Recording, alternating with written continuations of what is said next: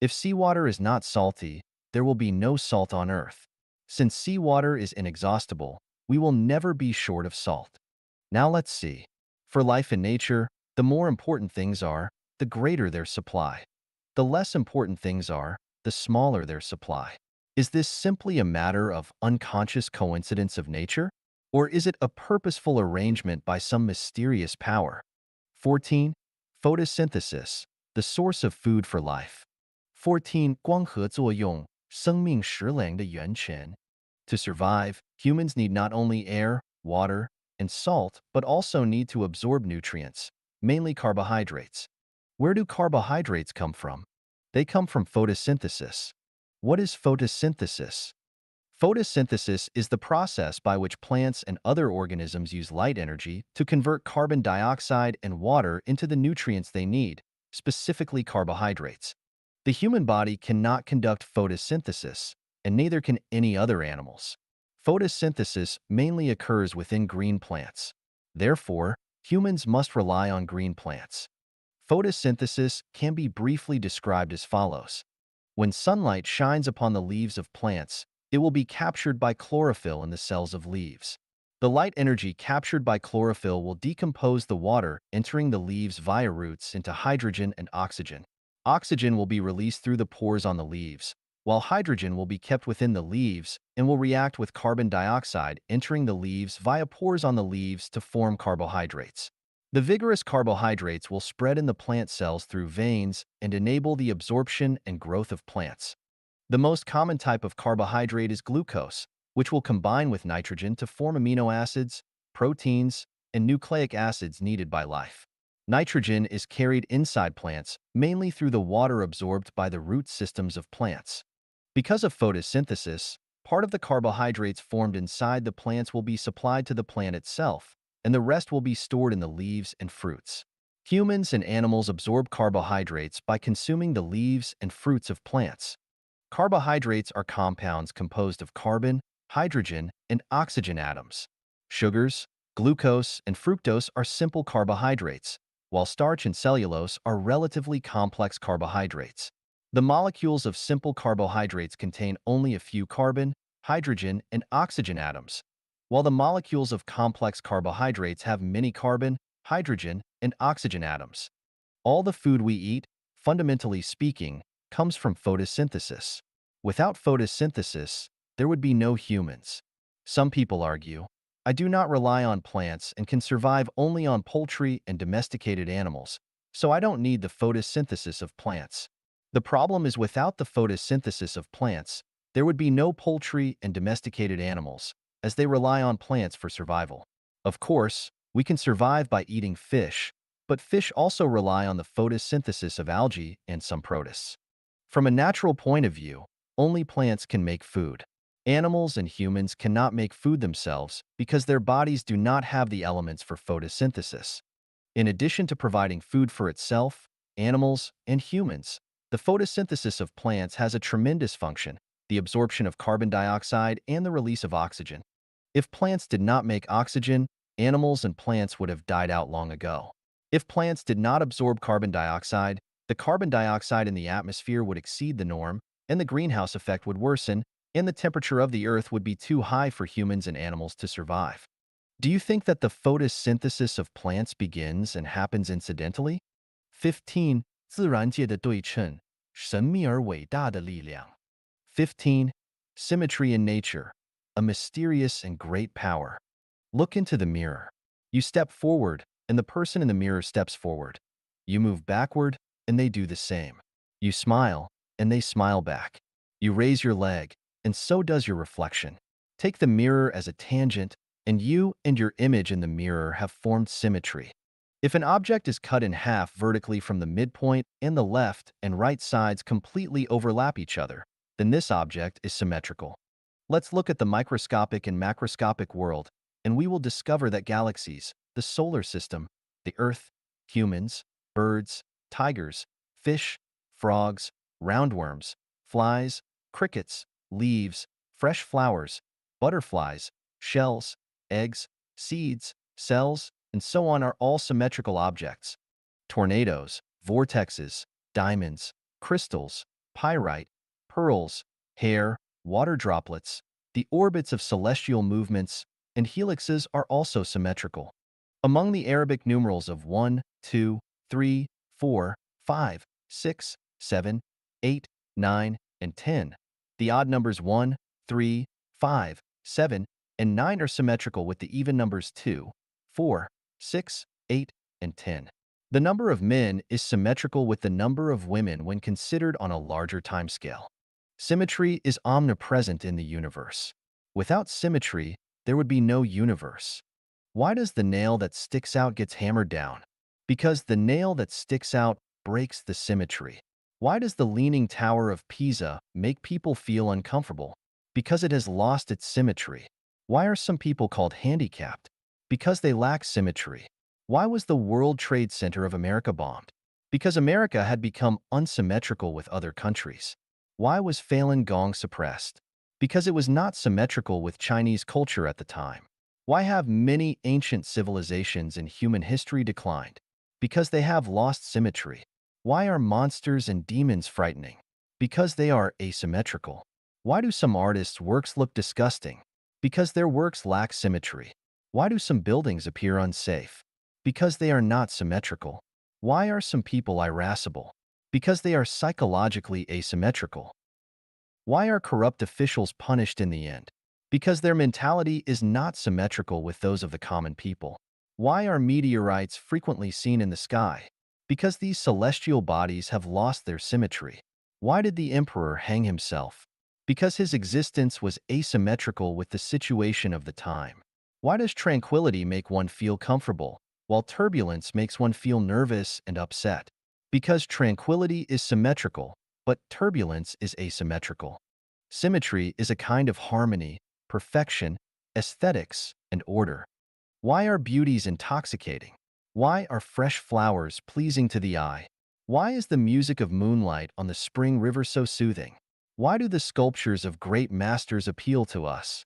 Because they are harmonious and perfect, providing people with the enjoyment of beauty. Try to think.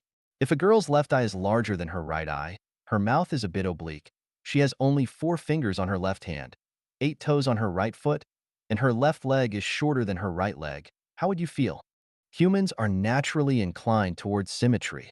Outstanding artists such as painters, sculptors, musicians, architects, and political leaders are experts in creating and utilizing symmetry. Understanding symmetry enables one to comprehend the mysteries of nature, while mastering symmetry allows one to perform tasks with ease and skill.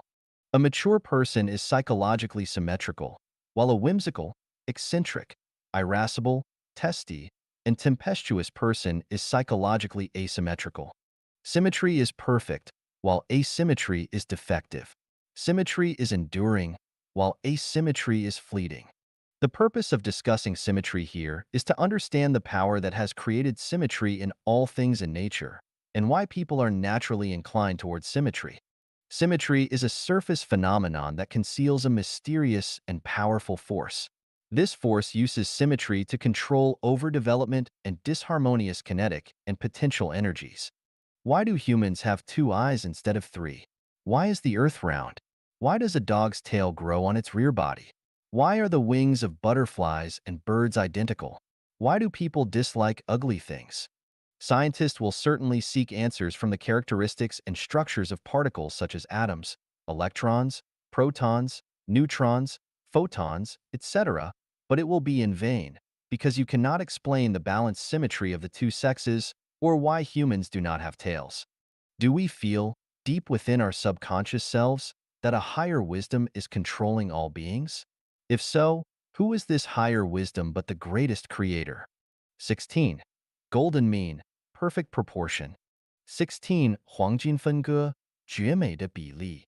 In 1996, I discovered hundreds of conch species in the marine products market by the seaside of Dar es Salaam, the capital of Tanzania. Those shells were incomparably and unimaginably beautiful. The spiraling structure of the whelk, in particular, dwarfs the best works of any architect. Is the brain of a shell creature more advanced than that of a man? Later, by observing the flower discs of sunflowers, I discovered that the arrays of seeds in the discs take spiral shapes, whether seen leftward or rightward, and that the seeds are not crowded upon each other no matter how many seeds there are in the discs. I figured the ancestors of sunflowers must have had a college education or have obtained doctoral degrees. Otherwise, how could their offspring have ever thought of such a perfect sequence of arrangement? Then, by observing the arrangement of celestial bodies in the solar system, the size of the Earth, and the arrangement of human body and plants, the arrays of branches and leaves of growing plants, the arrays of different petals, the sizes of various insects and the arrangement of their trunks and legs, and the arrangement of 5 sense organs, 4 limbs and torso of the human body, and so on, I discovered that everything in nature has a certain proportion, which is not controlled by an organism itself, but predestined by heaven. Namely, there is a mysterious power that controls the development direction of an individual organism. Take man, for example. Please open your hand. Why are there only 5 fingers on the palm? Why is the middle finger longer than the other 4 fingers? Why does the thumb not stand in line with the other 4 fingers? Why is the total length of the 3 knuckles of the little finger rightly the total length of 2 knuckles of the ring finger? Why does the thumb have only 2 condyles while all other 4 fingers have 3? What will happen if the little finger is longer than the middle finger is shorter than the index finger, or if the middle finger has one more knuckle and is 2 centimeters longer than the index finger and ring finger? We can raise thousands of trillions of questions. For example, why has the height of man remained at about 1.73 meters for thousands of years? Why are the eyes of mice so small and the eyes of horses so large? Why cannot grass grow up into towering trees? Why does the size of a man's penis match the depth and width of a woman's vagina? So on and so forth. As long as we examine a question thoroughly, we will have to admit that behind every phenomenon there is a mysterious power or enigmatic law governing everything. There is a harmonious proportion between everything. For example, the Milky Way, the solar system, Earth, the moon, humans, dogs, birds, trees, grass, insects, bacteria, and so on. Additionally, within each entity, there exists an unbreakable and precisely balanced harmony of proportions between their different parts. For example, the size of the human body and its proportions with eyes, head, mouth, arms, legs, 5 internal organs, and blood vessels. Exquisite proportions reflect the wisdom and quality of the greatest creator. That is to say, the various proportions are arranged by the greatest creator. The wisdom of the greatest creator is boundless, just like the circumference ratio pi, which is endless, enigmatic, and forever infinitely informative. With the discovery of pi, humans have realized the extensive and profound wisdom of the greatest creator and the endless mysteries of the material world. People cannot help but feel thrilled and enthralled by the wonder and profundity of Mother Nature, spellbound by the infinite future of life, and fascinated by the wonderful future. Human wisdom is also endless. People have discovered another secret, the imaginary number I, the square root of -1. Does -1 have a square root? The multiplication rule states that 2 positives make a positive, 2 negatives make a positive, and the square of any number is a positive number. Therefore, the square root of -1 does not exist at all. Now that the square root of -1 does not exist, why is the concept of an imaginary number introduced? When science entered the period of quantum mechanics, even Einstein became puzzled because he thought that the universe was orderly and that the future development and changes of anything were predictable as long as the current status was known. However, quantum mechanics put forward the theory that accurate measurement is impossible. The more accurately the position of a small particle is measured, the less accurately the measurement of its speed. And if the speed of a small particle is accurately measured, the measurement of its position will not be accurate. Is it so? What is the expression of the wave function of quantum mechanics? Without imaginary numbers, there would be no complex plane. Without a complex plane, there would be no complex number, and without a complex number, the wave function could not be expressed. When we delve deeper into the microscopic world, we will see that the seemingly illusory imaginary number has actually reflected natural laws. The illusory thing, regarded as impossible by people, actually plays a critical role. Hence, we realize that instead of a question of existence or not, the illusory power of the greatest creator is actually a decisive factor that determines the development and change of everything. Therefore, we realize that in addition to real numbers, there are imaginary numbers, and that there is a non-material world apart from the material world. Moreover, we understand that in addition to the flesh of life, there is a spiritual entity. We come to realize that time is not solely linear, but also has a lateral dimension. In the material world, time appears to be linear, progressing from past to present to future. However, in the realm of the illusory, non-material world, time is lateral. When it comes to humans, the physical body experiences time in a linear manner, with a past, present, and future, and with birth and death. However, the spiritual essence of a person experiences time laterally, transcending the linear progression. The spirit is not confined to the physical body and can, at any given moment, depart from it and enter the lateral dimension of time. The positive and negative numbers of the material world can form a function. Such a function has four quadrants, areas. If we include imaginary numbers into the function, we will have a complex function. A complex function has 16 quadrants, areas. Please ask yourself, which quadrant is my life in at present? The main purpose of this section is to explore the proportions in nature. Of all the proportions, people have found a special proportion, the golden mean, another secret of nature after the circumference ratio pi and the imaginary number I. So what is the golden mean phi? Take the human body, for example. If the ratio of height to the length from the sole to the navel equals the ratio of the sole to the navel and from the navel to the top, then the proportion is the golden mean.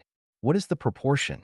The ratio of the golden mean is 1.61803398874989484821. Let's look at another array of numbers: 0, 1, 1, 2, 3, 5, 8, 13, 21, 34, 55, 89, 144, 233, 377, 610. The above figures have a feature, that is, a number is just the sum of the previous two numbers.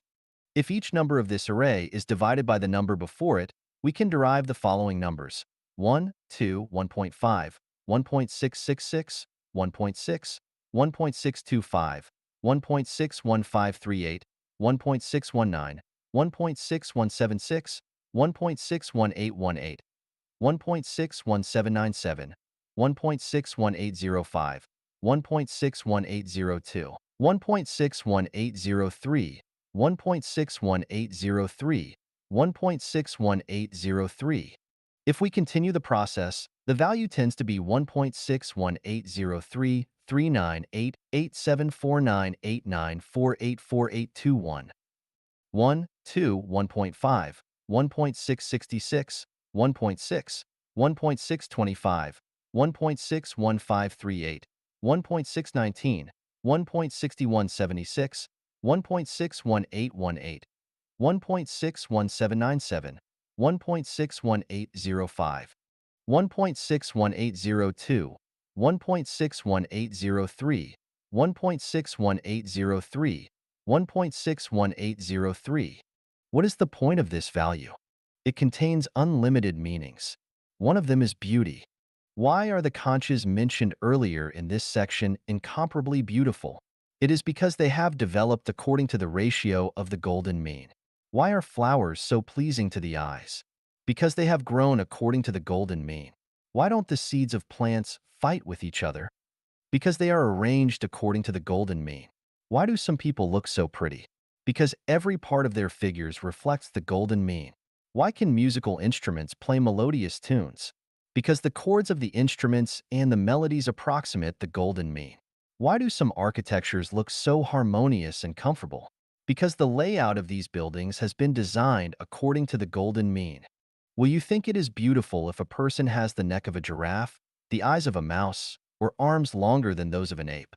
Will it be harmonious if an 80-meter building is built among the 8-meter houses, or if a 5-meter bungalow is built among clusters of high buildings?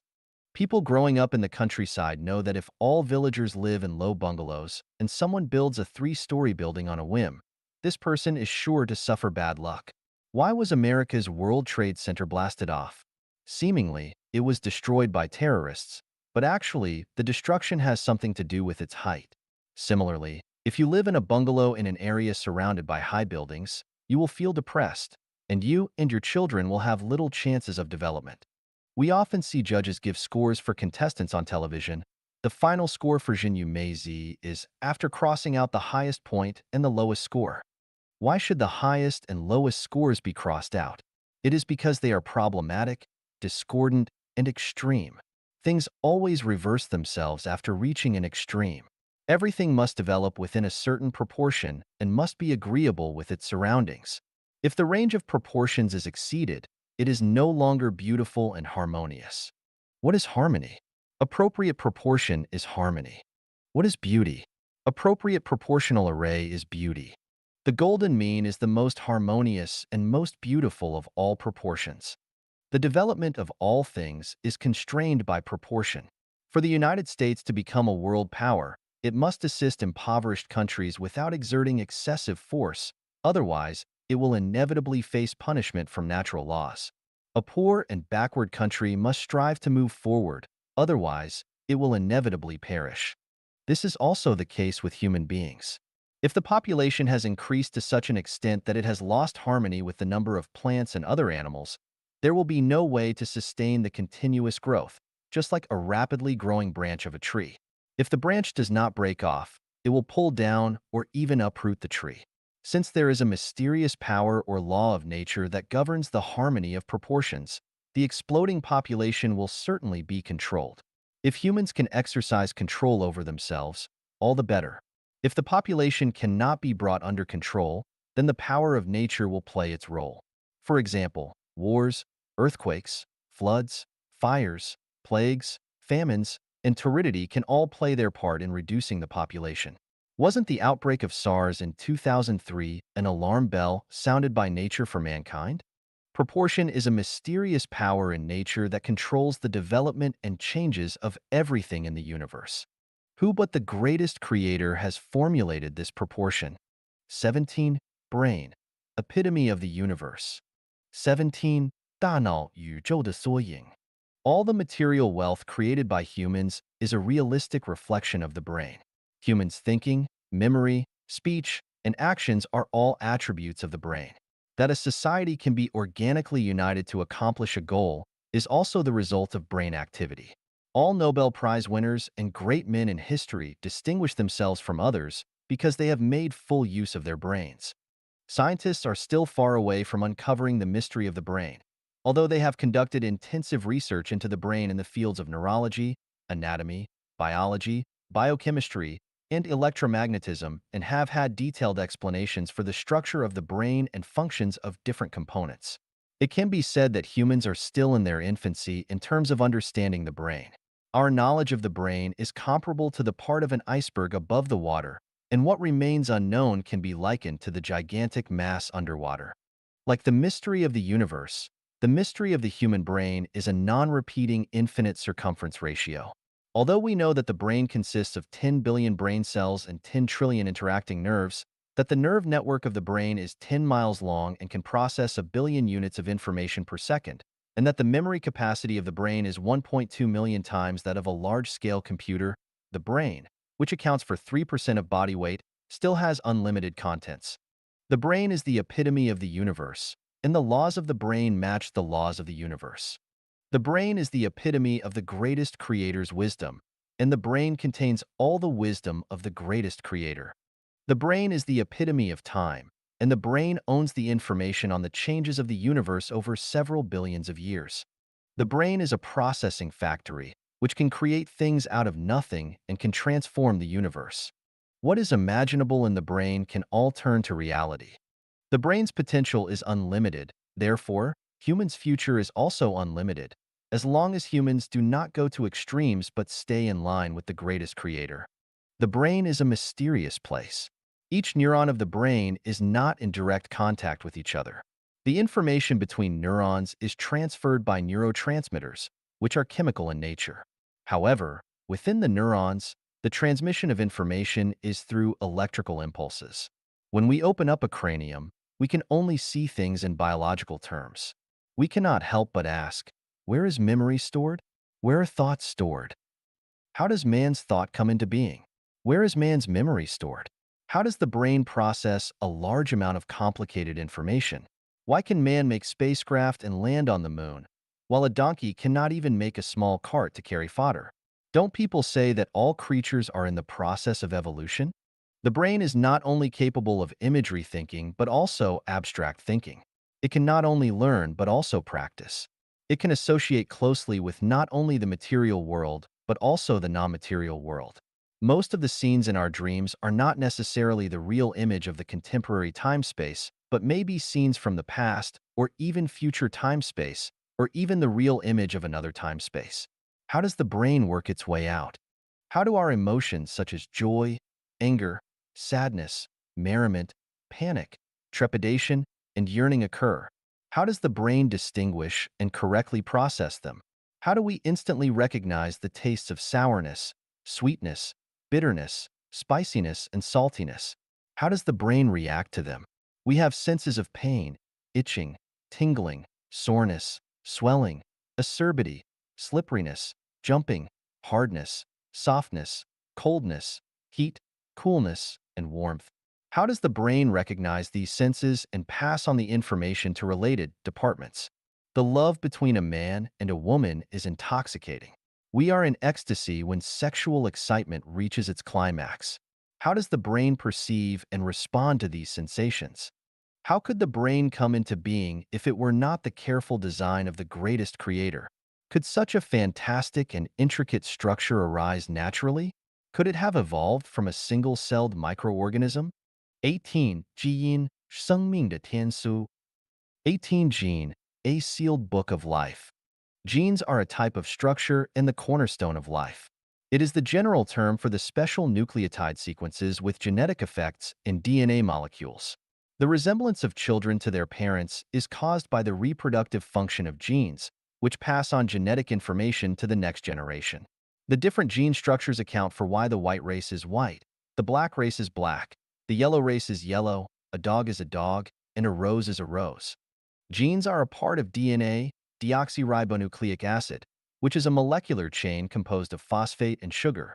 It forms a double helix structure, consisting of two intertwined helical molecular strands connected by horizontal bars called nucleotides. Genes only account for 2% to 4% of the entire DNA mass. Scientific studies have shown that there are about 30,000 human genes, with each gene possessing an average of 14 different versions. The human genome contains about 42,000 gene versions. The birth, growth, decline, and death of life are regulated by genes. Over 8,000 known human diseases are related to genes. The natural healing of wounds in animals and plants is the result of genes' endeavor to retain their own perfect structures. Scientific exploration and research have shown that there are 100 trillion cells in the human body, and in each cell, there are 23 pairs of chromosomes, and in each chromosome, there are 3 billion base pairs. If all the chromosomes in the human body are linked head to tail, the total length will be more than 600 times the distance between the Earth and the Sun. If all the information of a chromosome is written down, it will fill up a 200,000-page phone book. The difference of chromosomes between individuals is only 0.1%. The comparison of the gene sequences of any two individuals reveals that 99.9% of the gene sequences are the same. The functions of the majority, 97%, of chromosomes within human genomes remain a mystery. Genes, the Book of Life, have been the focus of the Human Genome Project, which mobilized top scientific talents and cutting-edge technologies from the United States, the United Kingdom, Japan, Germany, France, and China to decode them. After more than a decade of hard work, we finally see the basic framework of the mansion of life, the gene. However, it seems that we have only understood. Do we not consider that the gene is the fruit of the wisdom of the greatest creator? Can such an intricate structure come into being without the greatest creator? Some people may stick to their theory of natural occurrence, but then I ask you, what does natural occurrence even mean? 19. The wonder of the great variety of life. 19. 千姿百态的生命奇观. Exhibiting its fantastic luster, life of myriad forms is presented everywhere, from the tropic zone, temperate zones, frigid zones to the north and south poles, from plains and canyons to precipitous cliffs, from the underground, the Earth's surface, to the sky, from small creeks and ponds to rivers, lakes, and oceans. With their insignificant sizes but astronomical numbers, bacteria, actinomycete, epiphyte, microzyme, lactobacillus, viruses, and other microorganisms present a dazzling world of life under the microscope. A million species of insects are exhibiting a gorgeous and bizarre world of life. More than 9,000 species of birds are flying in the sky. They are agile and flexible, bearing valiant and varying beautiful shapes that have inspired us to yearn for freedom and the future, causing our thoughts to soar to the distant horizon. Countless fishes, shrimps, shell creatures, and other marine animals have constituted a fantastic and unimaginable underwater kingdom of life. We marvel at and are amazed and puzzled by hundreds of thousands of large, terrestrial animal species with widely differing means. Rushing or leaping, running or climbing, they exhibit their strong and vigorous bearing and their respective skills for survival. With the change of seasons, more than 100,000 species of flowers vie with beautiful girls in their riotous profusion of colors, enchanting and attractive. They are a sight to behold, leaving one reluctant to part ways and longing to return. From the creepy lichens to the tall and straight redwoods, from the float grass swaying in the wind to the meandering kudzu vines, from medlar to loquat, from mulberry and elm to coconut. The magical forms of the vegetable kingdom are so wonderful that they excel the work of nature. We cannot help asking, how do the riotous profusion of wonders of life come into being? Without tissues, organs, brains, and hearts, how can those single-celled monads capture and digest food, excrete feces, move freely, build houses, and have sex? Who has equipped insects with armors? Who has armed the birds with wings? Who has covered the beautiful clothes for flowers? Who has equipped man with the heart? Who else but the greatest creator? 20. The protection mechanism of life, conditioned reflex. 20. 生命的保护机制，条件反射. What is a conditioned reflex? It was a rainy autumn day in 1980. I was looking out of a closed window of a classroom in the Geological Technical School of Zhangjiago when suddenly a classmate named Chung Hongfu from Sichuan mischievously spat at me from outside the window. Subconsciously, I stepped backward, closing both eyes instantly. This chain of reactions triggered the burst of laughter of Chung Hongfu, who said jestingly, "Monitor, what a coward you are! The window is closed. How can I spit on your face?" I said, "I did not realize that the window was closed. Do it one more time, and I will not react." I moved closer to the window, thinking that since the window was closed and he could not reach me, I would remain calm even if he spat blood at me. "Are you ready?" Before he had finished speaking, he spat at me again. "Ha ha, monitor. You closed your eyes again." My eyes indeed closed at that moment. Later, I tried a few more times, but my eyes would not listen to my command. Every time he spat, I involuntarily winked my eyes. Later, in the classes of physiology and psychology, I came to know that this involuntary physiological reaction is called a conditioned reflex. Pavlov even conducted an experiment on dogs. The feeding of dogs was always accompanied by the ringing of bells. After some time, the dogs' mouths watered when they heard the bells, even before the food was brought in front of them. Why did this happen? It is because the ringing of bells has become a signal for food for dogs and a conditioned stimulus. The dog's prompt physiological and psychological reaction to this stimulus is called a conditioned reflex. In the chapter Drinking Wine and Rating the Heroes of the novel Romance of Three Kingdoms, Cao Cao related a story to Liu Bei. "The green plums on the branch I saw just now in the garden remind me of last year's fight against Zhang Xiu. We were running short of water through the long march then. The army could not put up with the thirst. Suddenly an idea came to me.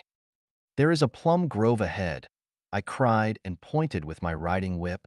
Having heard this and thinking of the sour green fruits, their mouths watered, and they did not feel thirsty anymore. Because of the conditioned reflex, the troops of Chow Chow secreted saliva when hearing plums. There are endless examples of conditioned reflex. Poke a crawling caterpillar with your hand or a stick, and it will immediately curl up into a circle. The abnormal behaviors of animals prior to an earthquake, mimosas curling of leaves when touched, the palpitation of the heart induced by a sudden sound on a quiet night, the contraction of muscles at the sight of a snake, the sneezes caused by the entrance of specks, the erection of the penis and the secretion of lubricating mucus in the vagina when watching pornographic videos, the tightening of muscles and the flush of the face at the thought of one's enemy, the trembling of the mouth and the shivering of the body in times of fear and tension, the spontaneous resistance when encountering sudden attack, inexplicable twitching of the eyelids, flush of ears, palpitation, and twittering of muscles. All these are results of a conditioned reflex. Why are there conditioned reflexes in animals and plants? Whether we explain it from a psychological or physiological perspective, apart from the conditioned reflex acquired as second nature, the innate instinctive conditioned reflex cannot be created by the plants and animals themselves. Conditioned reflex primarily serves as a mechanism for life's instinct self-protection and is an instant response at one's subconscious level. Who designed this? Who but the greatest creator? 21两性愉悦，不仅仅是为了传宗接代。21. The pleasure of sex is not only for carrying on the family line. The core point of the pleasure in sex is the orgasm during sexual intercourse. None of the first love, adoration, yearning, dating, caressing, and other emotional enjoyments can compare to the orgasm in sex. Then, what is the orgasm in sexual intercourse? To help us understand the feeling of orgasm between males and females, I have selected some sections from Kinsey Reports, Hattie Report on Sex, and especially Sex Codes, China Reports. I feel like I'm in heaven. I have a blurry sense of giddiness, the thrilling and exciting warmth, fullness, humidness, and force. A sense of urgency, an irresistible sense of pulling. I feel extremely excited and short of breath. Meanwhile, I feel my head lifting up as if in a dream. The sound is vague and distant. Time seems still. Joy, happiness, exhilaration, and excitement. I am blissfully ecstatic. I feel terrific, as if I am at my best. It feels like an awakening and the beginning of life. The feeling is incomparably wonderful. It is an ecstasy almost unbearable to human power. Charming, surging blood, carefree, ecstasy, orgasm, unparalleled wonder, intoxicating, full of power, incredible. In some aspects, arousal of sexuality offers me the opportunity to transcend myself and wake up from the dense fog of daily life and existence. I feel as if I have left my flesh and my spirit, caring for nothing that normally seems extremely important to me. Wonderful feeling of caresses. I wish this could go on forever. The stillness of life is like an eternal moment, intertwined strongly through indulging and savoring the sweet pleasure of the flesh. A fantastic sensation. I myself am in another dimension which drifts and melts from the supporting point of my life. A raging flame, violent and engulfing everything. Extremely fantastic. A refreshing and irresistible orgasm is increasing to such an extent that an intense charge surges around the clitoris, just like a space-exploring rocket shooting up explosively. Then the charge radiates in the entire region of my pubes. At this moment, all other things have vanished from my consciousness. It seems that the inside of me is filled with enormous power. The wetness, the heat, and the intensity make me feel incomparably comfortable. During the whole process, all the raging, wonderful feelings are radiating on the internal side of my legs. It seems that all things around me have ceased their existence. I am completely immersed in this wonderful feeling. By far, I have not experienced a more wonderful feeling than this. This feeling is a complete immersion that has nothing to do with will and thought. It has completely conquered me, occupying my body. As for the overall effect of its destructiveness, the best word to describe this physiological feeling is madly carefree. The only feeling I can relate to is a certain form of overall stiffness and tightness and the indistinguishable internal explosion at the sexual organs. My body gradually tightens up. I feel as if I have reached the precipitous peak of perfect happiness. Then I approach the plateau of ecstasy. I utter a sharp scream, glide past the crest plane of bliss, then I experience 5 or 6 fits of violent twitches and convulsions, which are acute, vehement, and agitating in the beginning and become duller, slower, and milder. This is the orgasm in sexual pleasure. From the above statement, we can see that the physiological and psychological sensations during orgasm are incomparably wonderful pleasures and the ultimate beauty. No wonder Bangu said in the Book of Han, Arts and Literature, sexual intercourse is the ultimate expression of emotion and nature, the boundary of Tao. Jared Diamond, a physiology professor at the University of California, Los Angeles, said, human sex is weird. It is magical, incredible, and beyond nature.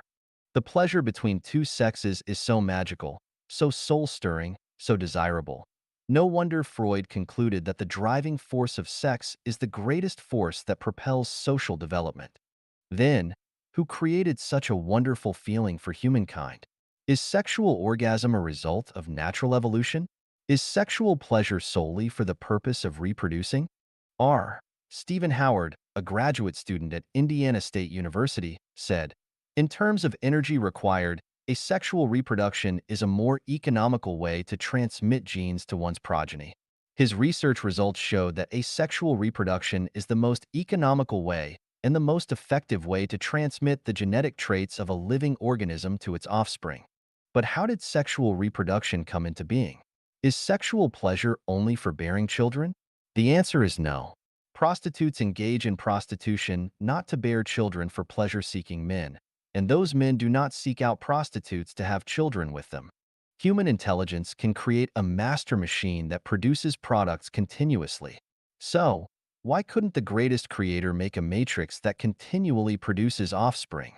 The pleasure of sex is purely for the enjoyment of life, and this is the universal love of the greatest creator. As for the propagation of offspring, it is only a byproduct of the pleasure of sex. Moreover, asexual reproduction will pass on diseases carried by genes to future generations. Through copulation, diseases carried by genes can be remitted or even eliminated. The benefits of crossbreeding are evident. Therefore, a species may go extinct without a sex life. Thus, the pleasure of sex is an arrangement of the greatest creator. Sex life conforms to the decree of the greatest creator. Suppressing, inhibiting, or destroying sex life is against human nature. We should have sex life and enjoy it too. Sex life should accompany us to the other shore of life. It is unreasonable to suppress, inhibit, or destroy sex life because it goes against human nature. Why should we refrain from what the greatest creator has created? There is no such thing as debauchery and dissipation in sex life. The more, the better. There is nothing wrong with the Muzi-May phenomenon. If Lin Dayu in A Dream of Red Mansion had experienced an orgasm, she would not have had such a miserable ending. Does this mean that Life Genuine is against Christianity and Buddhism? The seventh precept of the Ten Commandments is, "You shall not commit adultery." In Matthew 5 verses 28 to 29, Jesus said, "But I tell you that anyone who looks at a woman lustfully has already committed adultery with her in his heart. If your right eye causes you to stumble, gouge it out and throw it away. It is better for you to lose one part of your body than for your whole body to be thrown into Gehenna." Gehenna, a garbage dump outside of Jerusalem.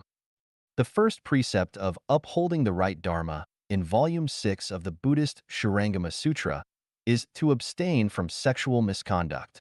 If the minds of all sentient beings in the 6 realms of the world are not tainted by sexual desire, they will not be subject to birth and death. If you cultivate samadhi without removing the desire, you cannot transcend worldly sufferings. Even if you have great wisdom and meditation, if you do not refrain from sexual misconduct, you will fall into the demonic path. There are high-ranking demon kings, middle-ranking demon followers, and low-ranking demon women. These demons also have their own followers, and each one claims to have achieved the heavenly path.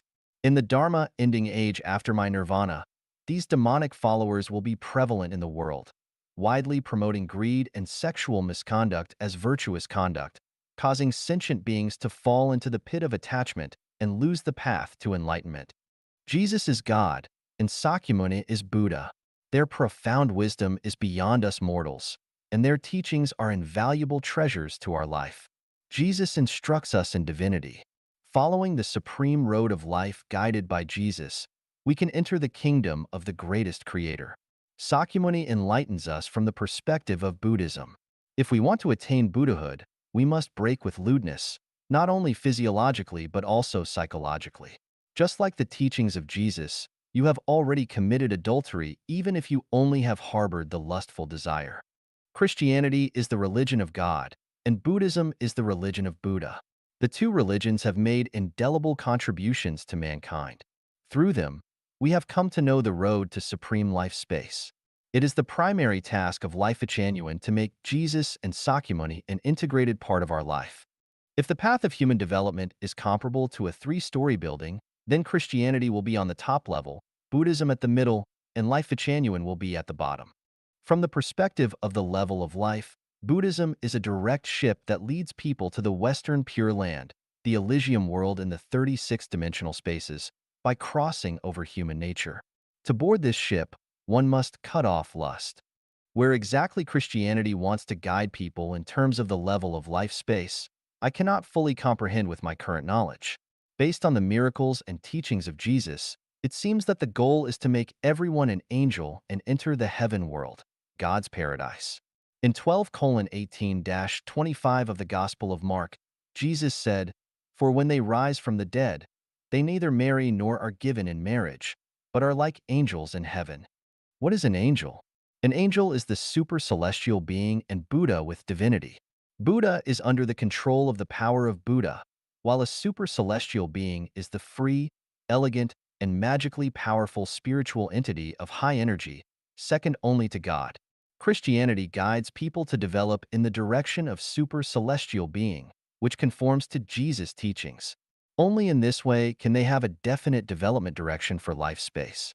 However, from the activities and pursuits of Christians, it seems that they are still clinging to worldly affairs, to the relations of parents, children, couples, and friends and relatives, and to private properties, which is unreasonable.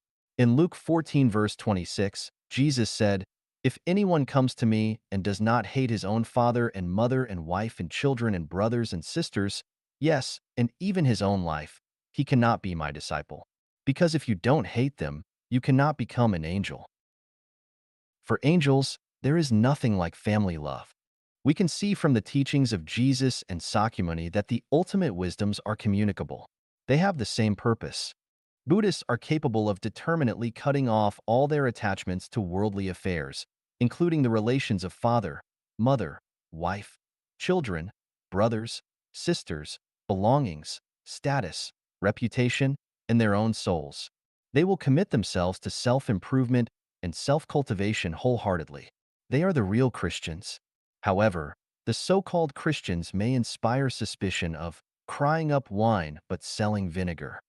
The direction of development for us, mankind, is the direction given by Jesus and Sakyamuni. The problem is that there is a vast ocean between humans and angels, super-celestial beings and Buddhas. And how can we navigate our lifeboat through the turbulent and surging vast ocean to reach the ideal shore? If we can abandon worldly pursuits and devote ourselves to cultivation like the monks, nuns, priests, and sisters in the temple, it would be the best way. Although it may be difficult to ascend to heaven in one step, it is worthwhile. The problem is, can we do it? Let's drop all other obstacles. How many of us can surmount the huge mountain of the pleasure of sex? I have another question. Why should we surmount this huge mountain now that the greatest creator has equipped us with the pleasure of sex to enjoy? Isn't the feeling of orgasm, entering paradise, feeling celestial, release and proliferation of love, the standstill of time and space, the feeling of being blended into the universe, and the expectation to give up all worldly desire and stay forever at that time point, the highest realm of life we pursue? Our ultimate goal is to become angels, super-celestial beings, and Buddhas. It would be too difficult for ordinary people to jump from the starting point to the end point, unless they are born with the wisdom of an angel, like my granny, who was a vegetarian by birth, not due to personal preference, but due to disgust at the smell of fish and meat. Entering graduate school directly from primary school is a process of transcending comparable to the thorough remolding of oneself and reaching the peak of perfection. It is just too difficult. Are there any smoother paths to the final success of becoming a super celestial being or Buddha? Yes, there are.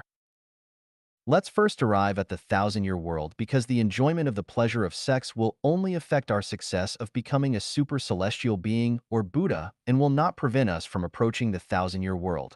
Please refer to the thousand-year world of the 36-dimensional spaces.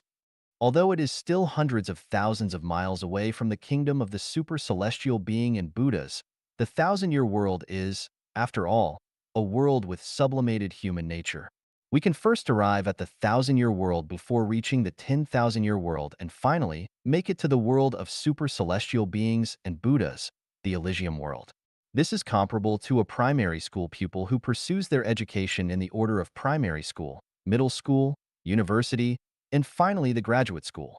Let's return to our topic. The pleasure of sex is the arrangement of the greatest creator and the favor he has granted us.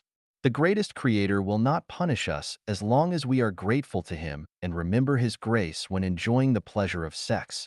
I have seen the greatest creator through the pleasure of sex. Have you? 22. 上帝的杰作，自然之美. 22. The masterpiece of the greatest creator, the beauty of nature.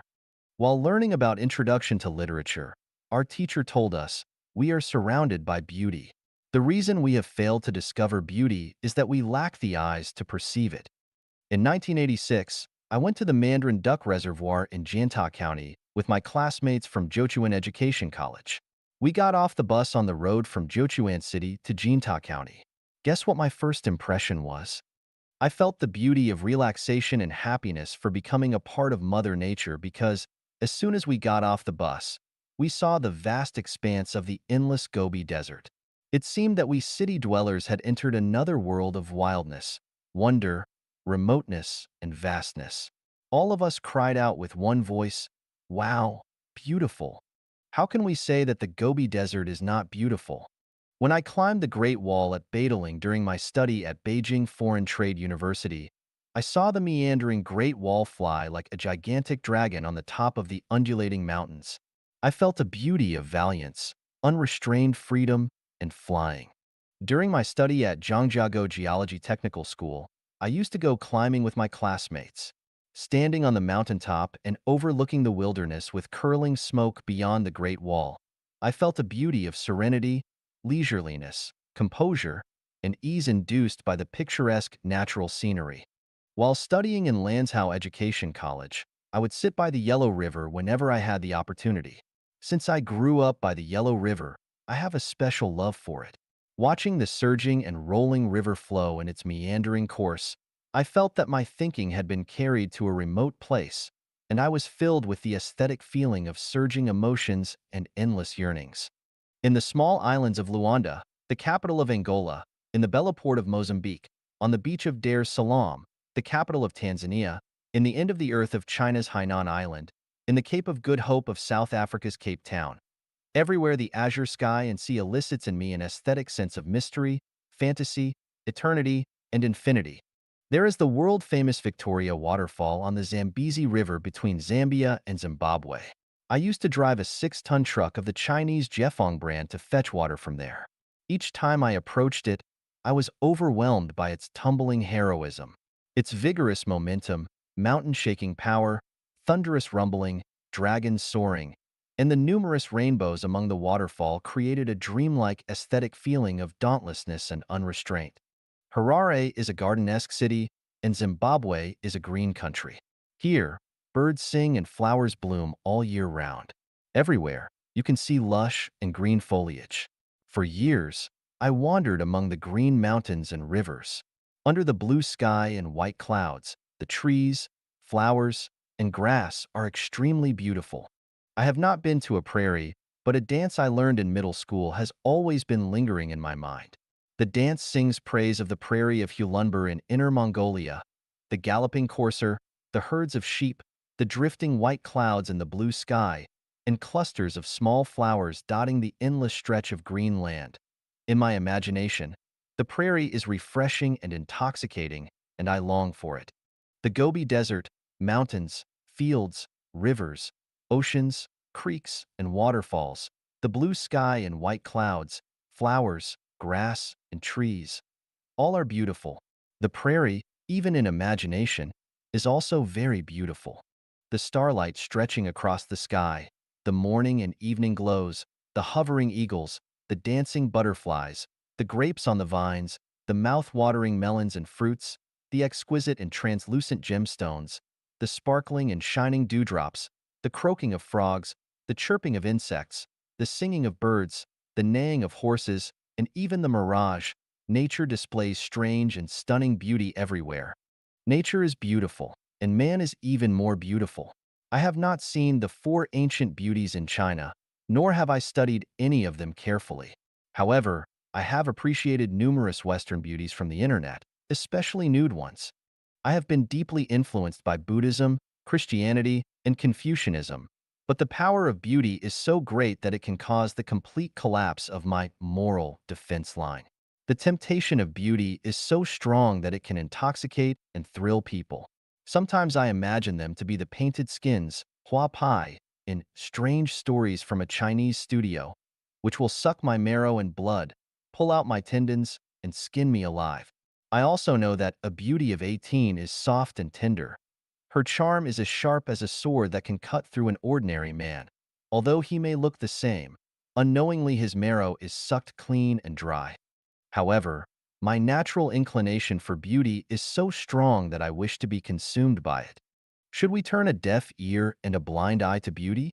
If beauty can cause our downfall, so can the beauty of nature. Aren't they the same? The earnest and tireless teachings of Jesus and Sakyamuni keep ringing in my ears.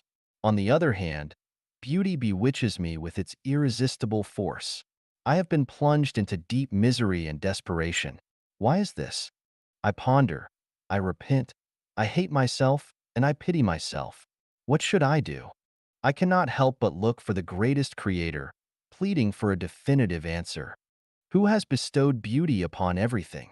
If a person has no other purpose than mere survival, they will need nothing more than a kennel and a basin of pig feed. Why should everything be given a beautiful appearance? Finally, I have found the answer. The beauty of everything has been created by the greatest creator, who intended for us to enjoy the beauty of life.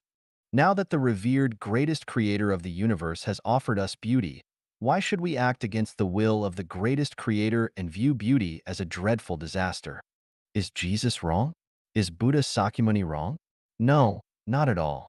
Honey is sweet, but if we cannot extricate ourselves from it, we may put our lives and wonderful future at stake, which is quite unworthy. We must heed the painstaking advice of God and Buddha. However, now that all beauty has been created by the greatest creator, we are entitled to enjoy it. All beauty should be shared and not privatized. Everyone is greedy and exclusive by nature. When one cannot possess certain beauty, they will try every means to decry it and prevent others from enjoying it. I praise all of you beautiful men and women, and through you, I praise the greatest creator. Internet beauties, the road to paradise and Elysium world has been closed to you. Let me lead you to the thousand-year world. You have shown your beauty to the world and the public. You are not monsters, nor are you sprites. But remember, your beauty is given by the greatest creator. You should always remember the favor of the greatest creator and feel indebted to and love him. However, it will be a different story if you use your beauty for evil. Beauty is the masterpiece of the greatest creator, and the existence of beauty is the best evidence of the existence of the greatest creator. 23. 明亮的眼睛，通向美的窗户. 23. The bright eyes, windows to beauty. Of the six senses, vision, hearing, smell, taste, touch, and spiritual sense, felt by the six sense organs, eye, ear, nose, tongue, body, and mind. Vision accounts for more than 80% of our understanding of the material world. Although more than 80% of the knowledge of the non-material world comes from spiritual sense, vision is the foundation for spiritual sense. Thus, eyes are called the windows of the soul. Vision relies mainly on eyes. Although purely a material physiological structure, eyes can project the forms and movements of the boundless universe onto our brains, which enables us to survive effectively in the complicated nature. Without eyes, a person cannot live effectively, and without eyes, humankind cannot survive effectively. So, how did eyes come about? Is it possible that the miraculous and intricate eyes have evolved from a single-celled organism and developed into the fully functional and perceptive eyes of humankind? Human eyes have two functions. One is the function of vision, and the other is the function of aesthetics. The formation of vision involves an entire system of highly efficient image analysis structures.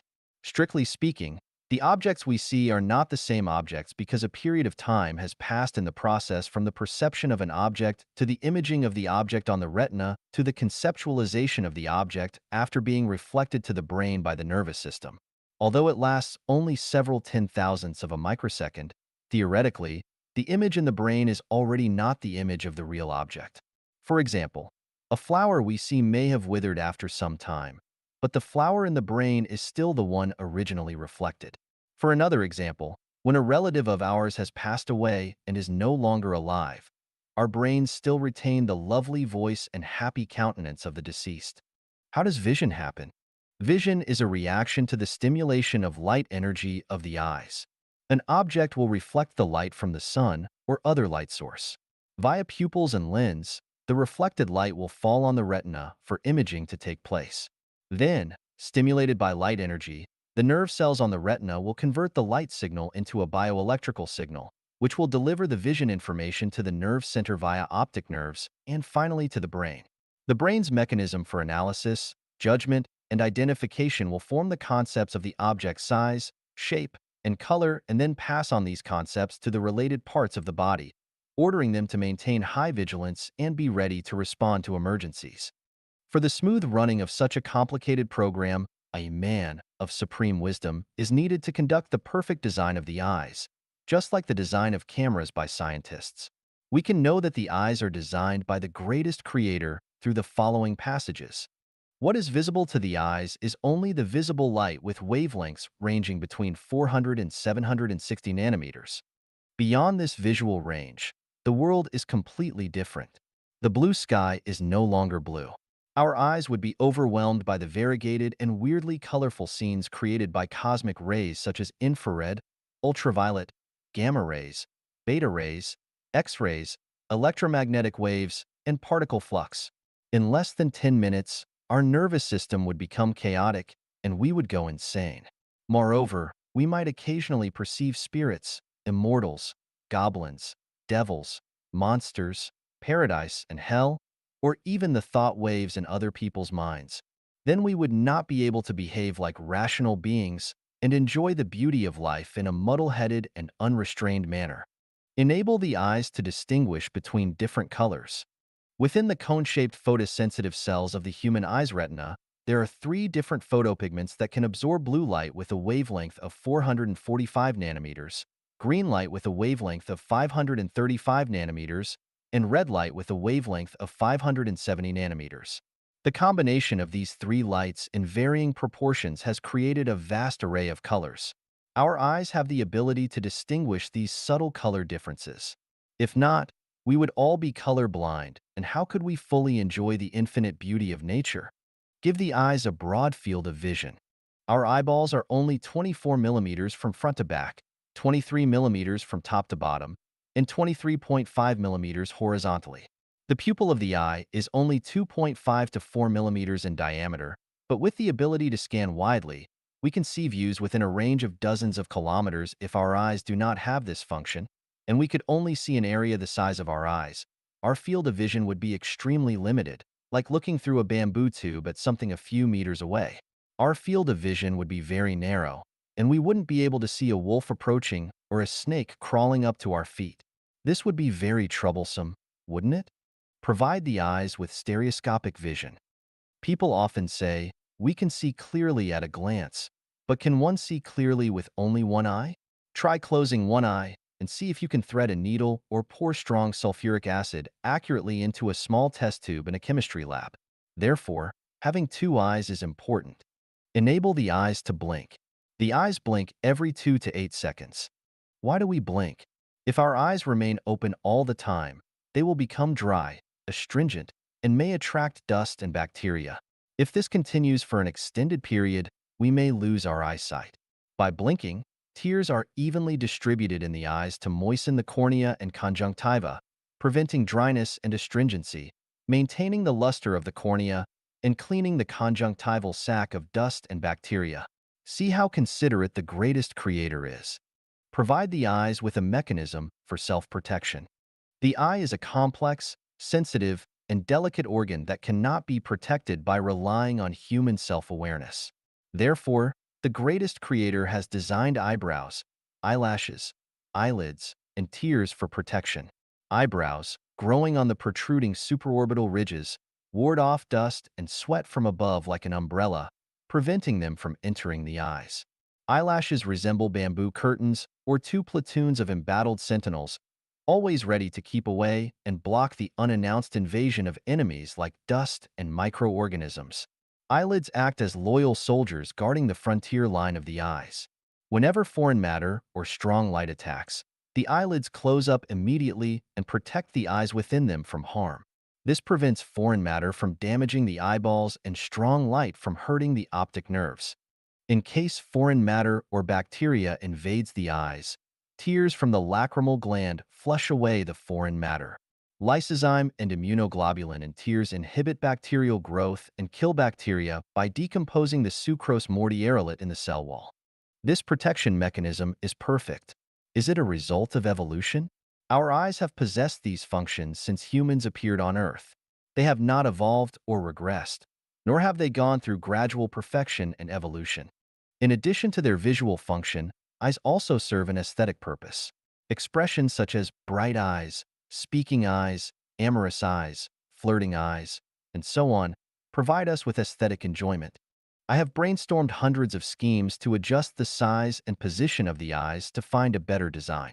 For example, placing the eyes at the top of the head, at the back of the head, or on the buttocks, palms, or beneath the mouth. I also considered exchanging the positions of the eyes and ears or replacing human eyes with those of horses, rats, or frogs. However, only the current size and position of the eyes are just right, and any changes will lead to ugliness. Try it and see. Through our eyes, we can see the greatest creator and witness the exquisite and profound wisdom of the greatest creator. Beauty is the masterpiece of the greatest creator, and the existence of beauty is the best evidence of the existence of the greatest creator. 24. 的奇妙的生物遥感、传感和感应。24. The marvelous biological remote sensing, telesthesia, and telepathy. Let's first look at the following cases. Case 1. Huiyin reported in Four Flowers and Four Dragons, the story of two quadruplets.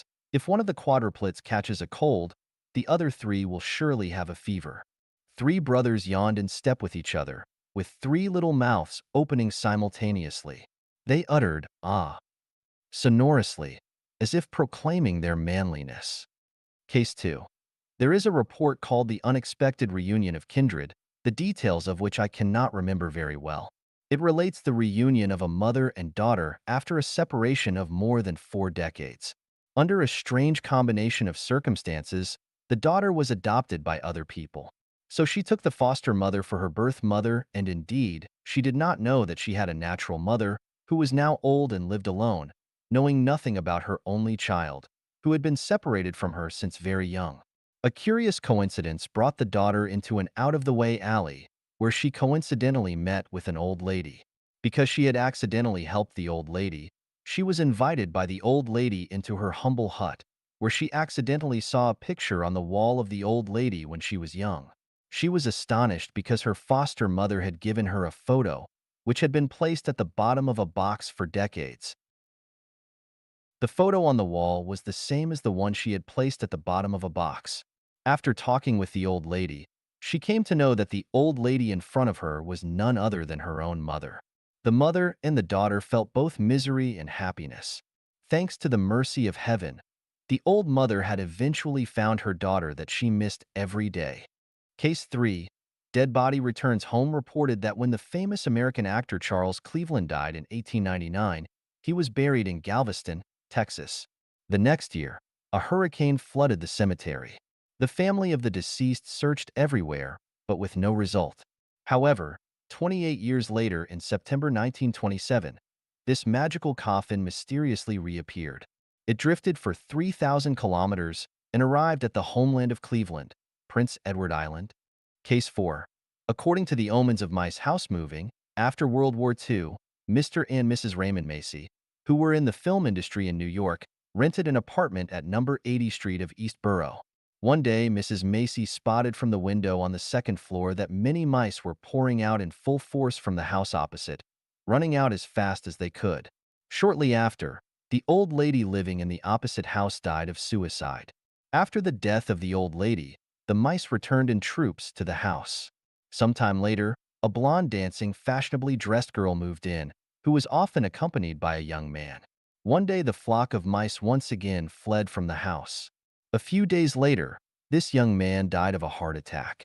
After the death of the young man, the dancing girl moved out. Strange enough, the mice once again returned to their old home. A short time later, a young industrialist took residence in the house. After a period of peace, those mice left the house for another time. Mrs. Macy has a hunch that something unexpected might happen again. True enough, this young industrialist died in a plane crash. It is said that the house was built by a famous lawyer who suffered from lunacy shortly after the building was completed and eventually killed himself by jumping into the Hudson River.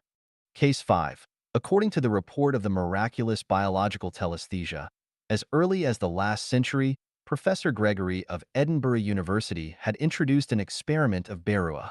In the experiment, Barua divided the 50 snails into 25 pairs. Each pair was separated from the other pairs. After some time, the same letter was written on the shells of each pair of snails, and one of the pair was brought to America, the other still remained in Paris. Later, at a given time, the snail staying in Paris was stimulated with electric current. At the same time, the one brought to America also exhibited the same electric stimulation reactions. All right, let's just take the above examples to explore what remote sensing, and perception are all about. Remote sensing. First, I'd like to make it clear that the remote sensing I am talking about is purely biological remote sensing, which is different from the electromagnetic wave remote sensing, sonar remote sensing, and geophysical field remote sensing applied in aviation, spaceflight, navigation, meteorology, mapping, global positioning, resources survey, environmental protection, disaster prevention, hydrology, and geology, and archaeology. In the mythological novel Fengshen Bang, there are two extraordinary individuals named Qianli Yin, Thousand-Mile Eye, and Shunfeng Air, Wind-Piercing Ear. Their abilities allow them to perceive everything happening in Jiangxia's military camp from a distant location.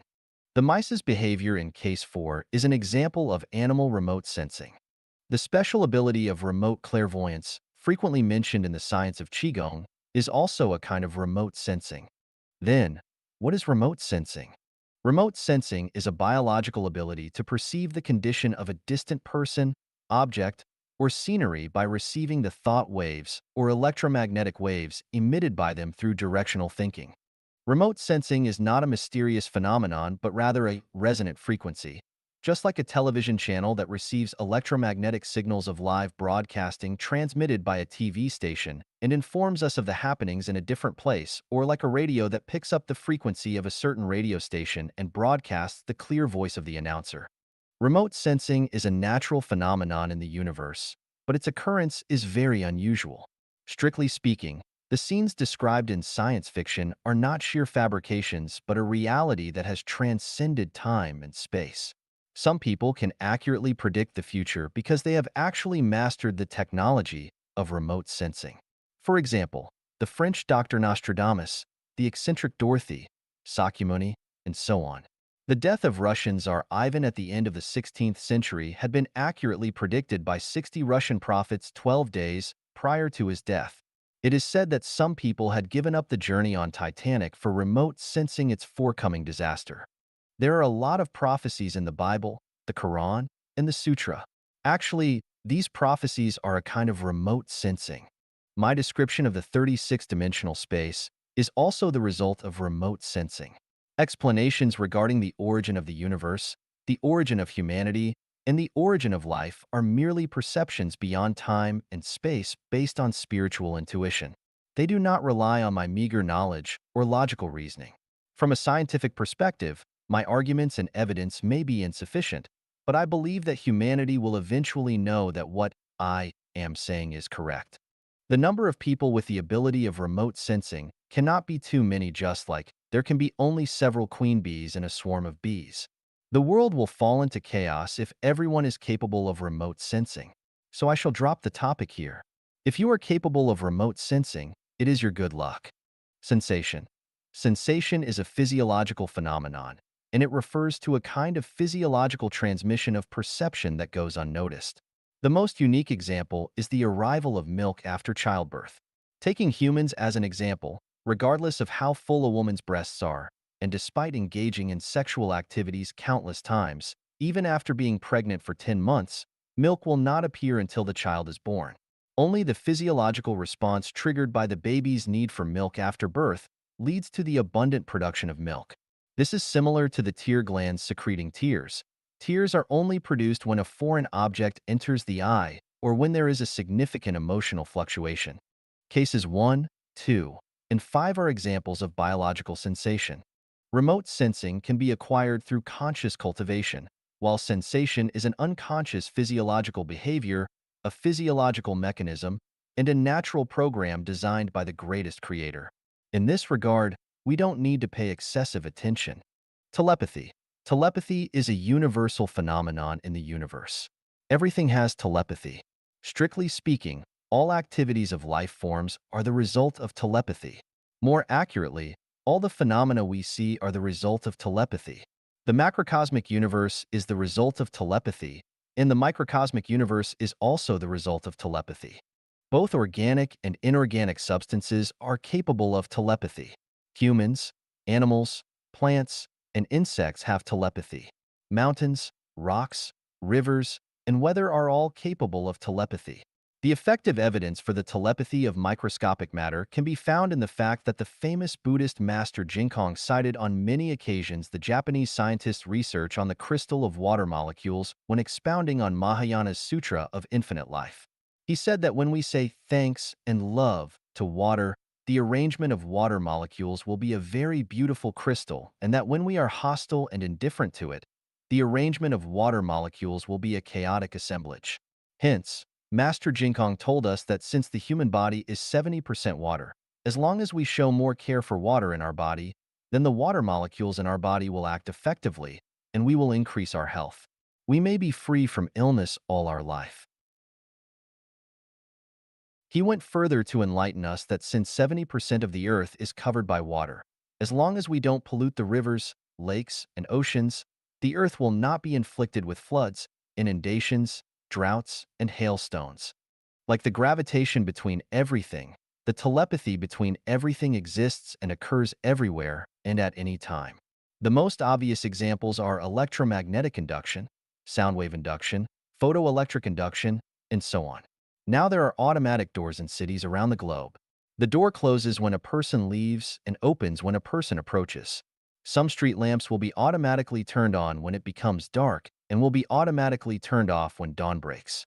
Some anti-theft devices will automatically set off alarms when a person enters a security zone. Telepathy between life forms happens at every moment. In case 1, the quadruplets will all have a fever as long as one of them catches a cold. When one yawns, the others will open their mouths simultaneously.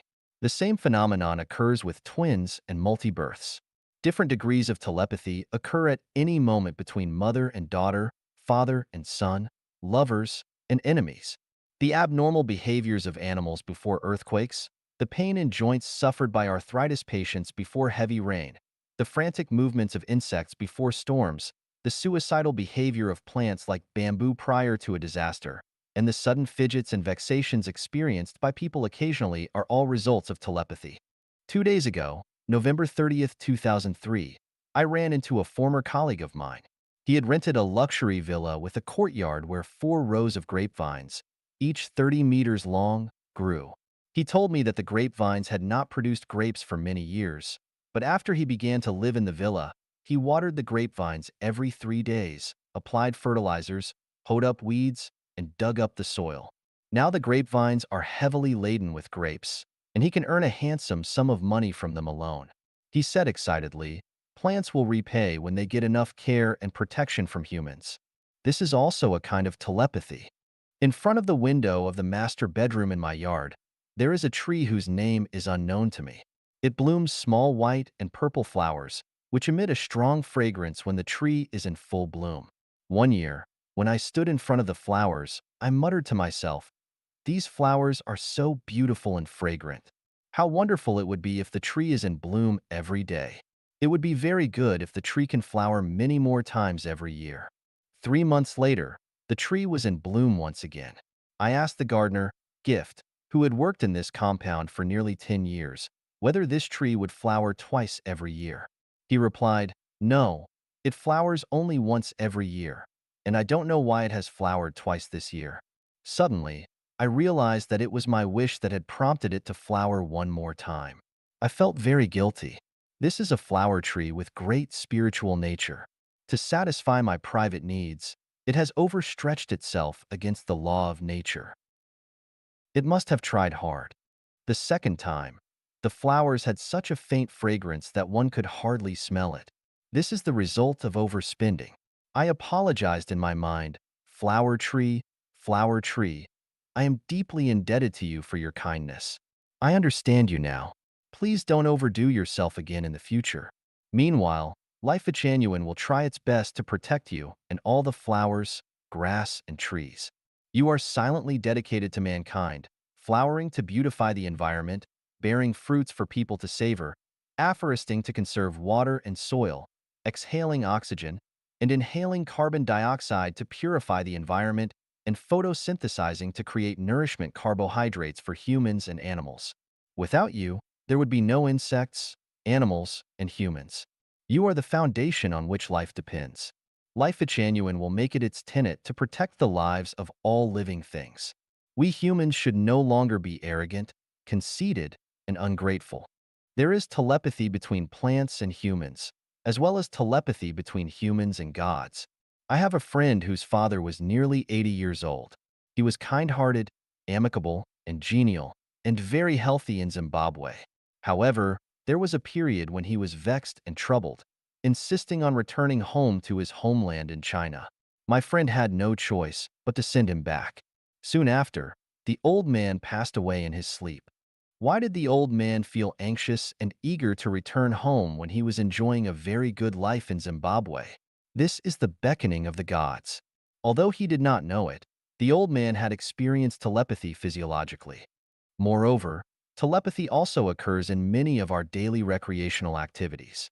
Last month, November 2003, my wife and I played poker games with some friends for 6 hours. The cards in our hands were very bad from beginning to end.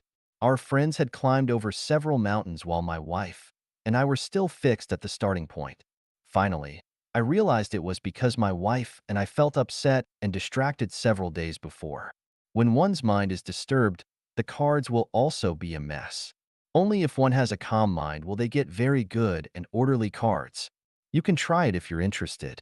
Recently, another case of telepathy happened to me. I have the habit of reading Reader. Once I read several articles by the Taiwanese writer Lin Qingxian and discovered that Mr. Lin has a very high spiritual nature. As far as I can tell, however ignorant I may be, Mr. Lin is one of the people with the highest spiritual nature in the Chinese nation. I consider it great luck and happiness to read more of his books. However, I am abroad and have very little chance to buy his books. I never expected that recently a girl of my children's generation came from China and brought me 2 books written by Mr. Lin, Search the Homeland of Soul. Why did she buy books instead of anything else for me? Why did she buy Lin Qingxuan's book instead of other books? It turned out that this was a result of my telepathy.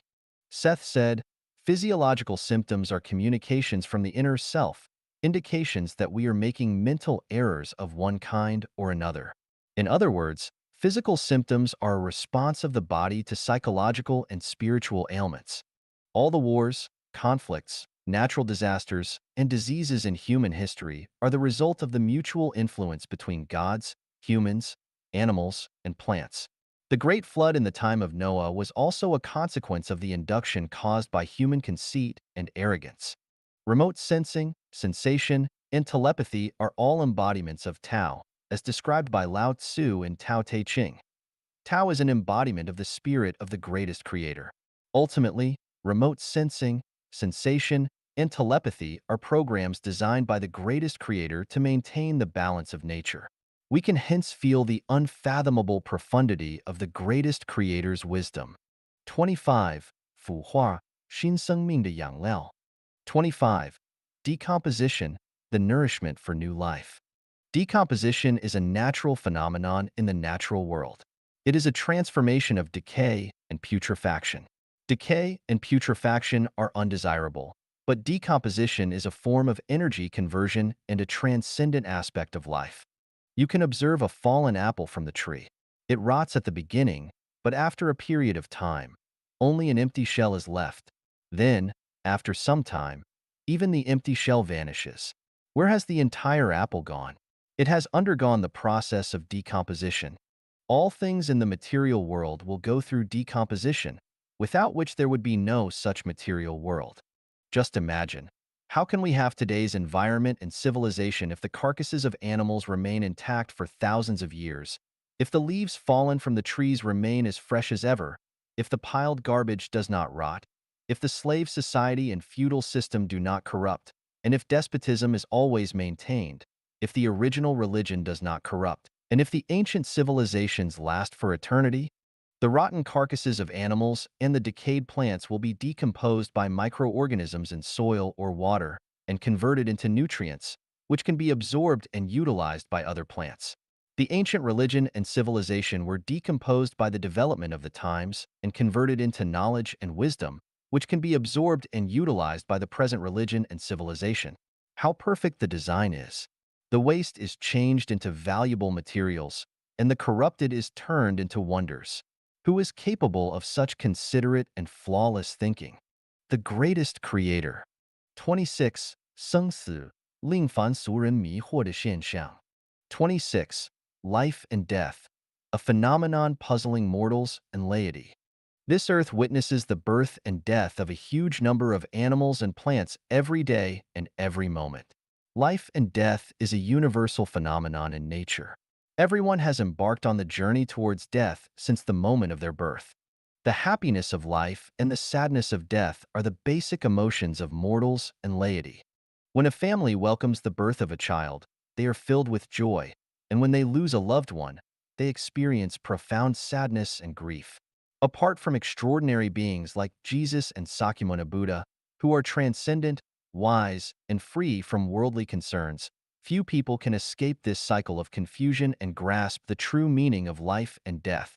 The tragedy of life lies in ignorance and the inability to transcend the cycle of life and death.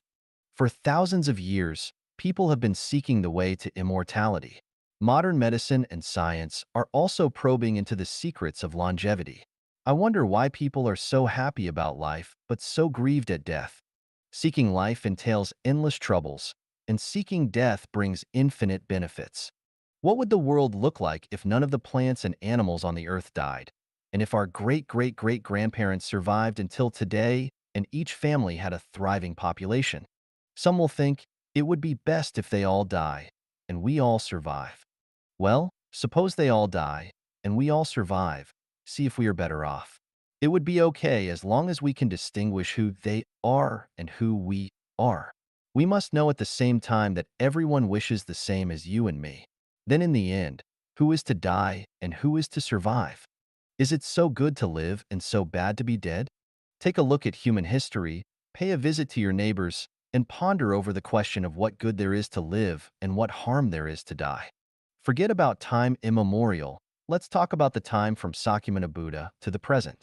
How many people have lived a good life, and how many have suffered a bad death? Taking Chinese society as an example, antenatal training has been provided even before a baby is born. Abandoning the music of nature, the greatest creator, God, and Buddha, people spare no efforts to inoculate the fetus with the imperfect music of mankind. Immediately after birth, adults try every means to provide the little babies with toys and cartoons instead of having them get in touch with flowers, birds, insects, and fish in nature. Before the age of schooling, the children have begun their preschool education, learning piano, painting, kung fu, and dancing. They have no opportunity to bring their own instinct into play, nor have fun in nature. When the children have just begun to know about the world around them, they will be burdened with heavy and formless pressures. In addition to the heavy school bags and the endless homework, adults spare no efforts to add extra education for them. Moreover, endlessly lecturing began to pour onto children. You must be someone, you have to get full marks in exams, otherwise you'll be lagging behind others. Child, I am doing all this only for your good. You must work hard and strive to become an excellent student. You must enter top-tier middle school and then qualify yourself for study at a prestigious university. Otherwise, you will have no foothold in this society. Why are you so fond of playing, my kid? Look at Xiao Ming. She is so diligent and so promising. You must learn from her. These and many more lectures have left children at a loss. The 100-meter dash begins with middle school. Students are preoccupied with study and examinations day and night. Teachers and parents are carefully supervising and urging, and society is imprudently promoting the atmosphere of elites. As a result, the splendor of human nature is inundated in the endless darkness. Is it supposed to be easy after entering university? No, it's not. Comparing oneself to others in terms of food, clothing, housing, and transportation among classmates is a small matter. What's more serious is the forced indoctrination in the field of ideology and the blind and unlimited pursuit of knowledge. University is supposed to be a place to cultivate people with noble moral character, but the majority of universities are not cultivating living, breathing human beings, but rather robots who have lost themselves. We must bring honor to our ancestors, we must win glory for the motherland, and we must win credits for our nation. Colleges have been fostering narrow-minded notions. What's worse, some colleges and organizations are teaching students how to make their first fortune, how to rise in the world, and how to attract handsome men and beautiful women to themselves. This is a worrisome era. The real distress begins with graduation from universities. There are a bewildering number of roads ahead. Which one shall I take? The unbridgeable gap between dreams and reality, the intangible conflicts between ethics and interest, the marriage, the houses, the cars, and the expected splendid success. All these have put university students at loose ends, which has fragmented the entirety of their spiritual nature into an unbearable scene. If university graduates are like this, then those with no university education must have experienced even greater conflicts and misery in mind. Having married and established a family doesn't necessarily mean entering a safe harbor. Heart-wrenching matters often occur. Supporting elderly parents and raising children are common responsibilities, which people can endure. What they may find intolerable are the conflicts and battles between spouses. Additionally, the occurrences of birth, aging, sickness, death, separation from loved ones, resentment, aversion, encountering situations we wish to avoid, and impermanent events can stir up a once beautiful life into chaos.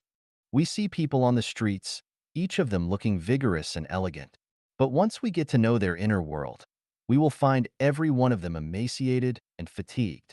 Many people in my neighborhood are businessmen. They all have nice houses, servants, and good cars. Then they should be happy and satisfied, right? The answer is no. When I chatted with them one day, one of them said, "Actually, if I have a million yuan RMB, I will be doing well in China." Another person, as if he has heard the talking of an alien, taunted, "A million? What can you do about it? It is barely enough to buy and decorate an apartment." Another said to me, "I heard you are writing a book, right? You are a little old-fashioned. Don't you know that in today's time you are everything if you have money and you are nothing if you don't? Make haste to earn money." Yet another person, a woman, preached, "Nowadays money is God. How much is conscience worth?" I was overwhelmed, and I shuddered. No wonder they are constantly striving, always chasing after every penny and valuing money over everything else. I see the world as ruled by goblins, devils, and monsters. Am I wrong? Or am I the real devil? Or do I simply not fit in with this world at all? I feel that living is suffering, and human life is rightly a sea of suffering. The sea of suffering is boundless, but turning back is the shore. Turning back? What does turning back mean? Turning back means death. Why die? For living is worse than death. How to die? Nirvana. How can nirvana be achieved? Through self-improvement and self-refinement. How does one self-improve and self-refine? By raising consciousness and increasing wisdom. What is wisdom? Wisdom is the supreme and profound understanding of life and death. How can one acquire supreme and profound wisdom? By understanding what life and death are. Then what is life and what is death? That one is inexplicably brought into the world as a result of karma is called birth and life. That one rushes about blindly and departs the world unjustifiably is called death. Birth is accidental. Accidental. Is death inevitable? Both birth and death are inevitable. Since both death and birth are inevitable, and individuals have no choice and cannot resist, then why do we have to understand life and death? By understanding life and death, one can cast off life and death. How can one cast off life and death? By reaching the realm of no birth, no death. What is the realm of no birth, no death? Elysium world is the realm of no birth, no death. What is Elysium world? Elysium world is one of the 36-dimensional spaces, namely the world described by Jesus and Sakyamuni. Is there really such a world? Or is it only a tale? Yes, there is. I am telling the truth. Then please demonstrate it to me. I cannot, because it is another time-space, which is invisible to the naked eye. The mirages that occur occasionally are part of Elysium world. Then there is no way to see it? Yes, there is. What way? Through spiritual sense. What is spiritual sense? A person has 6 sense organs: eyes, ears, nose, tongue, body, and mind, which are respectively responsible for the 6 senses: vision, hearing, smell, taste, touch, and spiritual sense. Spiritual sense is the perception in everyone's consciousness and a spiritual nature apperception. Why does my spiritual sense not have such capability? Because your spiritual sense is too dull. Why is my spiritual sense dull? Because it has been polluted. What has polluted my spiritual sense? Your spiritual sense has been polluted by images in nature, the values of human society, and your prejudices. Then how can I restore my spiritual sense? By awakening to the truth. What is awakening to the truth? Awakening to the truth means getting to the bottom of a phenomenon. What is a phenomenon? A phenomenon can be anything that we see, hear, smell, taste, or touch. According to you, there are too many phenomena. Yes, Buddhism talks about 84,000 Dharmapariyas, but actually, Dharmapariyas are unlimited. What is Dharmapariya? Dharmapariya is a means to grasp a phenomenon and find out the ultimate essence of its essence. What is essence? The essence is something concealed that causes the occurrence of a particular phenomenon. Then what is the ultimate essence of essence? The substrate causing the essence is the ultimate essence. That is to say, the greatest creator is the ultimate essence? Yes. How do we get to know the greatest creator? This book of mine can enlighten you on the understanding of the greatest creator. Oh, I see. What do you see? The birth of man is like falling into the sea of suffering, and so it is something lamentable. The death of man, however, is like being severed from the sea of suffering, and so it is something delightful. Yes, but not entirely. Why? Because death is not the final resting place. Why is death not the final resting place? Didn't you say that man will enter the Elysium world after death? Death is only a surface phenomenon. Behind death is the transmigration of life. Some people will return to the human world after death, some will become animals after death, some will enter the 1,000-year world, and some will go to the 10,000-year world. Only a very limited number of people will go to the Elysium world after death. So how can we feel happy if some people are even worse and are more miserable than in the human world after death? You're preaching about past lives, afterlives, and reincarnation is too inscrutable. How can we believe in something that cannot be proved by science? Science is materialism. Science cannot prove what is beyond the material world. But the universe is composed of material and non-material. Science can only prove half of the universe, not the other half. Take my consciousness, for example. How big is it? What color is it? How heavy is it? What shape does it have? Science cannot provide answers to these and many other questions. Therefore, you cannot entirely negate what cannot be proven by science. Then can you prove that man has past lives and afterlives? Yes. One is the records about past lives in history, which can be found in the literature of many nationalities. Another is the record of facts by the International Near-Death Research Institute. The third is the descriptions by the sages and saints like Jesus and Sakyamuni. These are only legends, hearsays, or religious doctrines, and thus are not convincing. Can you come up with something new? Yes, homosexuality is an example. The rule for the biological world is that same sexes repel each other and opposite sexes attract each other. So why is there homosexuality? And why can homosexual love be so dear as to risk one's life? This involves the gender of one's past life. If a woman has a past life as a man, the inertia of biology will continue to play its role and will incline her to instinctively like a woman instead of a man, although she has become a woman in this life. When she meets a woman with the same past life, they will easily connect and fall in love with each other. Similarly, if a man has his past life as a woman, then he will still be inclined towards men in this life. Homosexuality is not a morbidity, but a spontaneous instinct which may fade away with the passage of time. Moreover, there is a saying, rivers and mountains may be changed, but it's hard to alter a man's nature. What is true nature, and why is it unchangeable? Nature refers to innate characteristics. When does nature come into being? Is it during primary school? When held in mother's arms? Since the time of the embryo in the mother's body? Since the time of existence in the womb? Or since the combination of sperm and ovum? If nature begins from the time mentioned above, then there is no question of hard to alter a man's nature. Therefore, it can be concluded that nature has been around for centuries and is deeply rooted, unlikely to change in a relatively short period. We can observe people around us or study some special individuals.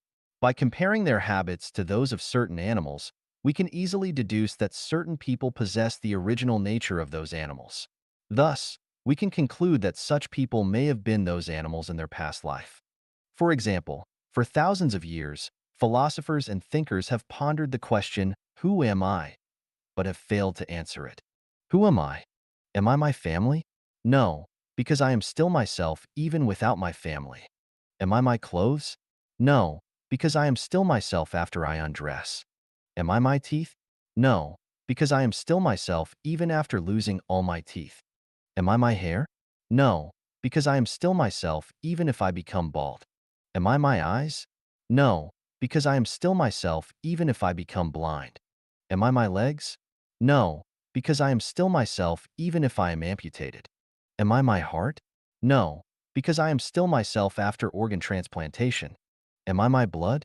No, because I am still myself even after a blood transfusion. If I am none of these, then who on earth am I? Well, I am Tathagata. What is Tathagata? Tathagata is the essential origin, the consciousness, soul, that already exists beyond the flesh and endures hardships in this world by residing in this home of my flesh. When this home of my flesh ceases to exist, I still exist. All I have to do is find another home. It's like crossing a river. I borrowed a boat, but I would give up the boat and go on shore after I crossed. Buddhism preaches that an enlightened heart is perceptive of nature, which is perceptive of Buddha. If we understand this principle, we are already Tathagata Buddha. We will go directly to the Elysium world after death and won't have to return to the human world to continue struggling. All right, regarding the phenomenon of life and death, let's discuss just these briefly. My purpose is not to stick to the facts, but to explain that the phenomenon of life and death, which is difficult to reverse, is determined by the greatest creator and has its own purpose and meaning. Without the greatest creator, there would be no life, let alone life and death. 27. Gongji Da Ming. 27. The crowing of roosters. I grew up in the countryside, and I have vivid memories of roosters crowing. Especially when I needed to wake up early, my diligent and kind mother would use the crowing of roosters to determine the time, prepare breakfast and packed food in advance, and then wake me up. Roosters crow 3 times each night at regular intervals. The first crowing is at about 3:30 in the early morning, the second around 4:30, and the last around dawn. Excuse me, the time of crowing may not be accurate because I have been away from my hometown for more than 2 decades, and I am now living in an area where no crowing of roosters can be heard. Some people say that roosters crow to tell other roosters, "This is my territory, and do not come in." Others say that roosters crow to attract hens. I would say that roosters crow to tell people the time. Prior to industrial civilization, people did not have clocks and watches. For survival, they had to know the time of the night. For example, two or more people on a hunting trip would set the second crowing as the time to get up. Or a group of people were to complete a certain task together and set the third crowing as the time to gather at the end of the village. Rooster's crowing is involuntary. It is a conditioned reflex or induction of its biological clock in its body against the stimulation of the magnetic wave of the magnetic field when the Earth rotates to a certain angle. The rooster is not aware that its crowing is to tell people the time of day and serve people, just like us humans who are living on the Earth and are not aware that we are serving the greatest creator. The rooster cannot realize the meaning of its crowing late at night, but the man who creates the rooster is well aware of the meaning. In the universe, there is no sound that does not have a purpose. The man who creates the rooster does so for the convenience of human survival and thus has created this miracle. If roosters could realize the purpose of their crowing, they would stop doing so when they see that many of their friends and relatives have been killed by humans. If the crowing is to warn others of their own species not to violate their territory, they will not do so late at night, thinking to themselves, "Who will come to invade my territory at such late hours? I'd better conserve my energy and strength till tomorrow and fight off whoever has the nerve to invade my territory." If the rooster wants to attract more hens, it should also be aware that during the day, the hens need to lay eggs and take care of their chicks, so they would not pay attention to him if he crows late at night. It would be better for him to get a good night's sleep, keep his energy, and wait for dawn to come before he spends time with his wives, concubines, mistresses, and wildflowers on the roadside. Therefore, the rooster's crowing is only automatic behavior, but the rooster's unintentional crowing serves conscious purposes. Then, who designed this purpose? Who but the greatest creator? 28. 蜜蜂的智慧. 28. The wisdom of bees. What kind of house structure is most reasonable if we humans are to construct several hundred houses, each of which accommodates only one person temporarily incapable of activity, while taking the least material and labor and having the strongest structure, the most beautiful appearance, and the greatest cubage?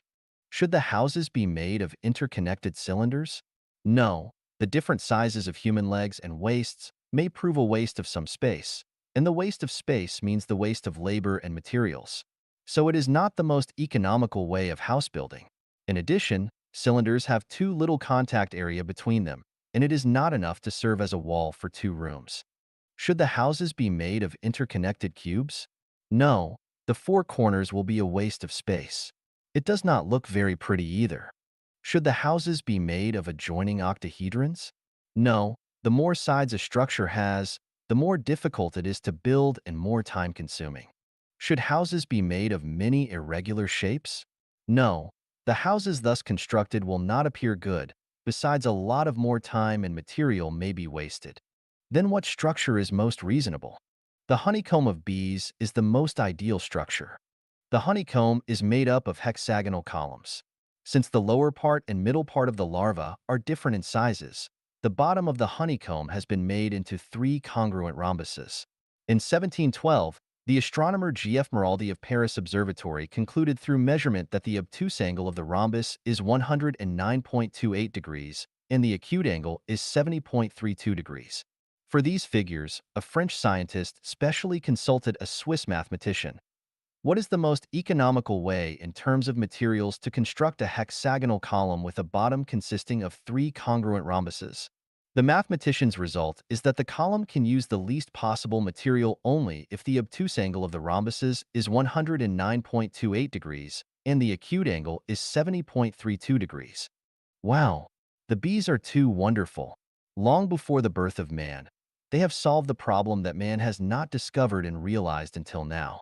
Each bee knows that the column can be constructed most effectively and economically only if the obtuse and acute angles of the rhombuses are respectively 109.28 degrees and 70.32 degrees.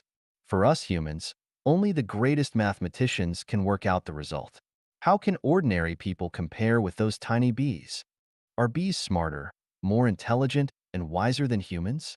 If this is the case, why don't the bees know for whom they have toiled by gathering honey from hundreds of flowers? Humans are not only reluctant to give to others what belongs to them, but are always calculating to encroach upon what belongs to others, even wanting to occupy all the properties of the world for their own good.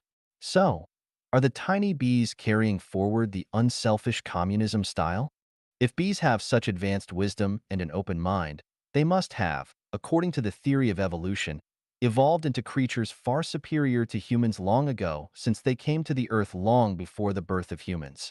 Why have humans overtaken bees in evolution? The founder of the theory of evolution, Darwin, exclaimed, "Natural selection is powerless to explain such a perfect structure of the honeycomb because as we see it, either in terms of labor or the use of beeswax, the honeycomb conforms to the theory of maximum economy and is absolutely perfect." Then, even the originator of the theory of evolution has realized that the wisdom of bees does not result from evolution. We are also clear that the wisdom of bees cannot compare with that of humans. And bees would certainly not carry forward the unselfish communism style for humans who have been severely exploiting them. Then there is only one origin of their wisdom: instinct. What is instinct? Instinct is the capability possessed after birth. The capability possessed after birth proved to be contradictory to the theory of evolution. So, is the theory of evolution a fallacy? Doesn't the inborn capability prove that everything has been what it is now from the very beginning? Doesn't the inborn capability prove that things are not developed through evolution but are created? Doesn't the inborn capability prove the ability of the greatest creator who has created everything? Aren't the degrees of the acute and obtuse angles of the rhombuses at the bottom of the honeycomb designed by the greatest creator and added to the instinct of the bees? Do we still want to deny the existence of the greatest creator? 29th 小鸡破壳而出. 29. The chick hatches from its eggshell. The chick emerges from its eggshell after 21 days of being hatched by the hen. During this time, the yolk and egg white inside the egg transform into a chick. Before hatching, the chick is isolated from the outside world, and it does not learn how to break the shell from any external source. Despite this, the chick eventually manages to break the shell and enter the world. The rooster spends all day trying to seduce hens and never cares about the life or death of the chicks. Even if the mother hen complains that the rooster doesn't take care of the household chores or educate the offspring, the rooster has an excuse. Who knows if I am the father of this little thing? Last month, I saw you fooling around with the neighbor's rooster. Well, the rooster won't pass on any experience to the unhatched chicks. So, did the mother hen teach the chicks how to break out of the eggshell? No. If it had the consciousness to teach the chicks this, it would be better to just help the chicks break the shell itself. So, who taught the chick? Who told the chick about the colorful and wonderful world outside? And how does the chick know that its tender little beak can peck through the eggshell? Why is the eggshell thick enough to protect the chick yet thin enough for the chick to break through? There is only one answer: instinct. Instinct is not evolutionary. It is innate. This means that the first chick hatched from the first egg laid by the first chicken on Earth already knew that there was a world outside the eggshell where it could survive, and that its small pointed beak was strong enough to break through the eggshell. Of course, it does not have this awareness. When the time comes, it just pecks its way out. So, since it is instinct, and since the first chick hatched from the first egg on Earth already possessed this instinct without any genetic information, we can only ask the greatest creator.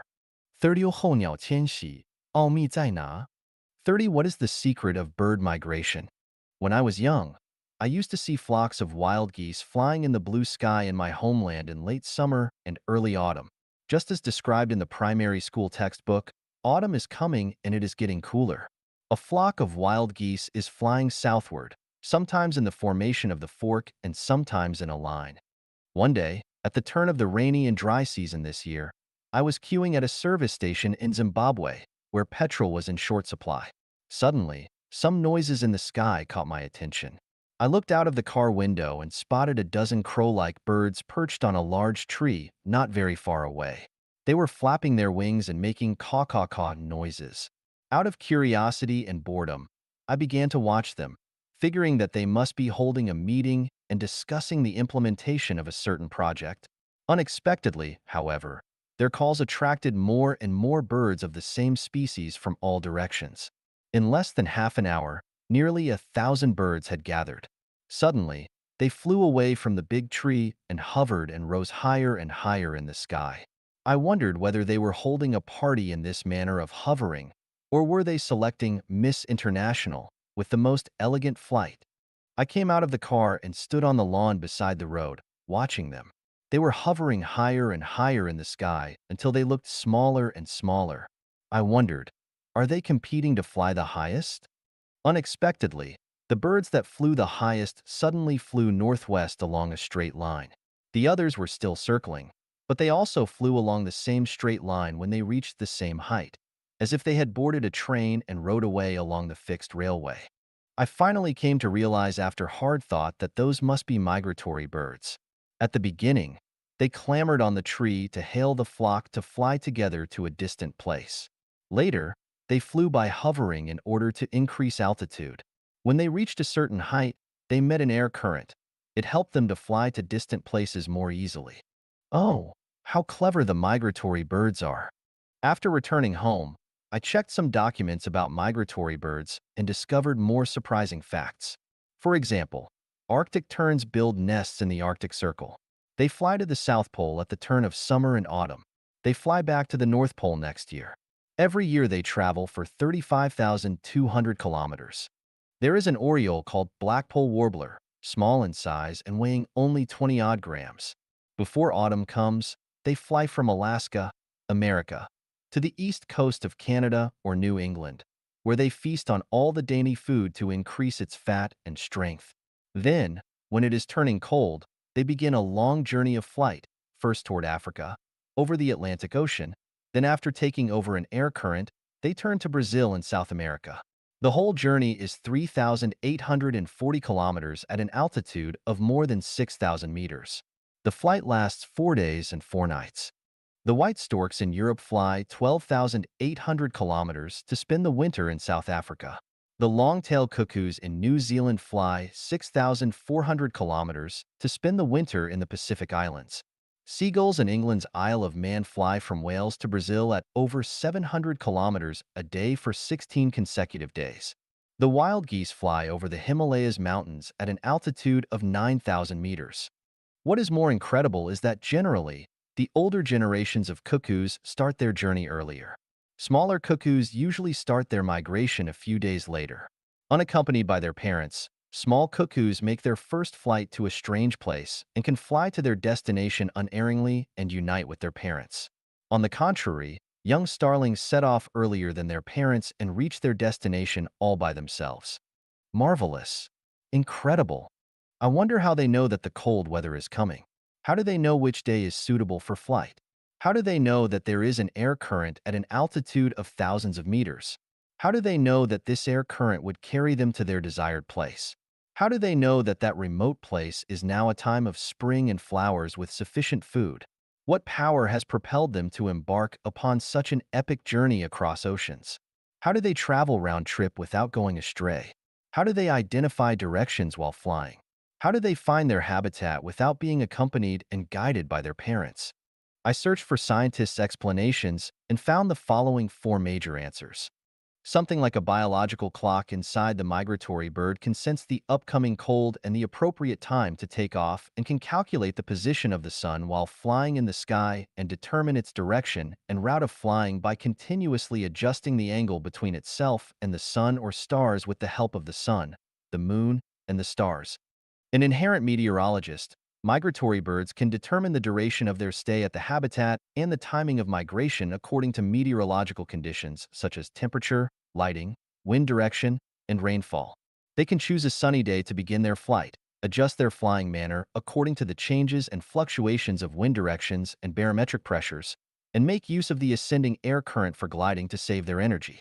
Extremely sensitive to geomagnetic waves, migratory birds can identify their directions according to geomagnetic waves and can decide the time of migration and habitat according to the geomagnetic information known to them.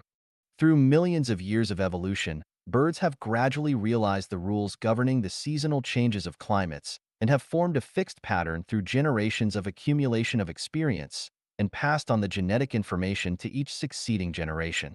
All four explanations above seem reasonable, but a deeper analysis may reveal that they are fanciful and groundless. According to the first explanation, it seems that migratory birds can calculate their own positions, identify their direction, and derive the direction and route of flight based on the position of the sun. Well, isn't it the migratory birds who calculate the airflow at an altitude of several kilometers? Wow, migratory birds are much smarter than Einstein. With a brain the size of a little finger, they can calculate the airflow in the sky at an altitude of several kilometers without using instruments or measurements. Moreover, they can fly and calculate their direction without using a compass, a sextant, a compass, or a calculator. It's too miraculous and extraordinary. This explanation is too mythological and absurd. According to the second explanation, migratory birds are born meteorologists who can take off on a sunny day by choosing different climatic conditions. This suggests that migratory birds are more knowledgeable than all the scientists and engineers in meteorological bureaus worldwide. However, in abnormal weather conditions, migratory birds might miss the air current in the sky and have to wait for the cold current. This could be fatal for them. Swallows always return accurately to the nests they built the year before. It is said that swallows in a small town in America always return at dawn on March 29th of the following year. How should we interpret this phenomenon? The third explanation is a little mythical. Migratory birds can identify the direction through geomagnetic waves and decide the time of migration and habitat according to the geomagnetic information known to them. However, it is unclear how migratory birds can detect the existence of air currents at an altitude of thousands of meters using geomagnetic waves. The fourth explanation is a typical theory of evolution and seems flawless. As we know from the description of the chick's breaking of the eggshell in the preceding section, the theory of evolution is challenged by the fact that the first chick hatched from the first egg laid by the first hen on Earth could break the shell without inheriting any genetic information or shell-breaking skills. Therefore, is the theory tenable when it comes to migratory birds? Based on the radioactive isotope determination method, scientists believe that the Earth is 4.6 billion years old. Animals appeared about 1.8 billion years ago, invertebrates about 438 million years ago, fish about 380 million years ago, amphibians about 290 million years ago, and reptiles about 245 million years ago. Dinosaurs died out about 135 million years ago. Mammals appeared around 65 million years ago, and humans appeared about 1.6 million years ago. First, let's not question the accuracy of the radioactive isotope dating method. Assuming that this method is reliable, birds have existed on Earth for at least several hundred million years. If they are intelligent enough to pass on information to their offspring about how to navigate, select favorable habitats, fly from the North Pole to the South Pole, use air currents for flight, and locate the places where their ancestors lived, why haven't they evolved into more advanced animals over the course of millions of years? Instead, humans have taken over and made it impossible for them to escape our air guns and nets. Do birds not want to continue evolving, or have they hit a roadblock in their evolution? If we don't believe in the greatest creator, we can only think randomly. The question of whether the egg has appeared before the chick, or the chick has appeared before the egg will remain a mystery for another 10,000 years. My explanation for the migration of birds is that everything in nature has its definite purposes and means of subsistence, and they each have features irreplaceable by other species. Otherwise, all will die out. What if tigers can both dominate the mountains and fly in the sky? What if mice can dig holes and also can build nests in trees? What if antelopes can live on grass and also eat the flesh of other animals? What if dogs can give birth to offspring and also can lay eggs? What if apple trees can bear apples and also bear watermelons? Wow, it's really amazing. The answer for migratory birds' migration is instinct. Just like bees that build honeycombs with a rhombus bottom consisting of 109.28 degrees obtuse angles and 70.32 degrees acute angles. What is instinct? 31. 动物本能，上帝智慧的显现。31. Animals' instincts, the revelation of the wisdom of the greatest creator. It is not the case that roosters can crow, bees can build honeycombs, chicks can break eggshells, and migratory birds can migrate because these animals possess great wisdom or are good at learning and summarizing experiences. Rather, their instincts are the revelation of the greatest creator who has created them.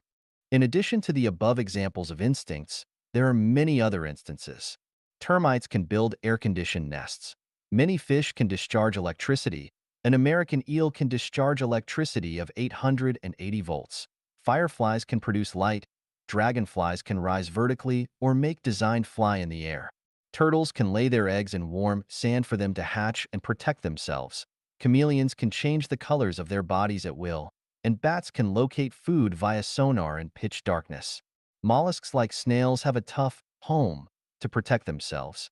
Now let's look at the bird's skill in nest building. An African weaver bird, in particular, can select soft twigs and grass to build an apartment that holds snakes at bay and keeps water from leaking in. Silkworms can spin silk, spiders can weave webs, and homing pigeons can locate their own nests. The ants are capable of well-organized and well-planned collective activities. Worms can restore themselves if one part of their bodies is cut off. Military dogs have extremely sensitive olfaction. All these are the embodiment of animals' instincts, which are not results of millions of years of evolution, but have existed from the very moment the animals appear on Earth. If we attribute animals' instincts to the wisdom and talents of animals without looking for their creator behind them, then it is as if we are seeing planes flying in the sky and marveling at the wisdom and cleverness of the plane, neglecting the wisdom and talents of the plane's manufacturer. 32. 天女散花，蒲公英的绝技。32. Celestial beauty scattering flowers, the stunt of dandelions. I remember that when I was young, there used to be clumps of dandelions growing beside the aqueducts, on the ridges of fields, and on waste grasslands in my hometown. We called them spur arrowroot, and a traditional Chinese medicine doctor called them thistle. They can be used as medicine. A perennial herb, dandelions have yellow or aubergine flowers. When the flower seeds are ripe, on the crown will grow many white flocky umbrella-shaped silky strands. With a small wind, these umbrella-shaped silky strands will carry the flower seeds and fly to a distance. My most unforgettable memory of dandelions is when I plucked a handful of flower seeds with my young playmates and placed them close to the mouth and puffed at them vehemently to see whose flower seeds can fly the highest. The blown flower seeds are like several hundreds of paratroopers who jumped simultaneously off the plane. The scene is very spectacular. One day while we were enjoying ourselves, Grandma asked us, "Look, why do these flower seeds have hair on their ends?"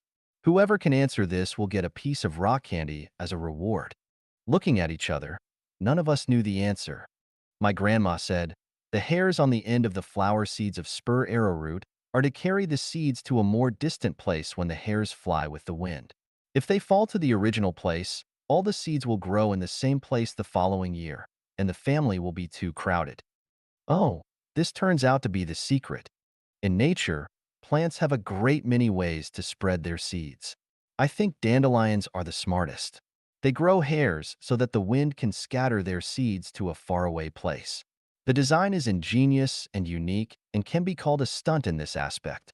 Another plant looks a little like Siberian cocklebur, of which the leaves resemble the donkey's ears in size and shape, so it is also called donkey's ear by my vernacular. I remember once my cousin was infuriated when he sheared about a dozen sheep at home. Why? Because there were a lot of Siberian cockleburs attached to the sheep's wool. In each Siberian cocklebur, there were about 30 bristles, and on the top of the bristle was a barb. The barbs had tightly grabbed the sheep's wool, and it was extremely difficult to take them off and had to be torn off one by one. Look, the plants that look like Siberian cocklebur are also very clever. They use barbs to clutch at anything that they come up with, so that their children can be brought to a distant place to expand their territory of growth. I can remember another time when my wife and I went on a trip to a lakeside. We drove from Harare. After driving along Bulawayo for more than 40 kilometers and turning left for more than 10 kilometers, we could see the lake. We parked the car at the campsite beside the lake and walked along the grass clumps on the lakeside.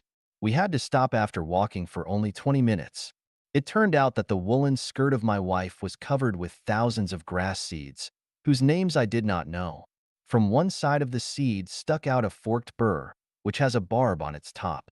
The barbs hitched the wools of the skirt and could not be gotten rid of by shaking or by brushing. We had no choice but to return to the campsite, where we spent nearly 2 hours taking them off one by one. It was clear that the grass also has its skills to disperse its offspring.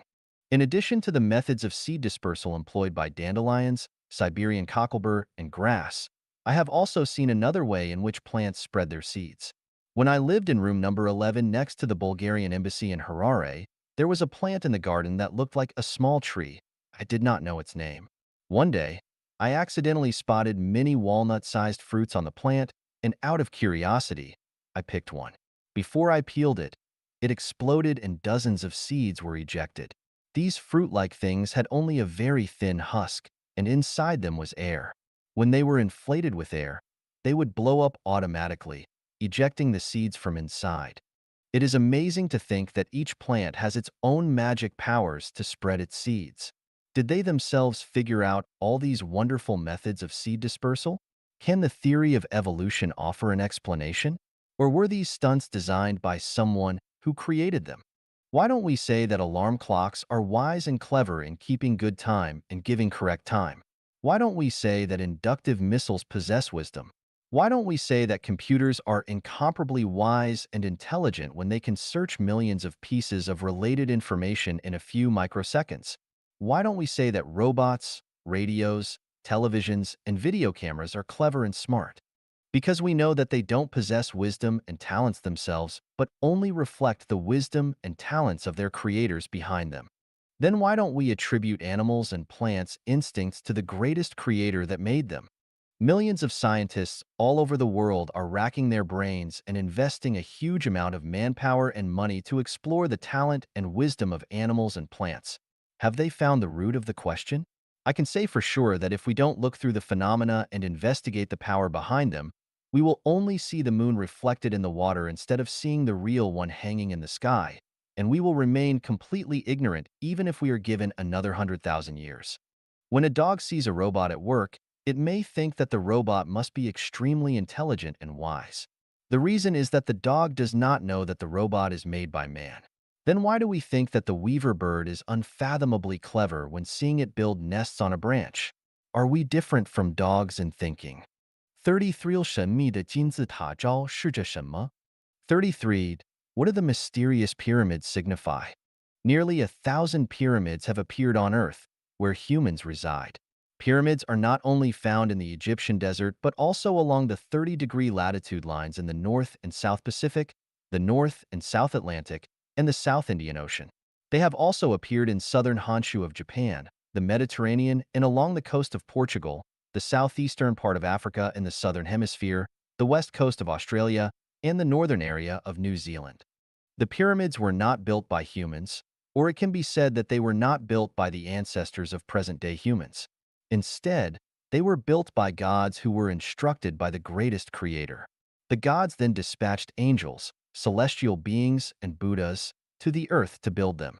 If this is difficult to understand, we can say that they were built by aliens who came to the earth.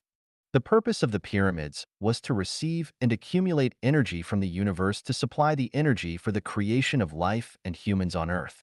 The pyramids can be viewed as laboratories and cultivation sites for the creation of life and humans.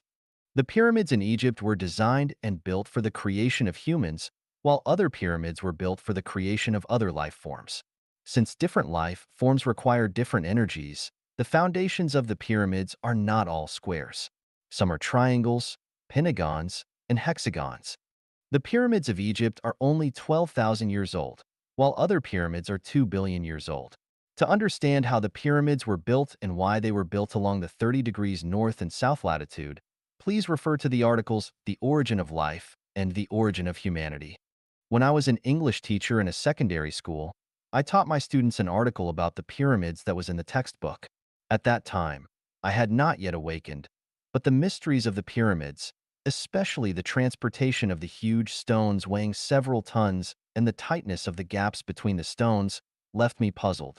When it was said that hundreds of thousands of Egyptians spent decades building the Khufu pyramid, I held a skeptical attitude. Later, a series of events that occurred to me, scenes in my dreams, and strange fragments that appeared in my consciousness when I was contemplating, finally made me awaken. Suddenly, the origin of the universe, the origin of the greatest creator, the origin of life, the origin of humanity, 36-dimensional spaces, and so on surged out like a tide. Once these things came out, I was no longer myself. A powerful force compelled me to act according to its consciousness. I now feel like a robot, like a servant. I have to write, keep writing. Only by outlining what is in my head can I feel at ease. Otherwise, it will drive me crazy. Regarding the pyramids, I collected an article from King Yeonju for everyone to contemplate and analyze. The full text is as follows. There are about 80 scattered pyramids on the west bank of the lower Nile River. They are the tombs of ancient Egyptian pharaohs, kings. Egyptians call them Barimus, pyramids, meaning high. From all sides, they are an isosceles triangle with a smaller top and a larger bottom, very similar to the Chinese character Jin, gold, so people vividly call them pyramid. Yi, 浩繁的工程, an incredibly complicated project. The greatest pyramid is the tomb of the pharaoh Khufu of the 4th dynasty. Built around 2700 BC, the pyramid is 146.5 meters high, equivalent to a 40-story skyscraper. The foundation of the pyramid is a square, and the length of each side is 230.6 meters. The pyramid covers an area of about 52,900 square meters. The Great Pyramid was built with approximately 2.3 million stones of different sizes. The lightest stone weighed 1.5 tons, and the average weight was about 2.5 tons, with a total weight of approximately 6.848 million tons. If we were to use trucks with a carrying capacity of 7 tons, it would require 978,286 trucks. If we were to connect these trucks end to end, the total length would be 6,200 kilometers, which is longer than the distance from Hainan Island in southern China to Mo in the north, or from the Pamir Plateau in the west to Shanghai in the east. Along the banks of the Yangtze River, the trucks would stretch from the Tuachuo River in the upper reaches to the Wusong entrance in the lower reaches.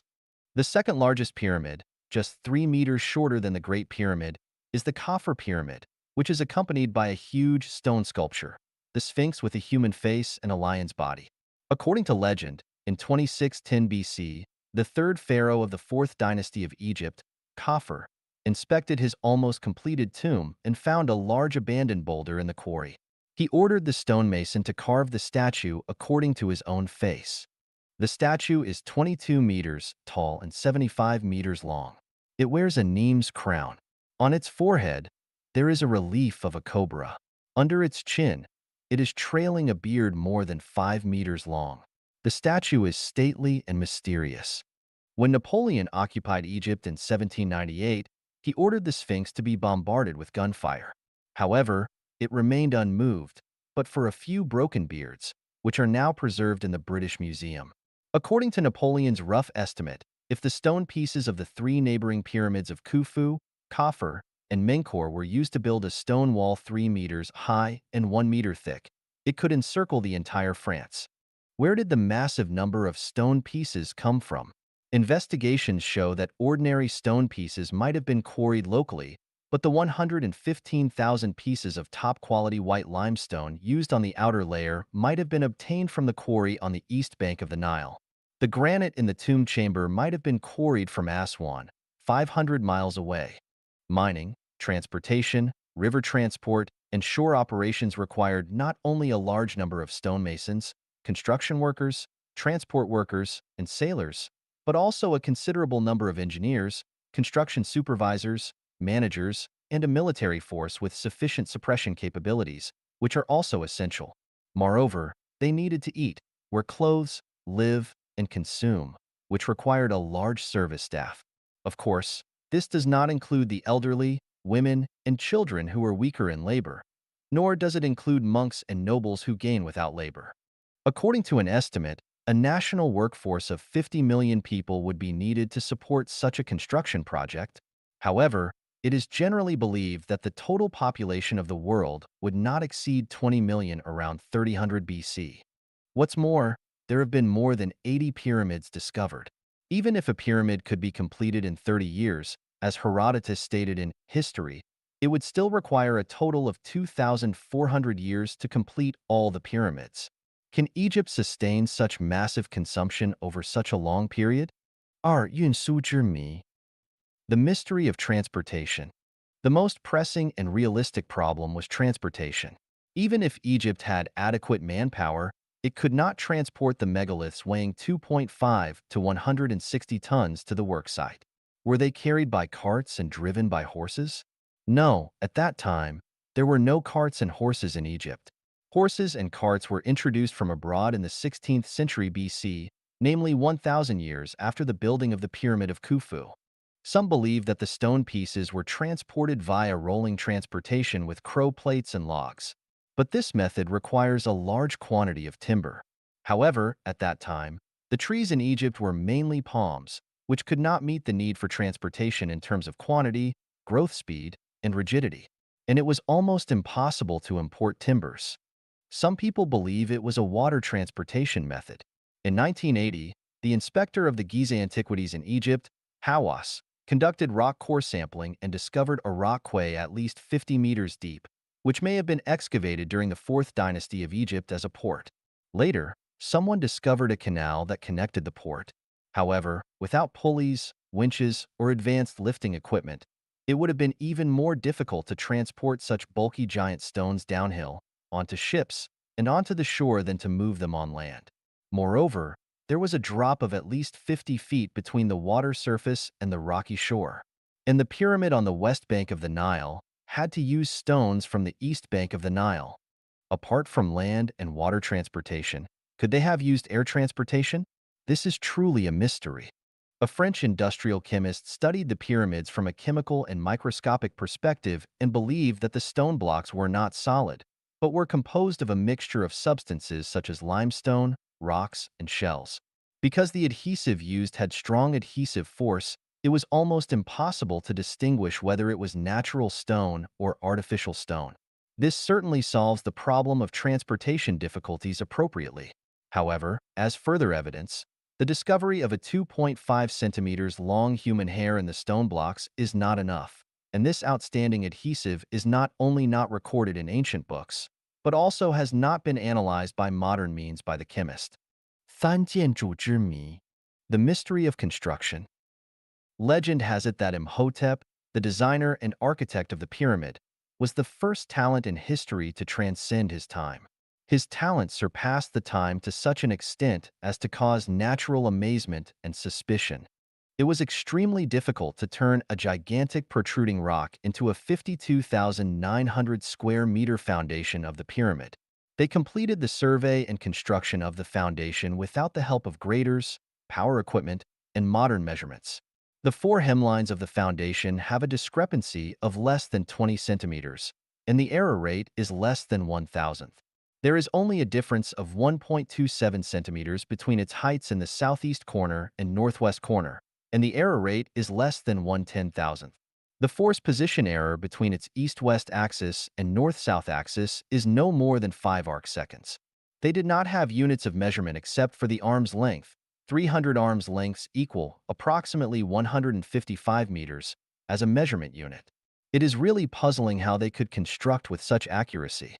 To ensure the pyramid's lasting, the designers did not use a single pole or nail to avoid hidden trouble since wood is liable to decay and iron is susceptible to rusting. There is no bonding material between the stone pieces, but they fit perfectly. Even the thinnest blade cannot penetrate. How the chunks of stone were hoisted and placed one upon another is an even more mysterious subject that provokes endless guesses. Some people say that a wooden boat-shaped tool was used to lever the megaliths up and lay them one after another. But where did the fulcrum and ropes that could lift several, dozens, or even more than 100 tons of stone come from? Some people claim that the sand filling method was employed. Sand was piled along the pyramid's foundation. The sand pile would rise with the height of the foundation and acted as scaffolds. After the pyramid was completed, the sand would be cleared away. Now let's work on a mathematical problem. The 146-meter pyramid is a cone with a square bottom and a pointed top. The foundation of the pyramid is a square with a side length of 230 meters. Question: what is its volume? If the periphery of the foundation is surrounded by sand to form a slope for the transport of stone, and the angle of the slope is 30 or 25 degrees, then how long will be the hemline of the sand pile? Suppose the height of the sand pile is also 146 meters. How many cubic meters of sand will be needed? Where does all this massive amount of sand come from? Besides, the filling and removing of the sand would double the workload. Some people say that the salt filling method was employed with the same procedure as the sand filling method. After the pyramid was completed, water could be used to dissolve the salt, and there was no need to move it away. But it would be much more difficult to obtain so much salt. In addition, a storm would melt away a whole salt slope. It is also believed that mud bricks from the Nile were used to build the twisting slopes, which rose layer by layer. The result was similar to that of the sand slope, the only difference being that mud bricks were less available than sand. There is an entrance 13 meters from the ground in the north of the pyramid. Since the 9th century, tomb robbers, explorers, and investigators have frequented the pyramids in close succession. However, its inner structure remains a mystery. There are labyrinth-like passageways and tomb chambers inside the pyramid. The walls are smooth and decorated with reliefs. The passageways have neatly constructed steps extending like veins toward the tomb chambers deep underground. The chamber has vent holes leading outside the pyramid.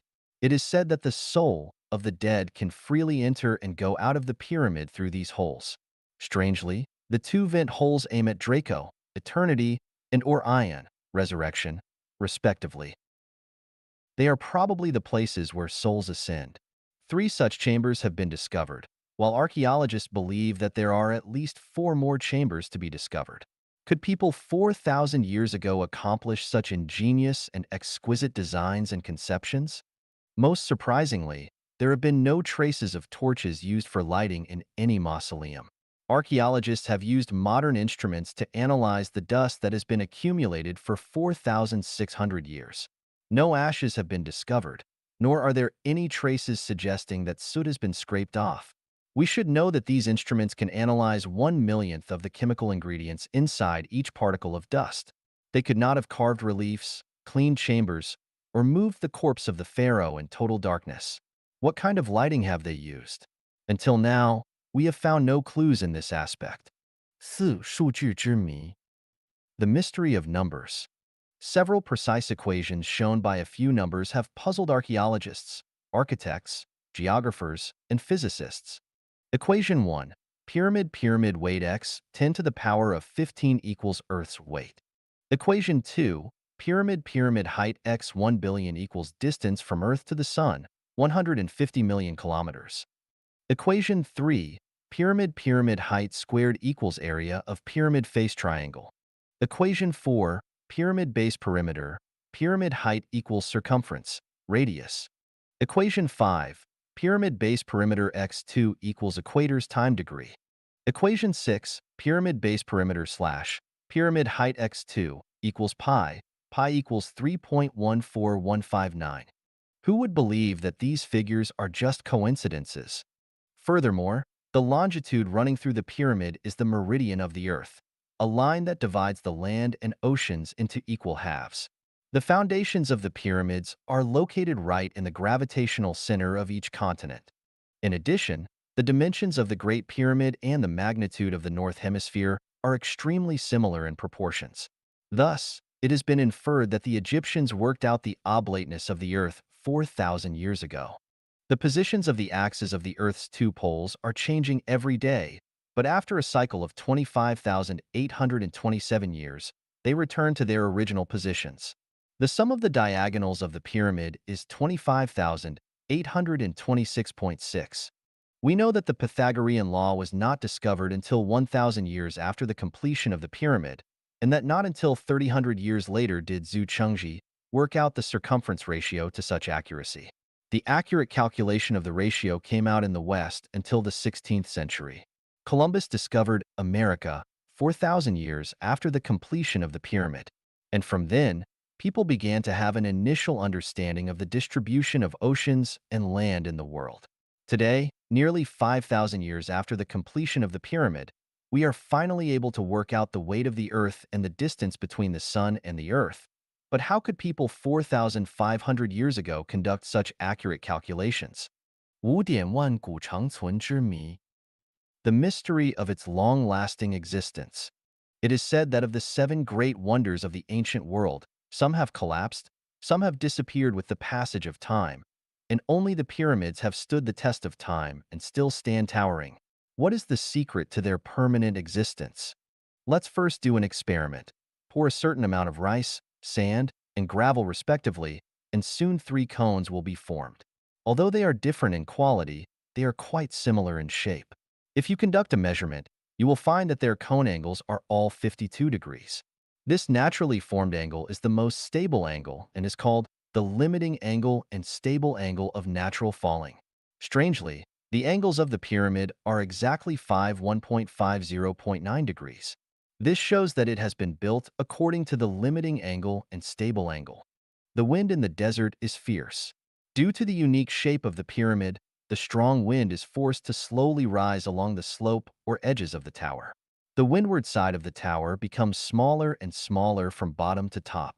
When it reaches the top, the windward side approaches zero. This unique shape, which uses softness to overcome hardness, minimizes the destructive power of the wind. People also know that the directional effect of magnetic lines can cause ground structures and even mountains to collapse. This pyramid is located at the center of the magnetic lines, and it moves with the movement of the magnetic lines and the Earth. Therefore, the amplitude it experiences is extremely weak, and earthquakes have little impact on it. The mystery of the stability of the pyramid lies in its 52-degree angle, pyramidal shape, and synchronous movement with the magnetic lines. But who can tell us how the ancient people 4,500 years ago knew that a 52-degree angle was a stable angle? How did they know to use a pyramid shape to resolve desert storms? And how did they know to lay the huge foundation of the tower at the center of the magnetic lines? 六微波谐振腔体和宇宙波 Microwave resonating cavity and cosmic wave. Man is mortal, but why did they dedicate so much labor and wealth to building a storeroom for a carcass? Are there any other reasons except for the king's luxury and extravagance? Yes, there are. Scientists' research indicates that the shape of the pyramid has enabled it to store a strange energy, which can cause the carcass to rapidly dehydrate and speed up mummification. The dead can thus wait for the resurrection sometime in the future. If a rusty metal coin is placed in a pyramid, it will soon become shiny and glittery. If a glass of fresh milk is placed in the pyramid and taken out 24 hours later, it will still be fresh and delicious. If you have a headache or toothache, go to the pyramid and after an hour, the swelling and pain will disappear as if a burden has been lifted. If you are suffering from neurasthenia and exhaustion, go to the pyramid and after a few minutes or hours, you will feel revitalized and your energy will be doubled. French scientist Bovis discovered that the carcasses of small animals such as piglets and puppies placed in waste bins at one-third the height of the pyramid did not decompose, but instead dehydrated and turned into mummies. He built a small pyramid in his workshop according to the dimensions and proportions of the Great Pyramid and achieved the same antiseptic and preserving effect. These small pyramids for home use were once popular in the United States for preservation and experimentation purposes. Czech radio technician Karl Delbar created the pyramid blade sharpener based on Bovis's discovery and was awarded a patent by the Czech government in 1959. The Egyptian scientist Healy also did an experiment. After having put the bean seeds in the pyramid for some time, he found that the sprouts were 5 times longer and the chlorophyll was 5 times more. In 1963, biologists at the University of Oklahoma determined that the Egyptian princess Manat, who had been dead for thousands of years, still had viable skin cells on her lifelike body. The most hair-raising story comes from Dr. Masu, an Egyptian archaeologist who announced that when he opened the stone door of an ancient tomb 27 feet below the Valley of the Kings after 4 months of excavation, a large gray cat covered in dust arched its back and hissed fiercely, pouncing towards the people. Several hours later, The cat died in the laboratory, but it faithfully guarded its master for 4,000 years. Some scientists believe that the structure of the pyramids creates a good microwave resonance cavity. The heating effect of microwave energy can sterilize and dehydrate the body, and the cavity can fully play the role of microwave. But how did the pharaohs 4,000 years ago know how to use microwaves? Other scientists believe that any building can absorb different cosmic waves according to their external shapes. The granite in the pyramid has a battery-like effect, absorbing and storing various cosmic waves, while the limestone outside the pyramid prevents the diffusion of cosmic waves.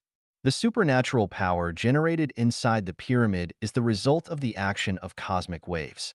But how could the pharaohs 4,000 years ago know about cosmic waves and discover the relationship between cosmic waves and stone? 七法老诅咒和核废料. Pharaoh's curses and nuclear waste. It is incorrect to think of the pyramid only as a source of life and energy. The pyramid also deters people from further exploration with its mysterious and frightening means. In 1922, people excavated the mausoleum of Tutankhamun, a king who died in the 18th century BC. The entrance to the grave bore the awe-inspiring inscription, "Any tomb robber will be cursed by Pharaoh." Scientists have traditionally dismissed the curse of the pharaohs as superstitious nonsense, yet repeated instances of misfortune and disaster have demonstrated the potency of these curses. One of the leaders of the excavation, Duke Karna, was bitten by a mosquito and suddenly died of a carbuncle. Then a visitor named Yule drowned, while the railway magnate Mr. Amerage died of pneumonia. A journalist who used an X-ray camera to photograph the mummy of the king died of shock. Dr. Kent's assistants, Mike and Pitcher, died one after another under mysterious circumstances. Pitcher's father committed suicide by jumping off a building, and an 8-year-old child was accidentally killed by a funeral car.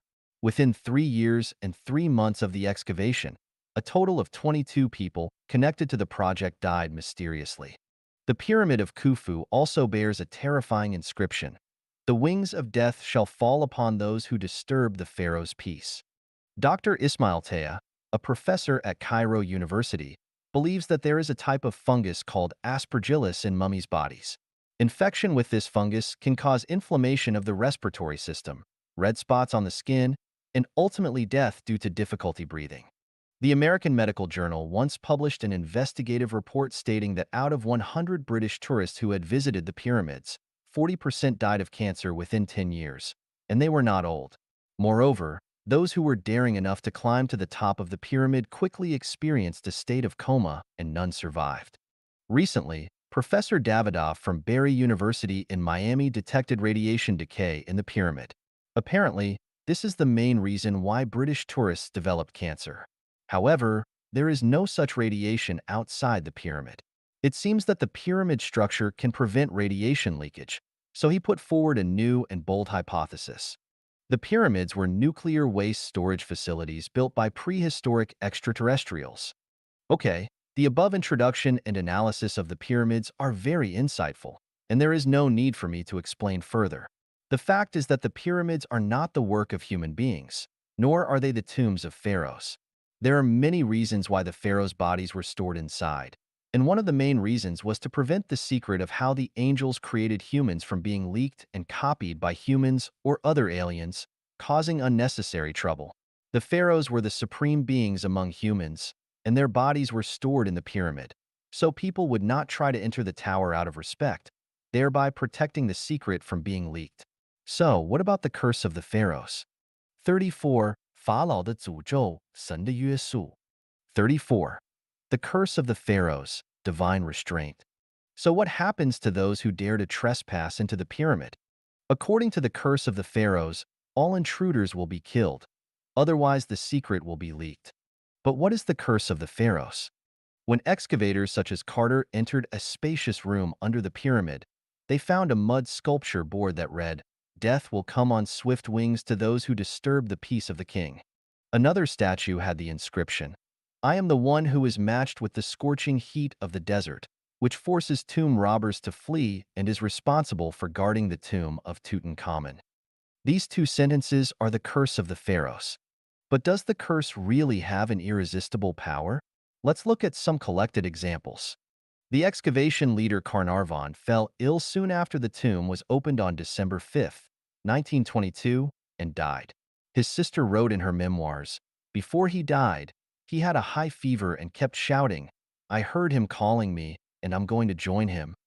Another leader, Carter, died in 1939 at the age of 65, seemingly not affected by the curse, but his beloved canary was bitten to death by a cobra one day. In addition, his daughter hanged herself shortly after her father's death, leaving a note that read, "I can no longer bear the curse." In addition, one of Carter's assistants died of lung disease suddenly one day, 3 years after the excavation work had taken place, and another assistant died suddenly at the age of 45 in 1929.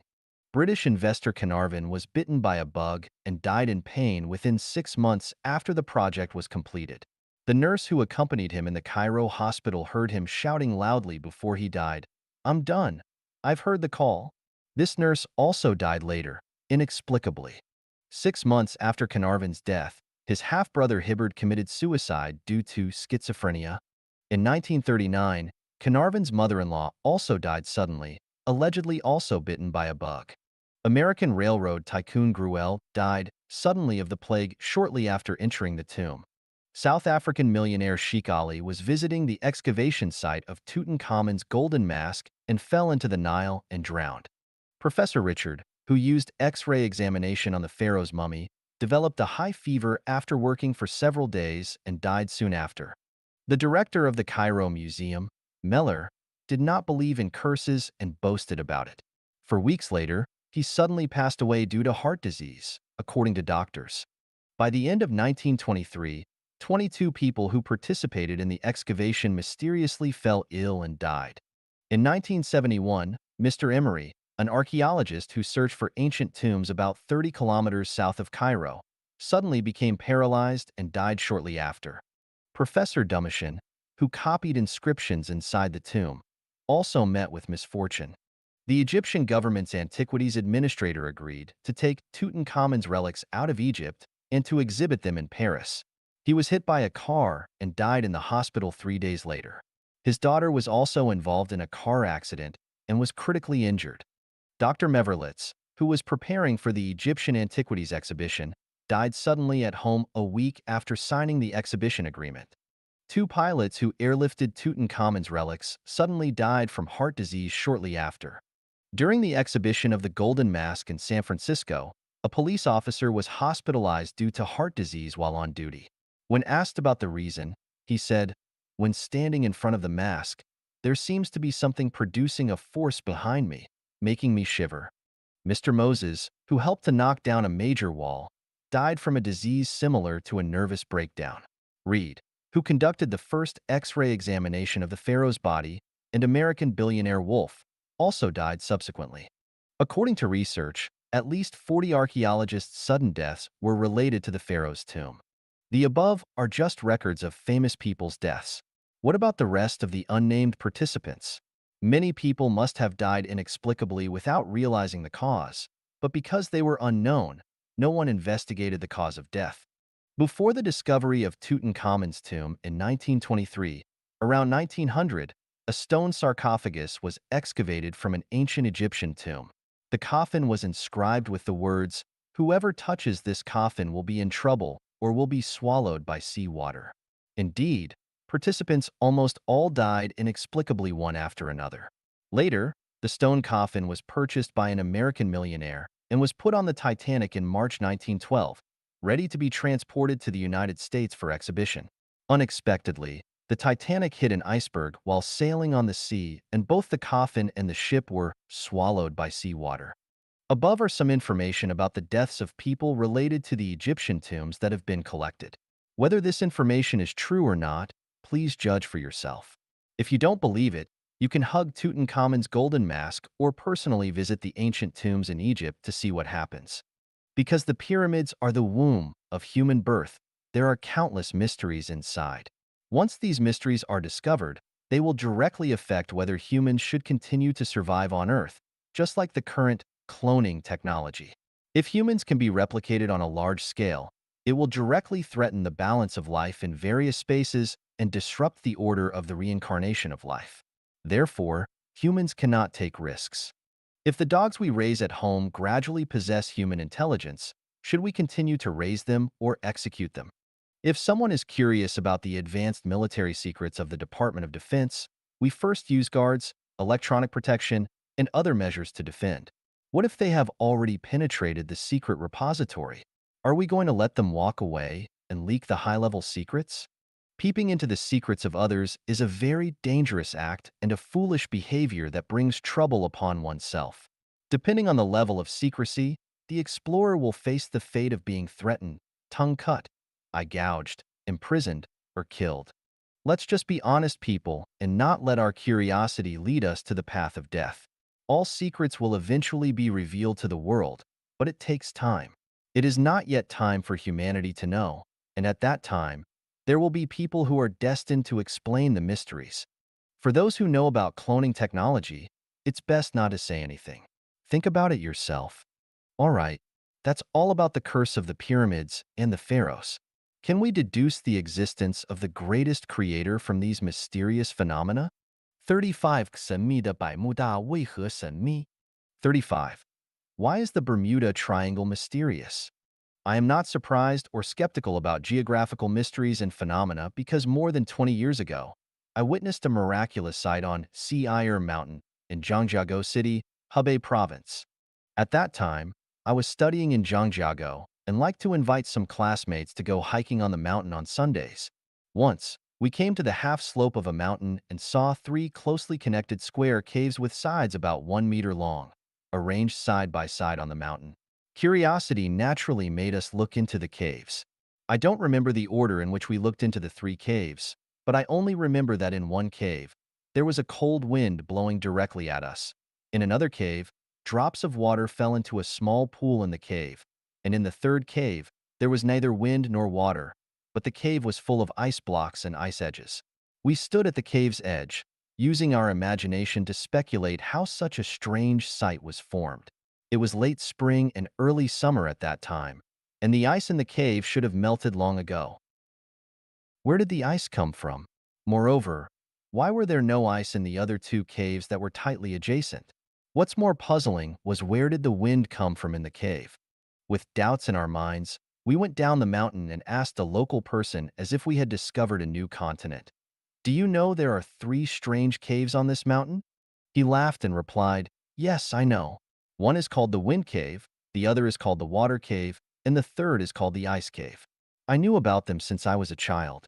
This mountain is called Sea Mountain. If you kowtow in front of the cave, you will have sons in the future. Wow, it's amazing. Looking back, I wonder if my son is the result of those frequent kowtows at Seer Mountain. Seer Mountain seems to hold its own mysterious blessings, while Bermuda doesn't offer as much fortune. The Bermuda Triangle is called the Devil's Triangle, Death Triangle, Ship and Aircraft Graveyard, Black Hole of the Earth, and so on. So, what is Bermuda?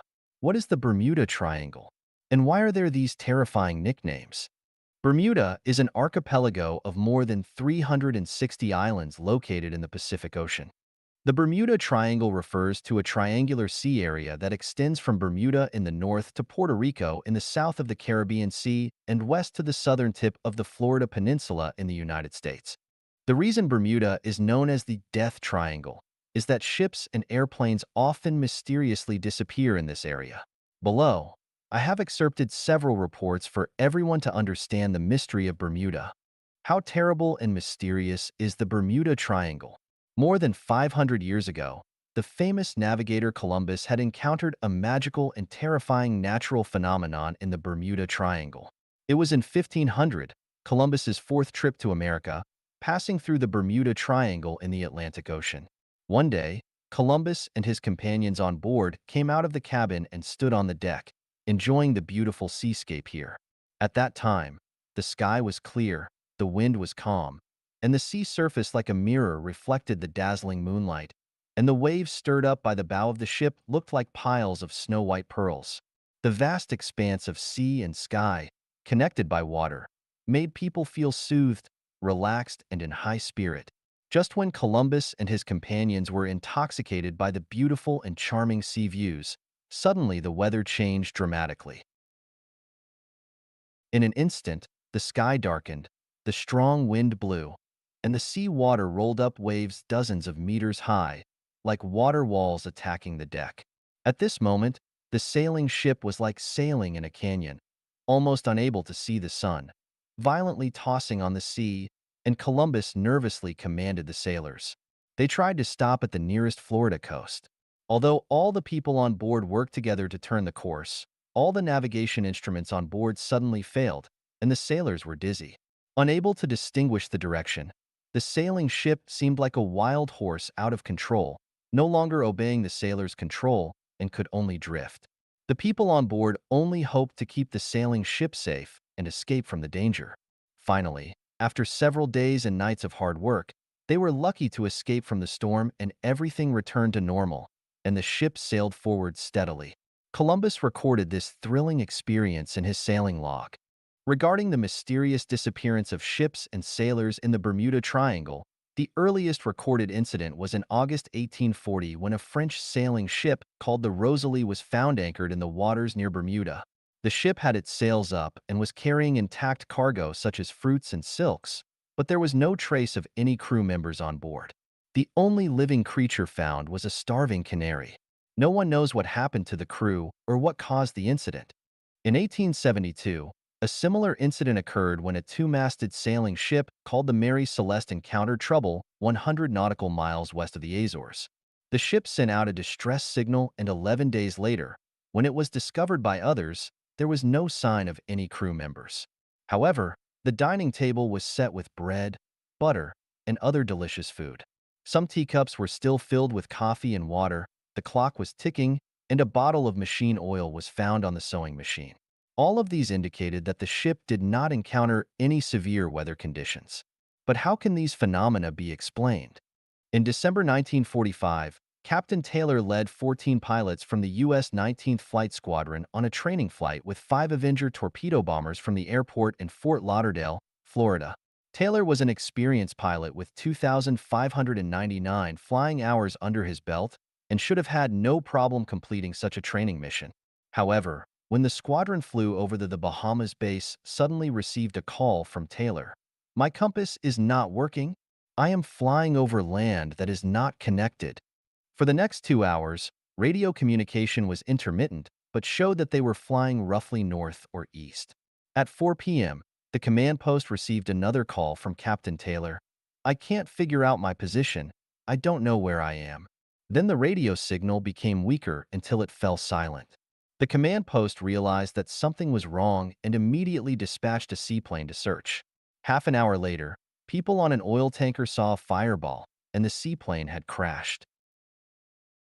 In just 6 hours, 6 planes and 15 pilots disappeared without a trace, leaving authorities puzzled. The military decided to conduct the largest search ever, involving 300 aircraft and 21 ships, including aircraft carriers.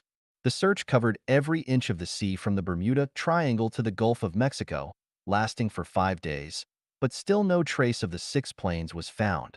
In 1935, the sailors on the Italian freighter Rex watched as the American sailing ship La Dorada was gradually swallowed by the waves. However, 5 days later, they saw with their own eyes that the sailing ship was miraculously floating on the sea again.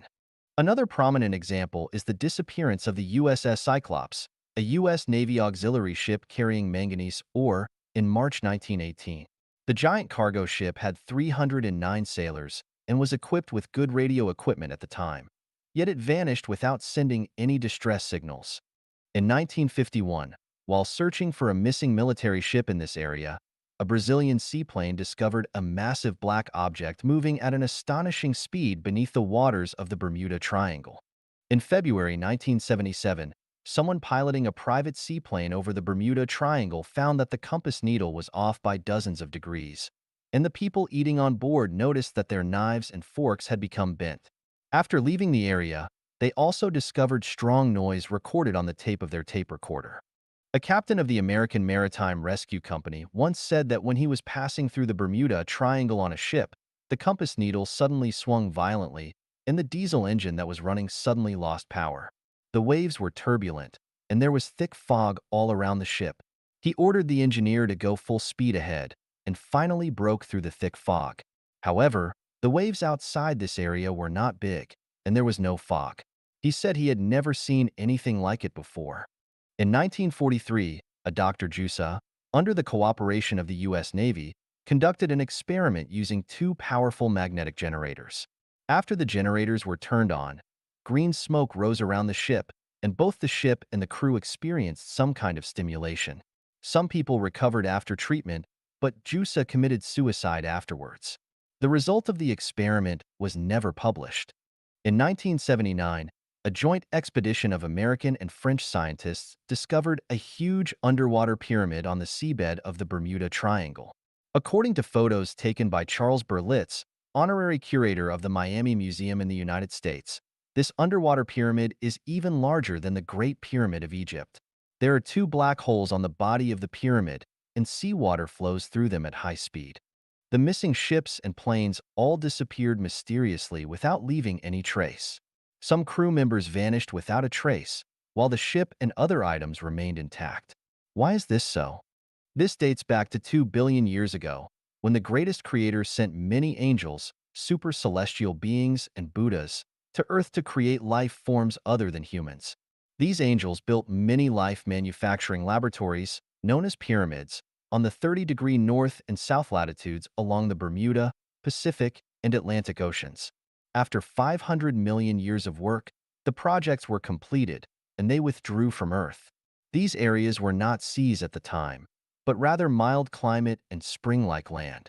In order to keep the secret, they treated these areas like children playing with mud, chefs kneading dough, sinking areas with pyramids to the bottom of the ocean, and raising the sea level to create land. The current continents were formed 1.5 billion years ago, and the Himalayas were also created at that time.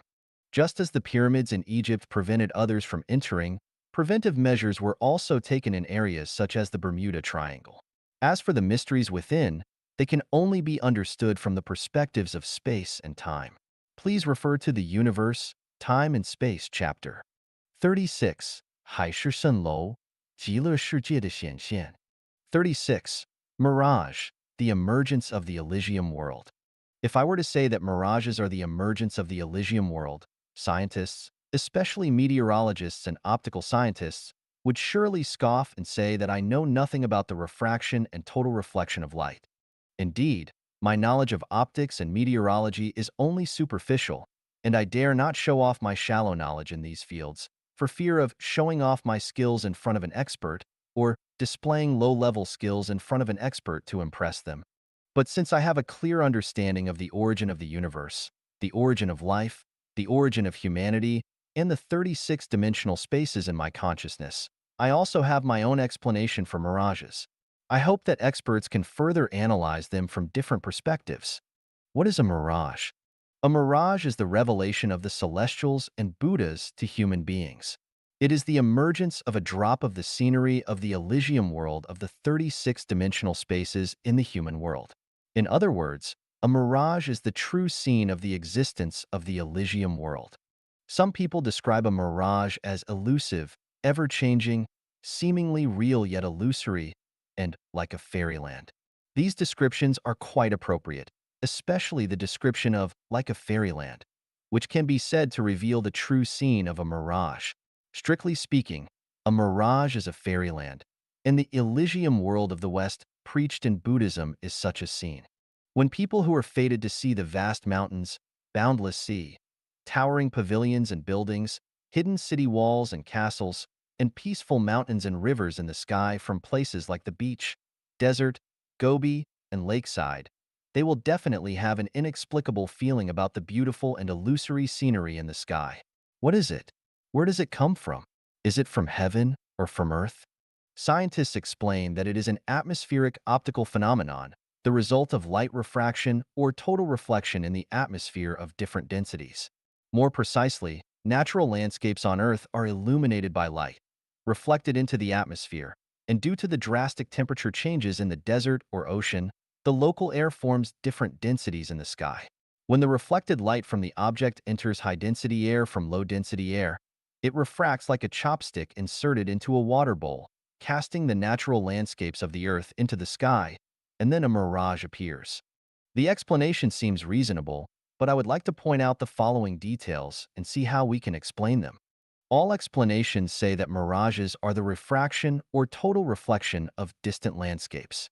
I want to ask, what exactly is meant by distant? How far away is considered distant? Many sky appearances have been recorded. Have scientists found similar or alike landscapes on Earth corresponding to the distant mirages?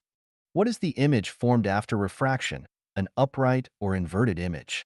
If it is an inverted image, why is the image seen in the sky upright? If the image formed after refraction is upright, why are some mirages inverted? Do the reflected light rays enter from a rarer medium into a denser medium or from a denser medium into a rarer medium? In other words, do the light rays refract from the sky downwards or from the ground upwards? Objects on the Earth reflect light towards the sky only from below. So how can reflections occur from above to below?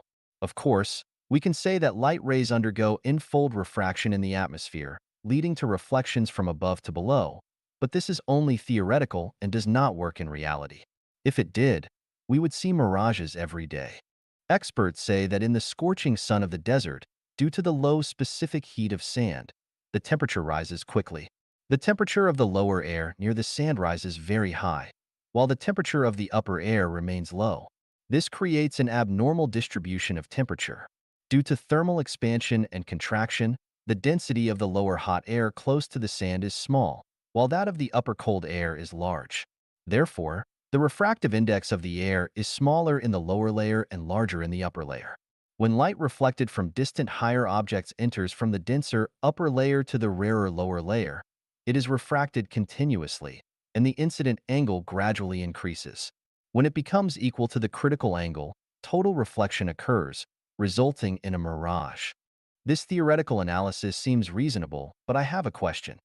If this theory is correct, then mirages should be seen frequently in the sky above deserts all over the world.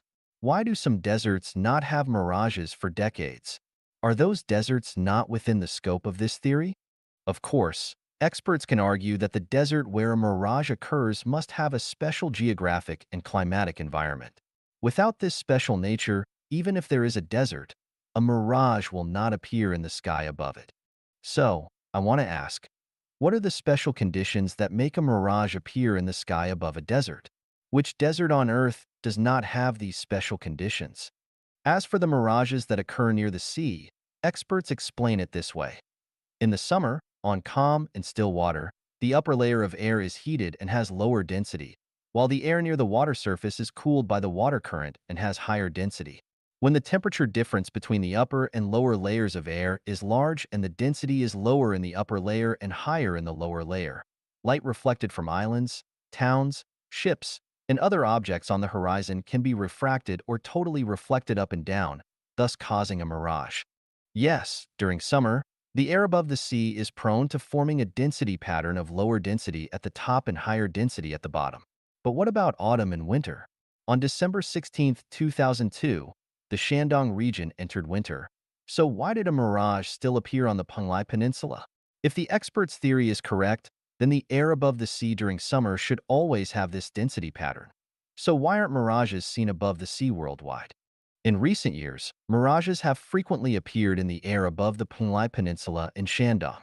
Some experts claim that this is due to the results of recent environmental cleanup efforts, with the air now being fresh and the environmental quality being high, leading to frequent mirages. This claim seems more like a politician's language rather than a conclusion from experts. If this is indeed the expert's viewpoint, then I have a question. When the Industrial Revolution had not yet happened on Earth, the air in the Penglai Peninsula was even fresher and of even better quality than it is now. So why didn't mirages appear frequently? Instead, they only appeared every few years. How does the air quality in Hawaii compare to that of the Penglai Peninsula, and why aren't mirages seen frequently there?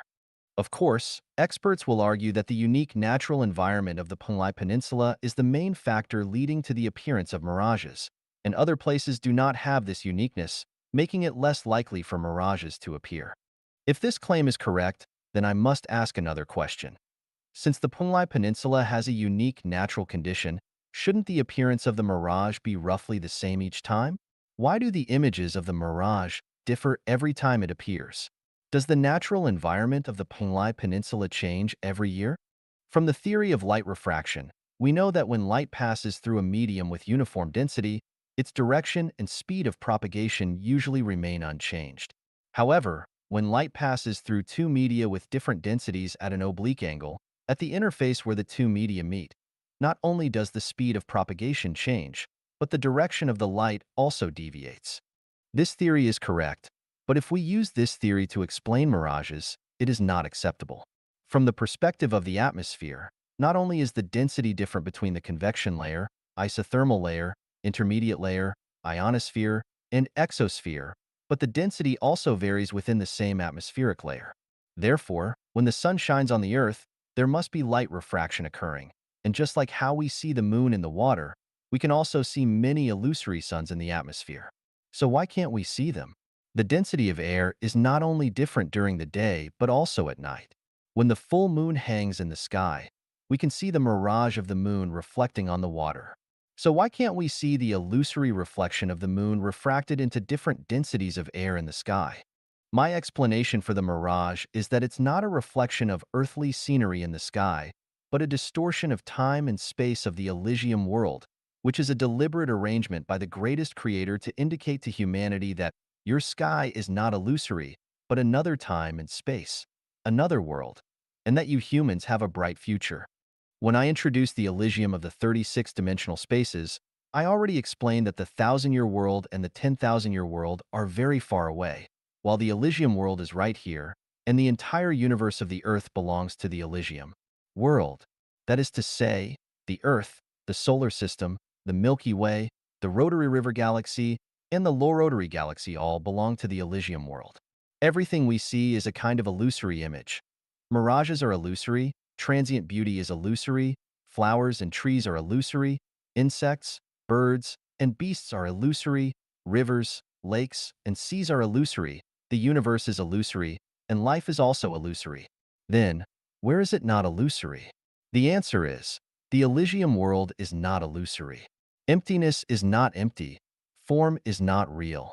The smaller the energy, the more it takes shape, and the larger the energy, the more formless it becomes. Great form has no contour. Why can't we see the Elysium world then? Because our eyes don't have that structure. Can we see ultraviolet and infrared rays? Can we see electromagnetic and biological waves? Can we see gamma and beta rays?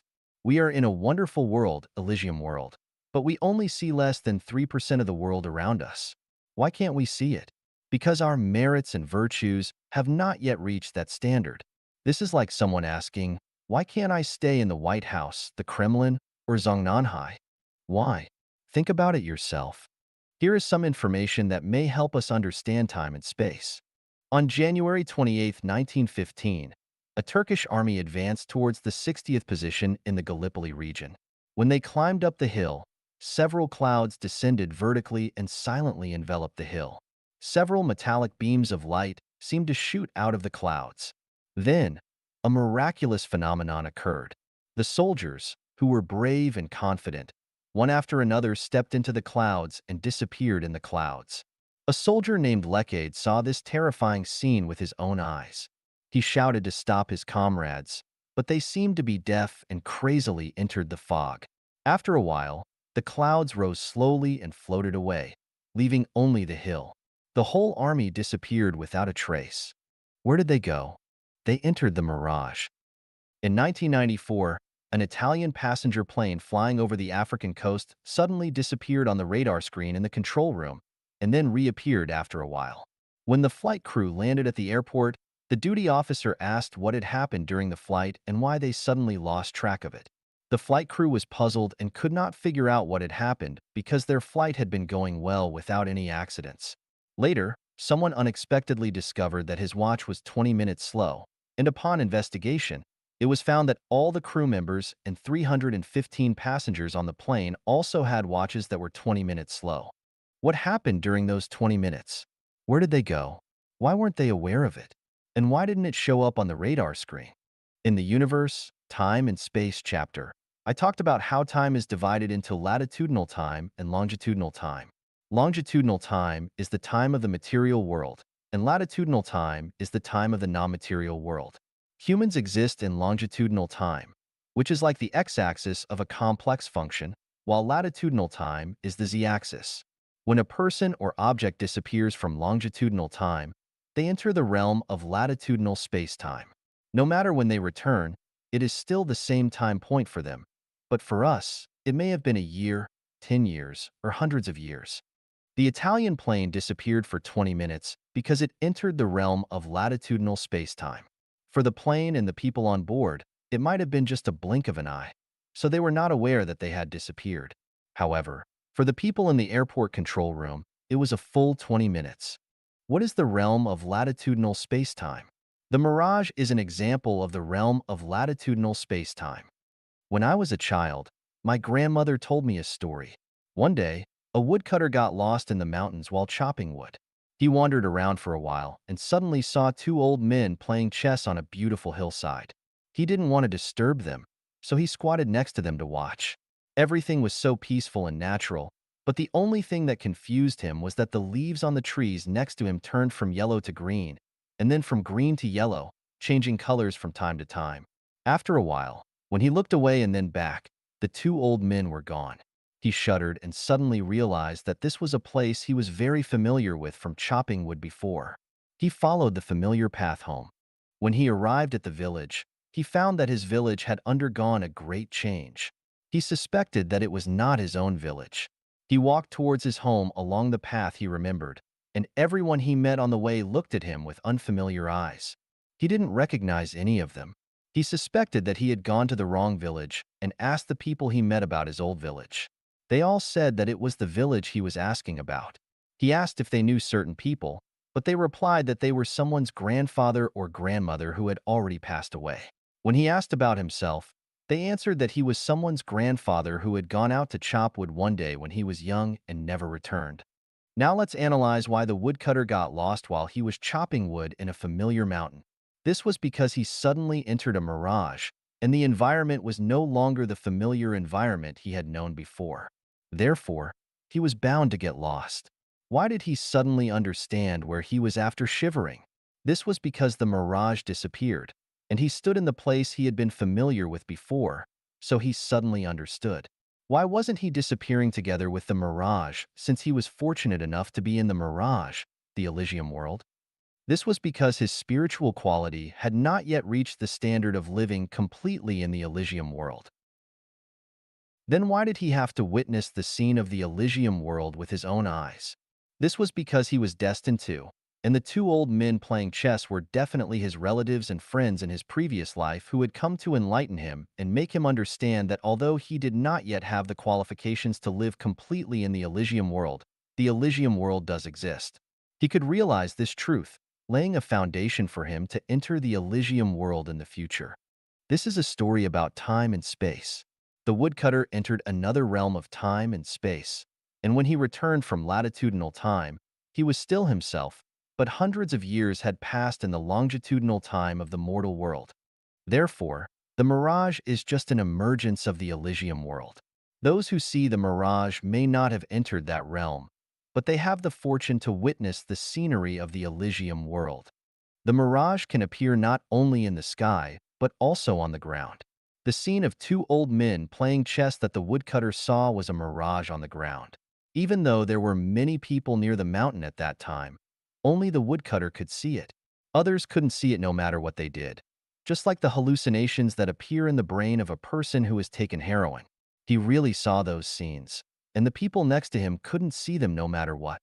Those who see the mirage are lucky. If we realize that different time and space have different scenery, we can develop our thinking and understand that our world is just a material world in the space-time of the universe. There are many more beautiful worlds outside this material world, so why not go to that more beautiful place? God does not just consider us as a group of animals. He has revealed to those who are spiritual awakening another quiet and brilliant path of life. God, Jesus, and Buddha Shakyamuni are not fooling us. All swindlers are for their own personal gain. But were Jesus and Buddha also seeking personal gain? They gave up everything in the world. So why would they need to deceive us? Deceiving wealthy people can bring them money. Deceiving officials can bring some benefits. But what is the point of deceiving us who have nothing? 37. 梦在昭示着什么? 37. Dream. What does it signify? Dreamland is one of the 36 dimensional time and spaces. A dream is a phenomenon behind which there is a hidden essence, as is the case with any phenomenon. It is the hidden essence that has caused the emergence of the phenomenon. A mirage is only a phenomenon, but the essence that has caused the phenomenon of a mirage is the Elysium world. Movement is a phenomenon, but the essence causing the occurrence of this phenomenon is instinct and gravitation. Man is also a phenomenon, and the essence prompting the emergence of man is the transmigration of life. What is the essence of a dream? The essence of a dream is the rehearsal and presage of future events. Let's first have a look at some examples of dreams. On an April night in 1865, Lincoln, the well-known American president, had a dream in which he discovered a crowd of people wailing when he strolled in the White House. He entered a room and found that his soldiers were guarding a corpse. He asked them whose body this was. They answered, "The president. He was assassinated." The next day, he told this dream to his wife and other people. Several days later, this terrible dream came true. President Lincoln was assassinated.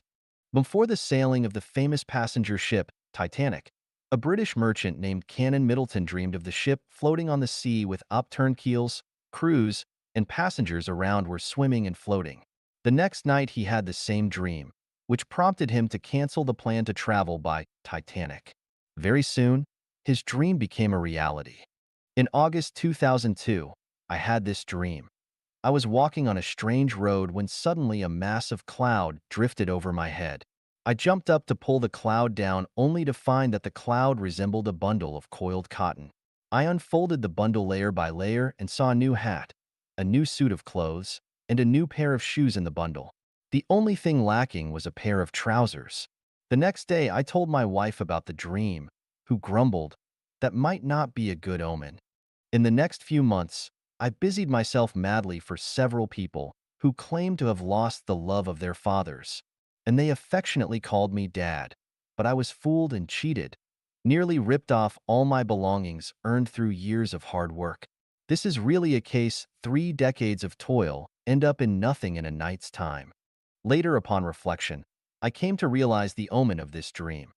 New hat, new clothes, and new shoes foretold that I would have no hat, clothes, and shoes to wear. In the dream, no trousers appeared, so I was left with a scanty amount of property to subsist on. There is another dream story that I can't remember which book it was recorded in or the specific names of the people involved. During a certain dynasty in China, there was a high-ranking official who dreamt that he was riding in the carriage of the chancellor, while the chancellor was pulling the carriage for him. However, they only went 8 steps. When he woke up, he analyzed the dream for several people and said that he would replace the prime minister's position and his term would be 8 years. Later, the fact proved that his dream was completely fulfilled according to his analysis. The above, for example, show that far from being illusory and untrue, dreams are rehearsals and revelations of future realities. There are a large number of dreams in this aspect that have been recorded in many books, both foreign and domestic, ancient and modern, especially in the Bible. In fact, as long as each person summarizes themselves, they will find that all their dreams are a demonstration of the future. Whether we can uncover the mystery of them depends on our analytical ability and spiritual perception. I found that the ancient Chinese book, Zhou Gong's Dream Interpretation, is a very valuable book, and the corresponding relationship between what is dreamed and what it signifies is almost always correct. Everyone can analyze their own dreams in comparison. Freud's famous book, The Interpretation of Dreams, has some value in psychoanalysis, but it is a mess in analyzing the essence of dreams. In the chapter, The Unconscious and Consciousness Reality, Freud said, "Can dreams predict the future? Of course not. Dreams provide us with experiences of the past. Many dreams clearly predict the future, but Freud does not admit it. Many dream experiences are unimaginable for anyone who dreams, but Freud insists that those dreams provide us with experiences of the past. The majority of people believe that dreams are fantasies and illusions emerging from their subconsciousness. But I would say that the visions of dreams are not scenes in the subconsciousness, but rather the revelation of another time and space. Our bodies are sleeping on the bed, but our spiritual beings have left our bodies and entered another time and space. Let's look at the following example. An American businessman named Wilmot once took the passenger ship called Limerick and left Liverpool, England for America. One night he dreamed that his wife, whom he had not seen for a long time, came aboard his ship in sleepwear. She walked directly toward him and kissed him. When she attempted to sleep with him, she spotted another man in the cabin. Thus she hesitated for a second and vanished. The next morning, a man named William Ted, who shared the cabin with him, said to him, "Last night I saw you with a woman." And he forced Wilmot to clarify whether he had secretly seduced any woman. Wilmot was greatly surprised. "Last night I dreamed that my wife came to see me. Have you also had this dream and seen the scenes of my dream?" What is even more amazing, when he returned to his home in New York, his wife told him that she once dreamed that she went aboard his ship and kissed him but left when she discovered another man in the cabin. Weird? Inconceivable? The above is a typical dream. In fact, none of our dreams are illusory. Instead, they all have a solid existence. A story is thus recorded in a book. Two girls shared a room with two separate beds. One night, one of the girls dimly saw a handsome man having sex with her roommate. The roommate was groaning with a great sense of comfort. Blushing shamefully, she quickly covered her head with the quilt. After a while, when she had completely sobered up, she lifted the quilt to steal another glance, but found that the man had left, and her roommate was sleeping like a log. The next morning, she impatiently said to her roommate, "What did you do last night? Be honest and tell me who that man was." Completely taken aback, her roommate thought to herself, "How did she know what happened in my dream last night?" So she put on a bold face. "What man? I have been sleeping on my bed all night. Stop talking nonsense." The girl rebuked. "I thought we were good friends for years. I saw clearly that you were sleeping with a handsome man last night. Why do you deny it?" Without a choice, her roommate told her that in her dream last night, she could not resist the temptation of a handsome man and had an affair with him. Things in dreams are more complex than things in the real world. Even if a person spends their entire lifetime studying dreams, they cannot fully explore them. I will only give a few examples to tell everyone that dreams are another time and space, another real world. So far, human understanding of dreams is only at the surface level. Only by believing in the greatest creator can we uncover many mysteries in the universe. Without the greatest creator, we humans are like a group of headless flies, blindly bumping into things. 38. 宗教与上帝. 38. Religion and the greatest creator. First, we must understand what religion is. Religion is a spiritual and psychological activity through which man gets to know, believe in, worship, and follow gods and Buddhas. Strictly speaking, only Christianity and Buddhism are true religions. Although Islam and Catholicism are also religions, their excessive administrative interference in secular affairs means that they cannot be considered pure religions. Although Hinduism predates Buddhism, it can only be seen as a source of Buddhism. Sikhism is a hybrid derivative of Indian Bhakti movement and Islamic Sufism, and its content can be found in Buddhist scriptures and the Quran, so it does not have an independent ideological system. Taoism in China mainly emphasizes the unity of man and nature, the interaction between man and nature, and does not have a set theory about gods, so it can only be seen as a kind of social activity of human beings, and not a spiritual and psychological activity of understanding, believing, worshiping, and following gods and Buddhas. Shintoism in Japan is a hybrid of Buddhism and Taoism and has no new content or system. Roman Catholicism, Protestantism, Eastern Orthodoxy, and other denominations are branches of Christianity without independent philosophical systems. The original religions were mainly worship of ghosts, ancestors, totems, and idols, without a complete understanding of gods.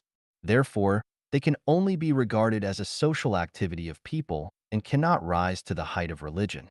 Ancient Egyptian religion, ancient Babylonian religion, worship of the Emperor of Heaven during the Yin and Zhou dynasties in China, Phoenician religion, Hittite religion, Vedic religion, ancient Iranian religion, and so on, were basically the evolution of primitive religions, mainly worshipping nature or natural forces without a perfect understanding of God. Therefore, They can only be regarded as a social activity and cannot become pure spiritual and psychological activities. Zoroastrianism, called the worship of fire in Chinese history, had its own independent understanding of God and was later absorbed by Christianity and Buddhism. Its essence can be found in the classics of Christianity and Buddhism. The essence of the two teachings, three levels theory of Manichaeism, called Mingjiao in China, can also be found in the classics of Christianity and Buddhism, but it cannot be regarded as an independent and perfect system. Brahmanism is essentially Vedic religion, a religion in ancient India whose gods were mainly personified natural phenomena. Its three paths and four lives theory was corrected and promoted by Shakyamuni. Hinduism has a long history and a vast content, but it lacks a clear idea and route, giving people a sense of confusion and being at a loss. Therefore, it cannot be called a religion. Jainism has a long history and an independent theoretical system. Its essence has been included in Buddhism, and its dross has been overturned by science. It cannot continue to survive as a religion. Strictly speaking, Judaism is not a religion of God, but a religion of the greatest creator. Its scriptures mainly include the Old Testament part of the Christian Bible. However, as a religion of the greatest creator, it is not perfect and cannot answer the minimum questions about the characteristics of the greatest creator, making people unconvinced. Although the Kirtan and the Bhakti movement pursue spiritual perception and love for God, it confuses the greatest creator and gods, and its leader does not recognize it as a religion, but as a scientific movement, which also confuses science and religion. Therefore, we can only regard it as a manifestation of ancient Indian philosophy in the current stage and cannot rise to the level of religion. Other small religious groups are blind spiritual and emotional pursuits of some people's emotional and spiritual emptiness, wanting to get rid of loneliness and seek group recognition or comfort, like a group of people gathering together to chat and relieve boredom, which cannot become a religion. In the future, only Christianity and Buddhism will remain as religions, and the rest will gradually decline with the development of science and human progress.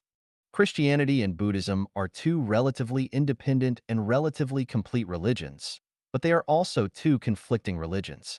However, as a social phenomenon, religion will inevitably disappear over time, and all religions, beliefs, schools of thought will be unified into one uniform belief system. How can all religions be unified into one uniform belief system? Let's take a look at the religions that have appeared in history. At the beginning of each religion, all its followers were firmly convinced that their religion was the only true religion that would exist forever and that other religions were all evil cults and heresies. However, with the development of time, the progress of mankind, and especially the flourishing of science, those religions have all faded out from the stage of history. Then, can Christianity and Buddhism exist forever? We have to ask the greatest creator to answer this question. Can the greatest creator create two mutually contradicting religions? If this question is not easy to answer, we might as well ask directly, was religion created by the greatest creator? If the answer is yes, then the disappearance of religions and the mutual contradictions between different religions can only prove the disorganized thinking of the greatest creator. However, the greatest creator we recognize is not like that. If the answer is no, this shows that Christianity and Buddhism are not the religion of the greatest creator. Since religion is not created by the greatest creator, we can say it was created by humans, or by gods, or by Buddha. Regardless of whether it was created by humans, gods, or Buddha, if it contradicts itself, cannot answer all the questions raised by humans, and cannot explain all phenomena related to the universe, nature, and life, then this religion will be unable to continue guiding humanity. Therefore, no matter how much the followers of the religion cannot accept reality emotionally, the inevitable outcome of this religion is decline. Religion was progressive and drove the development of human history when it first appeared. But if we hold on to certain dogmas and use doctrines from 2,000 years ago to guide people's current activities, it will hinder the development of our spirituality. It is like dynasties in human history. When they were first established, they greatly promoted the development of social productivity and promoted social progress. However, as time went on, what was once progressive became outdated and became a shackle that hindered social development. As Marx analyzed, when a superstructure does not adapt to its economic foundation and production relations do not suit the development of productive forces, this superstructure and production relations will inevitably be eliminated and replaced by more advanced ones. The reason why science can always prevail is that it is constantly evolving.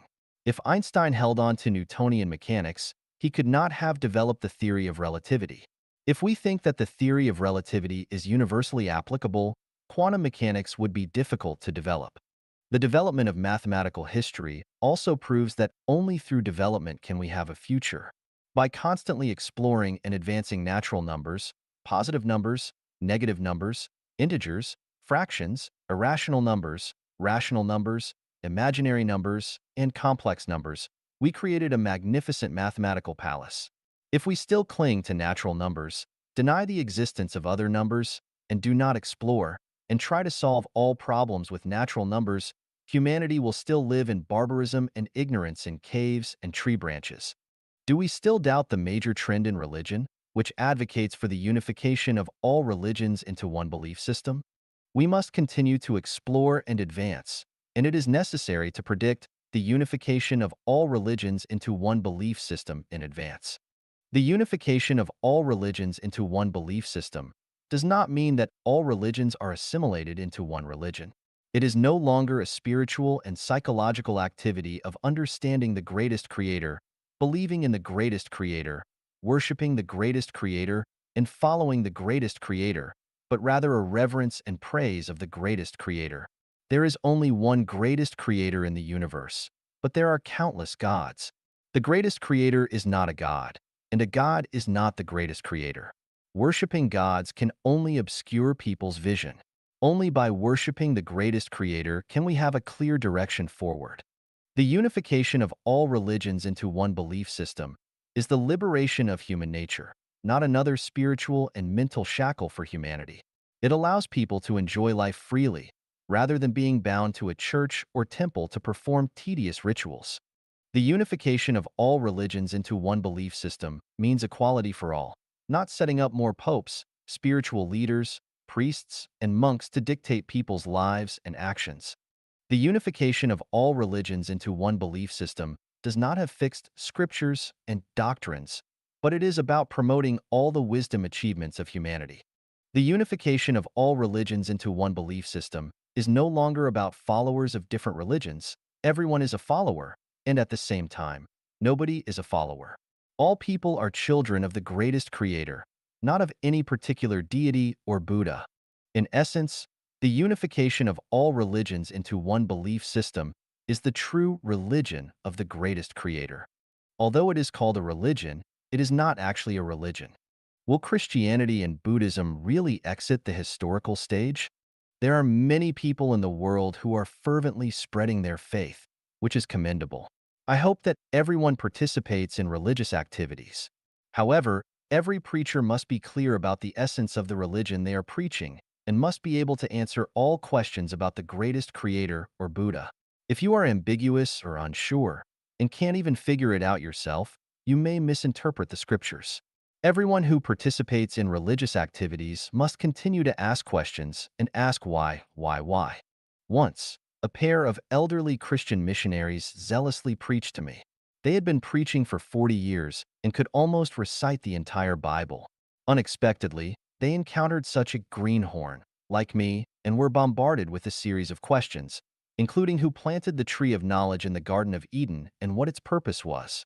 I made the situation extremely awkward, and I had hoped to gain a lot of knowledge about the Bible from them, but instead, I hurt the feelings of the two elderly people, and I still feel guilty about it today. From my personal perspective, the most successful propagators of the Bible on earth today are the Jehovah's Witnesses. They are a group of wise, kind, and sincere people. If everyone in the world became a Jehovah's Witness, it would be the embryonic form of heaven on earth. Their publications, The Watchtower and Awake, are collections of all-encompassing wisdom. But there are no perfect people, organizations, or religions in the world.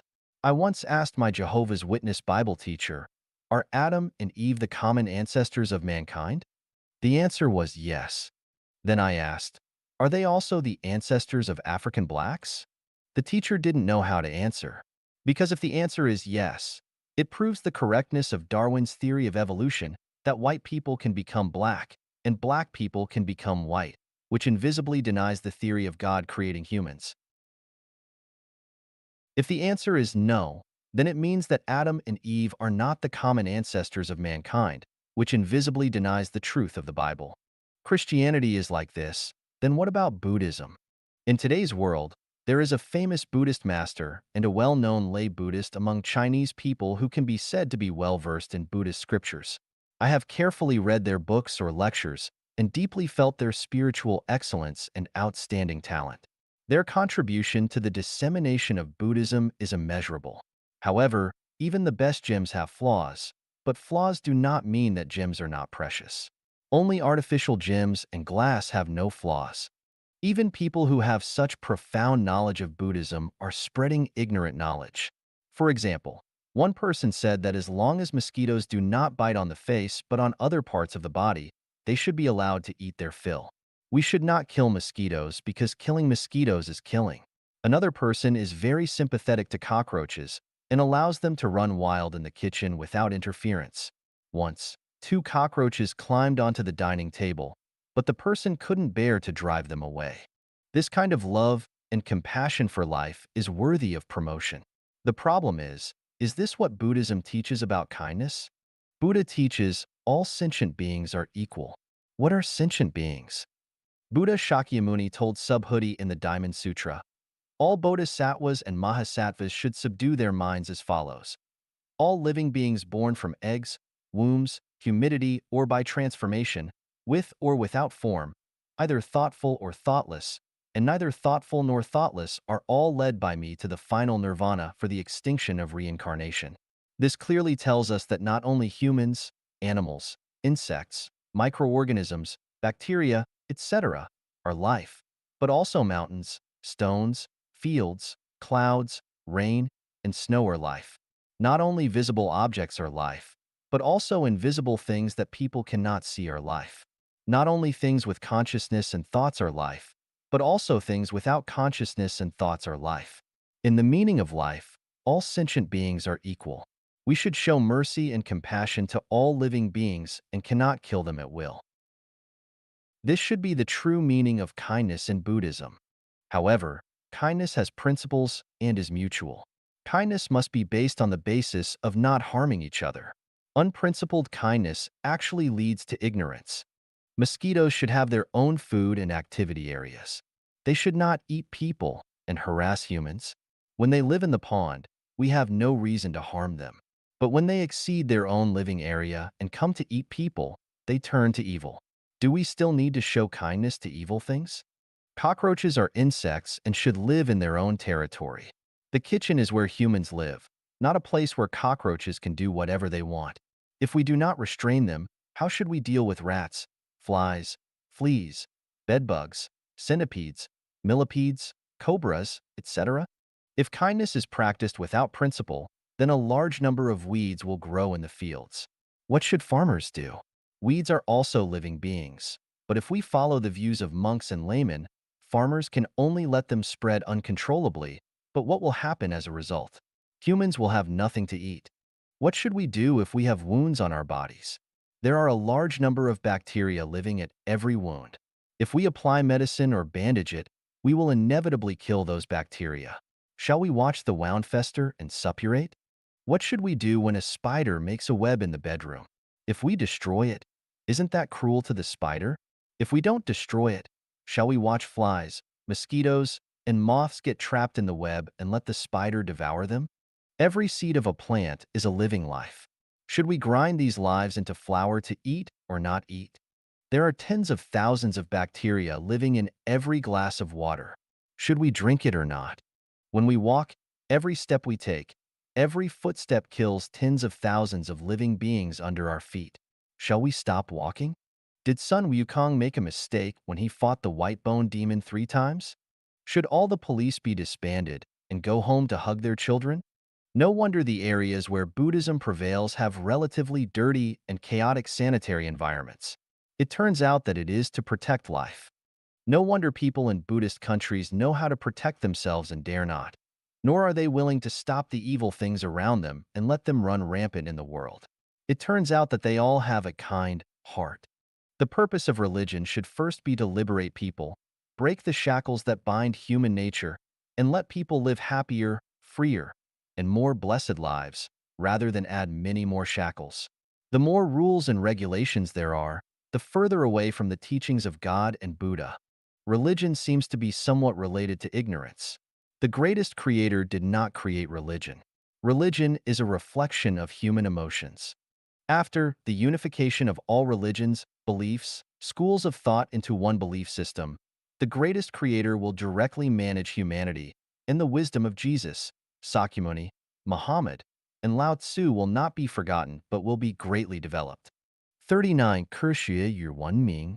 39. Science and civilization. Religion walks with ignorance, and science and civilization go hand in hand. Science is an activity and knowledge that recognizes, explores, and explains the laws of operation of nature, human society, and the field of thought.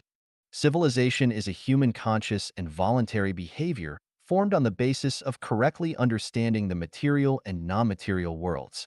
Without the development and progress of science, civilization is just wishful thinking. The true sign of civilization is that there is no conflict between people and society, people and nature, without laws and regulations, without supervision mechanisms, and they can maintain harmony.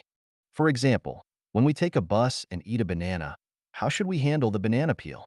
The uncivilized way is to throw the banana peel out of the window, only keeping the cleanliness under our feet, without considering the impact of the banana peel thrown out of the window on others.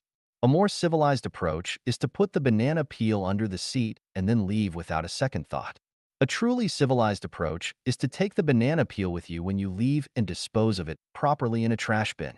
For example, setting up an unmanned newspaper stand by a busy road, with each newspaper costing $1 and a money box placed next to it for customers to make their own change. In this situation, civilized people will willingly and conscientiously put their money into the box, take their change, and pick up a newspaper from the top of the stack. Less civilized people will put their money in the box, but will carefully choose their change and take a newspaper from the middle of the stack to maintain the neatness of the display. Uncivilized people, on the other hand, will take advantage of the lack of surveillance and help themselves to a newspaper without paying, or even take two, thinking to themselves, I might as well take it if it's there. They don't consider the consequences of their actions, nor do they think about the loss incurred by the owner of the newspaper stand. Those who not only take the newspaper but also steal from the money box have committed a crime, which goes beyond the realm of civility and incivility. Some may argue that civilization has little to do with science. In remote and simple villages, no one pockets anything found on the ground, and doors are not bolted at night, and there is very little litter on the streets.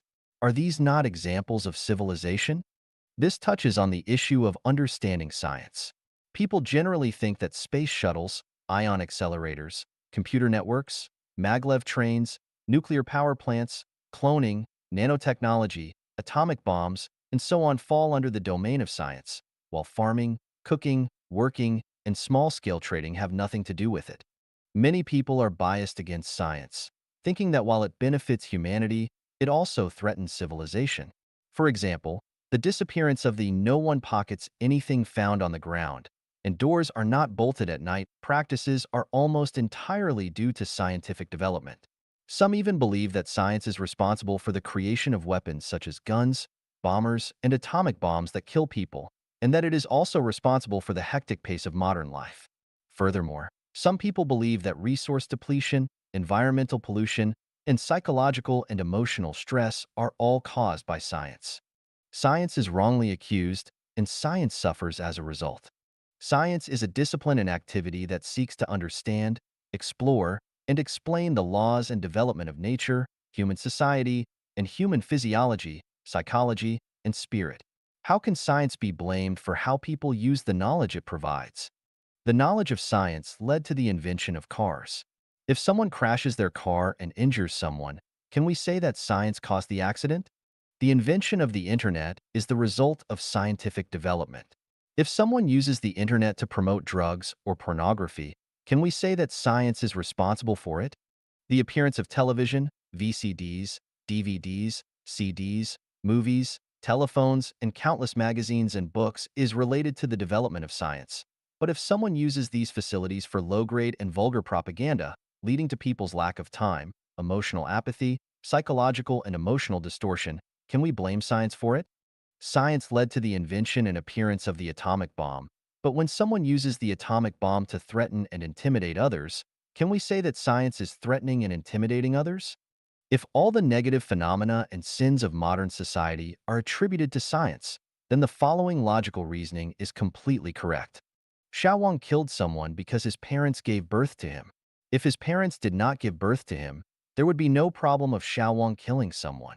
Therefore, the responsibility should not be on Xiao Wang, but on his parents. Xiao Wang's parents were born from their parents, so Xiao Wang's guilt should be borne by his grandparents. Following this logic, Xiao Wang's guilt should be borne by the ancestors of mankind. But where did the ancestors of mankind come from? The responsibility should lie with the earth. Without the earth, where would the ancestors of mankind come from? However, the matter is not yet settled. Without the solar system, there would be no earth, and without the galaxy, there would be no solar system. In the end, the responsibility would be traced back to the greatest creator, who created the universe. The result of logical reasoning is that the greatest creator should bear the responsibility for Xiao Wang's murder. This kind of logical reasoning is absurd. If this kind of reasoning is not absurd, then there is only one solution: to destroy humanity and the universe. Is there anyone else who wants to push the blame onto science? There is a fallacy that says, science is a double-edged sword. This is undoubtedly like saying, the sun is a double-edged ball, an orange is a double-edged fruit, an airplane is a double-edged tool, and a television is a double-edged machine. Everything is double-edged, and everywhere is double-edged. The result is that even one's own parents are double-edged people. If we compare science to a knife, whether people use this knife to cut vegetables, mow the lawn, slaughter pigs, or kill people, depends entirely on the user and has nothing to do with the knife. When it comes to science, we cannot avoid talking about scientists. Nowadays, there are more and more scientists, and it is inevitable for the development of society. This is a good thing, but the problem is, who should be called a scientist? Who are scientists? Scientists are people who discover a general and effective law in a certain time and space limit in the fields of nature, society, thinking, etc., and can clearly describe or explain this law in a certain language. Newton discovered gravity, he was a scientist. Einstein discovered the theory of relativity, he was a scientist. Madame Curie discovered radioactive elements, she was a scientist. Planck discovered the quantum principle, he was a scientist. Laplace discovered the uncertainty principle, so he was also a scientist, and so on. People who work in a scientific laboratory or work with scientists can only be called scientific workers, not scientists. People who can explain a phenomenon cannot be considered scientists. Otherwise, I would also be a scientist. People who work in a scientific academy cannot be called scientists. People who can make inventions based on other people's theories are only called inventors, engineers, technicians, and cannot be classified as scientists. Edison was not a scientist. People who can explain other people's theories in detail are not scientists. Many university professors can explain relativity and quantum mechanics to students, but they are teachers or professors, not scientists.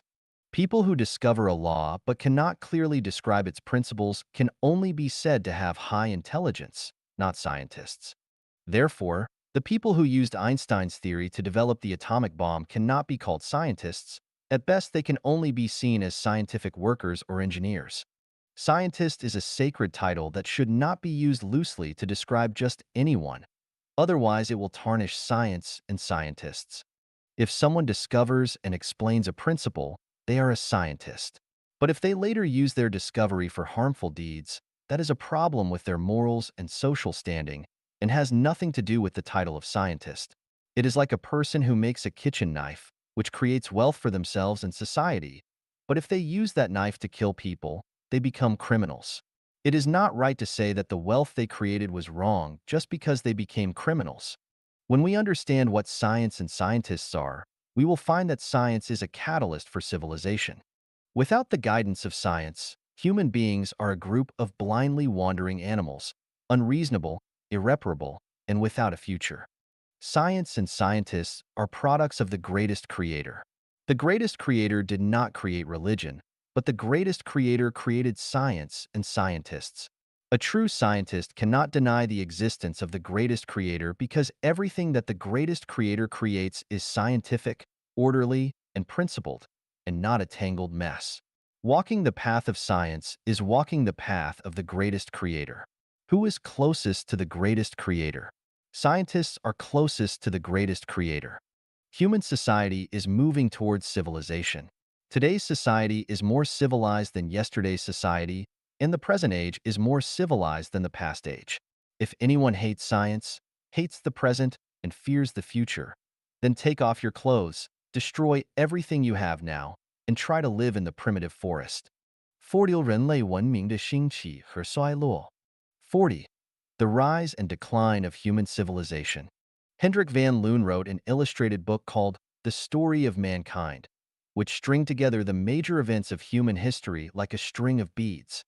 On the basis of his field visits and research in Egypt, Iraq, Iran, Pakistan, India, and other places, Yu Choyu wrote a book called A Sigh of a Thousand Years. These two works are very helpful for us to understand the rise and decline of human civilization. When we examine the ancient Egyptian civilization, Maya civilization, Persian civilization, Greek civilization, Athenian civilization, Roman Empire, Islamic civilization, medieval European civilization, and the rise of Britain, we find that civilization is the crystallization of human wisdom. The rise of civilization depends on the progress of science and technology. Without the progress of science and technology, there would be no emergence and development of human civilization. Monkeys and gorillas have a longer history than humans, but they are forever in a primitive stage because there is no development and progress of science and technology. So, how did the rising civilization decline? Civilization needs an eternal spirit and pursuit as guidance. A civilization without an eternal belief is a frightening one that can be destroyed at any time. When the productivity of a nation or country is relatively highly developed, this nation or country will despise everything, feel inflated, look around, feel that it is the greatest creator, and can do whatever it wants, feeling that it is the only one who can save the world. The result of self-inflation is that they want to impose their will on others, and the result is that they not only destroy the civilization of others, but also eventually decline themselves. The reason why the Israeli nation was able to survive numerous difficulties is that they were supported by the Bible. The reason why Indian civilization has been fluctuating is that it is supported by Buddhism, Brahma, and the Emperor of Heaven. The reason why Chinese civilization has been able to persist until today, with neither excessive strength nor weakness, is mainly due to the concept of correspondence between nature and humanity, unity of heaven and humanity.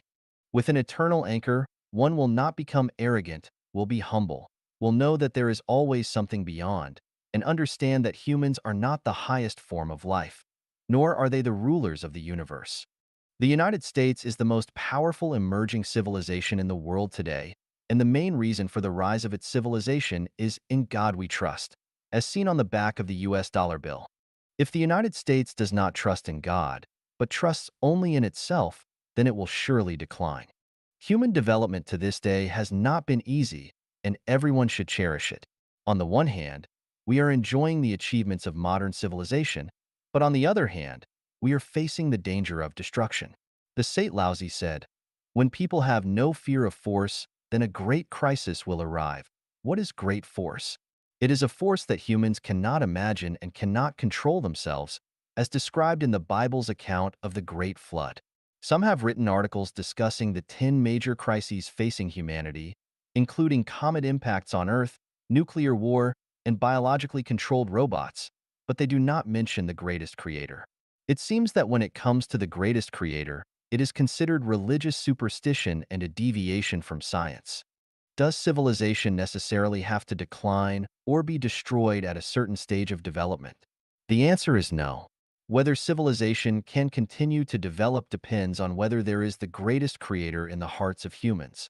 If there is, civilization will continue indefinitely. If not, civilization can be destroyed at any time.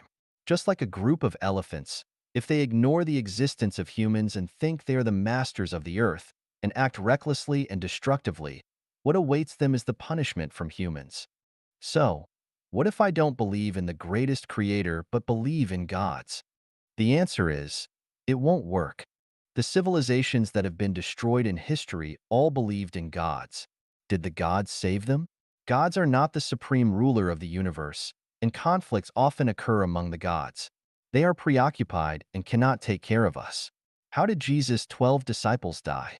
Just like in the Mao Zedong era, if we don't raise the banner of Mao Zedong thought, but instead raise the banner of Liu Shaoqi, Zhou Enlai, or some minister or governor, not only will we not be able to save ourselves, but we will also bring down the banner we raised. Does believing in Buddha work? As the saying goes, when the mud statue crosses the river, it is difficult to save itself. Buddha is just a much higher life form living in the Elysium world. They have once arbitrarily come to the earth, and the greatest creator has forgiven their past wrongdoings and given them a way out. But can they take care of us? In the history of Buddhism, there are countless examples of temples being destroyed and monks being expelled. Even the sixth patriarch of Buddhism couldn't save himself and had to hide among hunters for 15 years. Buddha cannot protect the patriarch. Can they save us? Furthermore, the purpose of believing in Buddha is to only seek rebirth in the Elysium world and not to enjoy life on earth. If you want to enjoy the pleasures of life on earth and also want to go to the Elysium world after death, you are dreaming and do not understand Buddha at all. Since 2013, if we prioritize serving the greatest creator, humanity will enter a more glorious era. If we ignore the existence of the greatest creator, great crisis may come. We need to think deeply about where we are heading. Xiaojie. Summary. Initially, I intended to use 50 phenomena to prove the existence of the greatest creator. However, upon reflection, I realized that 40 phenomena are already sufficient to demonstrate the existence of the greatest creator. From the movement of celestial bodies to the allocation of resources on Earth, from the human brain to animal instincts, from the operation of life to the pinnacle of beauty, from supernatural phenomena to dream analysis, and from the meaning of life and death to the rise and decline of civilization, all reflect the wisdom of the greatest creator. The greatest creator, and only the greatest creator, is the guiding light for humanity. 证明上帝存在的八个逻辑推理. The 8 logical inferences that prove the existence of the greatest creator. Xiefeng. Translation edited by Cong Long and Ailian. Everything has a source, and the source is the greatest creator. 万物有源，源头为上帝. The Amazon River that runs across South America, the mighty Nile River, the surging Yangtze River, and the roaring Mississippi River all have their headstreams. The Benguela Cold Current, Peru Cold Current, Mozambique Warm Current, and Guyana Warm Current all have their sources. The Rio de Janeiro London Airline, Los Angeles Paris Airline, Honolulu Manila Airline, and Paris Colombo Airline all have their starting points. All the tools we commonly use, from pencils, needles, shovels, spoons, and pliers to cars, computers, printers, cameras, and machine tools, as well as all the objects we use, from musical instruments, chess, painting and calligraphy, books, watches and clocks, to tables, chairs and wooden stool, shoes, socks, hats, teacups, thermoses, desk lamps, phones, refrigerators, and televisions. Everything created by humanity has its origin and did not appear out of nowhere. The cats, dogs, sheep, and pigs we keep in our homes all have a source, and even the plants we cultivate in our gardens, such as peonies, peaches, pears, and apricots, did not appear out of thin air. Their original origins can be traced.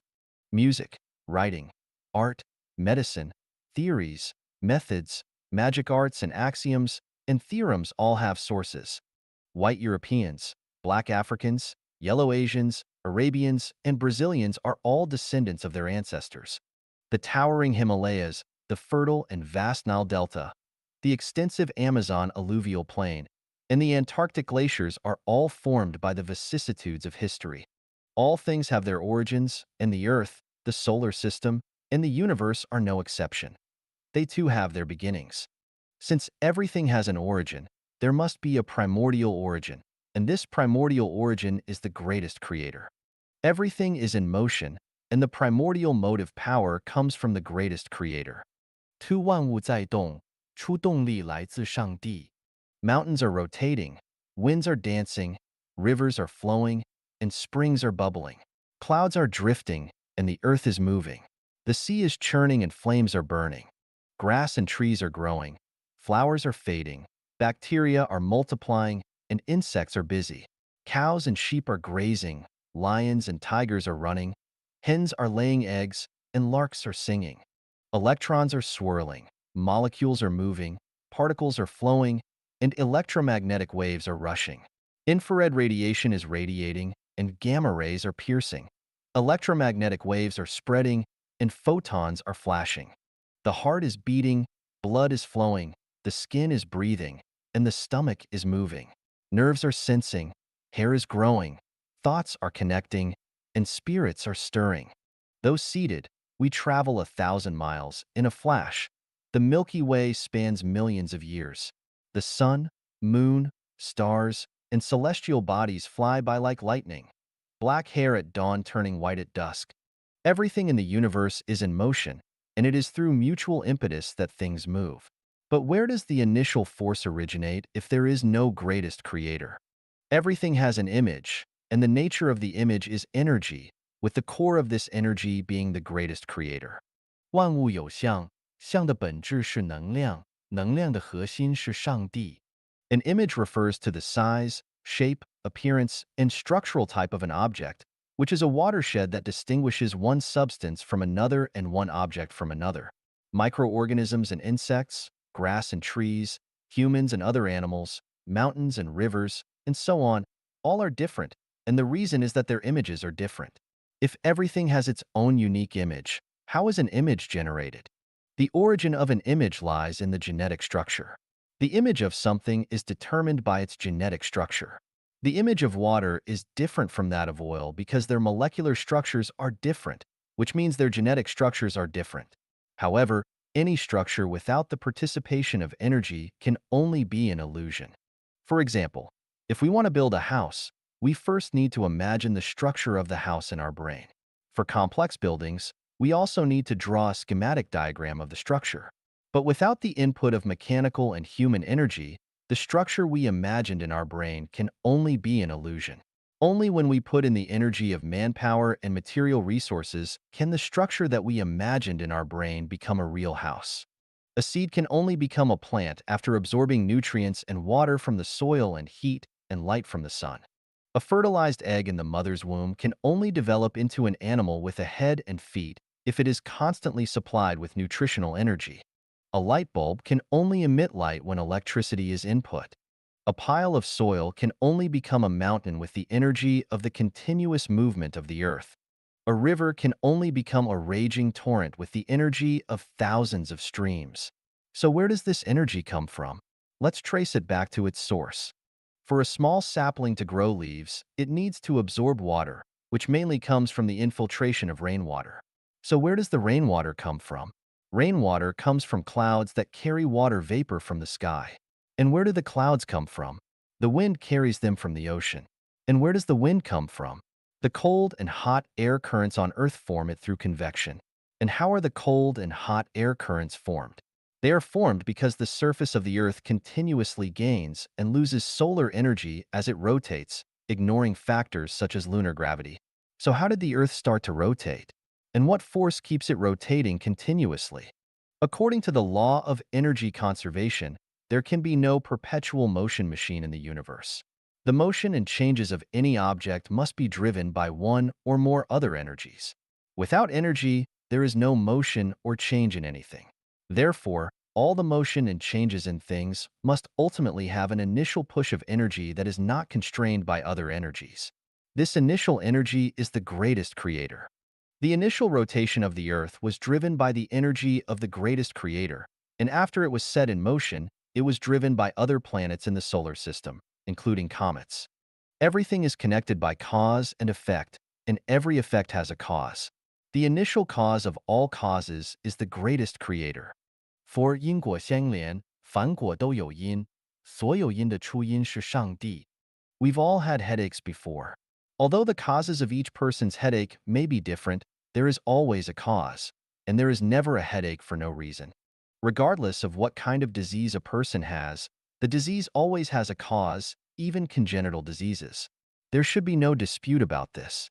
Similarly, typhoons, tornadoes, earthquakes, volcanic eruptions, sandstorms, SARS viruses, etc., all have their reasons for occurring. The Second World War, the Crusades, the Middle East wars, etc., all have reasons and will not occur for no reason.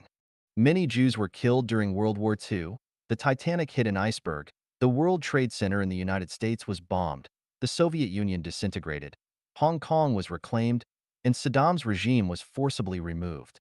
All of these events had their reasons. Does the Earth not orbit the Sun and the Moon not orbit the Earth for a reason? Do plane crashes, train collisions, collapsed buildings, and floods not have a reason? Do being condemned by thousands, losing one's family and possessions, being imprisoned, and dying from unfortunate events not have a reason? Do having sores on the head and pus flowing from the feet, being deaf and blind, and losing limbs not have a reason? Do tigers hunting deer, birds catching insects, pigs being slaughtered, and people encountering unexpected misfortunes not have a reason? Did the ancient civilizations of the Maya, Greece, Egypt, Rome, Syria, Persia, and Babylon disappear without a reason? Did the rise of the new American civilization not have a reason? In the inevitable article of Chanyuan Corpus, I listed the following phenomena: the rise of wind and waves, the ebb and flow, the rising of clouds and falling of rain, snow and mist, thunder and lightning, tsunamis, typhoons, volcanic eruptions, earthquakes, floods, sandstorms, the disappearance of birds, sunrise and sunset, rainbows, eclipses, the changing of the seasons, the migration of birds, the hibernation of frogs and snakes, the morning song of the skylark, the crowing of the rooster, the proliferation of insects, the multiplication of bacteria, birth in the spring, and growth in the summer, harvesting in autumn and storage in winter, the entanglement of vines, the fragrance of the cinnamon tree, the blooming and falling of flowers, the sunflowers facing the sun, the drifting of continents, the splitting of the earth's crust, the melting of snow-covered mountains, the disappearance of small islands, changes in the course of rivers, landslides in mountains, the increasing height of peaks, the weathering of rocks, the crisscrossing of gullies, the shifting of sand dunes, springs emerging from rocks, waterfalls hanging from cliffs, and the transportation of sand by rivers, the appearance of deltas, and so on, all have a reason. Whether in the sky or on Earth, all phenomena or results have a reason, and we cannot find a phenomenon or result without any reason. If the reason for the appearance of life on Earth is due to the existence of the Earth and the solar system, and the reason for the creation of the solar system is because of the existence of the Milky Way, then what is the reason for the birth of the Milky Way? If we continue to trace it back, we will know that at the beginning of the universe, there must have been a first cause, and that cause, the dynamic force, is the greatest creator. Everything has a purpose for its existence, and the ultimate purpose is the greatest creator. 5. 万物存在都有目的，终极的目的是上帝。The purpose of microorganisms is to enrich soil and decompose organic matter. The purpose of soil is to nourish plants. The purpose of plants is to provide food for insects and animals. And the overall purpose of plants and animals is to serve humans. So, what is the purpose of humans? Any object created by humans has a purpose. The purpose of a car is transportation. The purpose of a phone is communication. The purpose of clothing is warmth. And the purpose of a house is shelter. The purpose of the countless objects created by humans is only one: to serve humans. So, what is the purpose of humans? The purpose of the entire galaxy is to serve a few special star systems, one of which is the solar system. The purpose of the solar system is only one: to serve Earth. The purpose of Earth is also only one: to serve humans. So, who do humans serve? The existence of the sun, moon, ocean, air, land, ozone layer, and so on, is all for the benefit of humans. Even the existence of flies, mosquitoes, and rats ultimately serves humans. Viruses that cause disease also exist to maintain the balance of humans. So, what is the purpose of human existence? Everything in the material world exists to serve humans. So are we humans simply the supreme enjoyers? Does our existence have no purpose? We humans raise cows, horses, pigs, sheep, chickens, and ducks. But for what purpose? Do we not have any purpose when we cultivate crops? Do we not have any purpose when we create airplanes, atomic bombs, and spaceships? All human activities have a clear purpose, and everything in the universe has a purpose for its existence. Are humans the only creatures without a purpose? Humans do have a purpose for their existence, and that is to serve the greatest creator. Why do we humans not realize that our existence is to serve the greatest creator? It is like the bees we keep do not realize they are serving us unless they have human-like thinking. Unless we have the same thinking as the greatest creator, we do not know the purpose of our human existence. In human history, only Jesus and Buddha knew the greatest creator, while Muhammad and Laozi had some understanding of the greatest creator. I clearly tell everyone that the purpose of human existence is to serve the greatest creator. The ultimate purpose of all existence in the universe is for the greatest creator. Knowing the ultimate purpose of human existence, we have a goal to live for, to serve the greatest creator. Existing for the greatest creator, we have a bright future. Turning away from the greatest creator, our future will be dark. Life is graded, and the highest grade is the greatest creator. 生命有等级，最高级就是上帝。The universe exists in order, and the essence of order is hierarchy. Take stones as an example. The grade of a diamond is relatively high, while the grade of a stone that can be broken by hand is relatively low. The grade of ruby and sapphire is higher than that of cat's eye stone, and the grade of cat's eye stone is higher than that of yellow sapphire and spinel. The grades of yellow sapphires and spinels are higher than that of aquamarines and zircons, and they gradually decrease to emeralds, green gems, tourmalines, crystals, garnets, olivines, jades, wood fossils, nephrite, opal, moonstones, sunstones, turquoise, Suyan jade, malachite, coral, pumice stone, granite, and bluestone, all the way down to ordinary pebbles. Taking humans as an example, according to the percentage of spirituality in human nature, there are 18 grades of human beings. People who live frivolously and live in the moment are the 15th grade. Those who are selfish, self-interested, and do not uphold public ethics are the 16th grade. Those who live in confusion are the 17th grade. Those who confuse good and evil are the 18th grade. People who live frivolously and live in the moment are the 15th grade. Those who are selfish, self-interested, and do not uphold public ethics are the 16th grade. Those who live in confusion are the 17th grade. Those who confuse good and evil are the 18th grade. Taking life as an example, from low to high, they are life in molten lava and flames, life in ice and snow, life in eternal darkness, life in mountains and rocks, life in soil, life in water, life in air, plants, insects, land animals, aerial animals, livestock and poultry, dogs, human beings, people in the thousand-year world, celestial beings in the 10,000-year world, Buddhas in the Elysium world, gods in the heaven world, and the greatest creator in the zero world. Life has grades, and wherever there are grades, there must be the highest grade. The highest grade of life is the greatest creator. Everything is in order, and the greatest creator is the maker of order. 7. 万物有序，秩序的制定者是上帝。Human society is organized with orders. A country can only have one president. This is an order. If there were two presidents, the country would surely split into two. When 10 companies merge into one, there will be one CEO, not 10. Subordinates obey superiors, employees obey bosses, police restrain criminals, and businesses must have a license, etc. All these are orders. Although the Constitution and laws are made by humans, it cannot be said that orders are made by humans. The order created by humans must conform to human nature and the basic norms of society.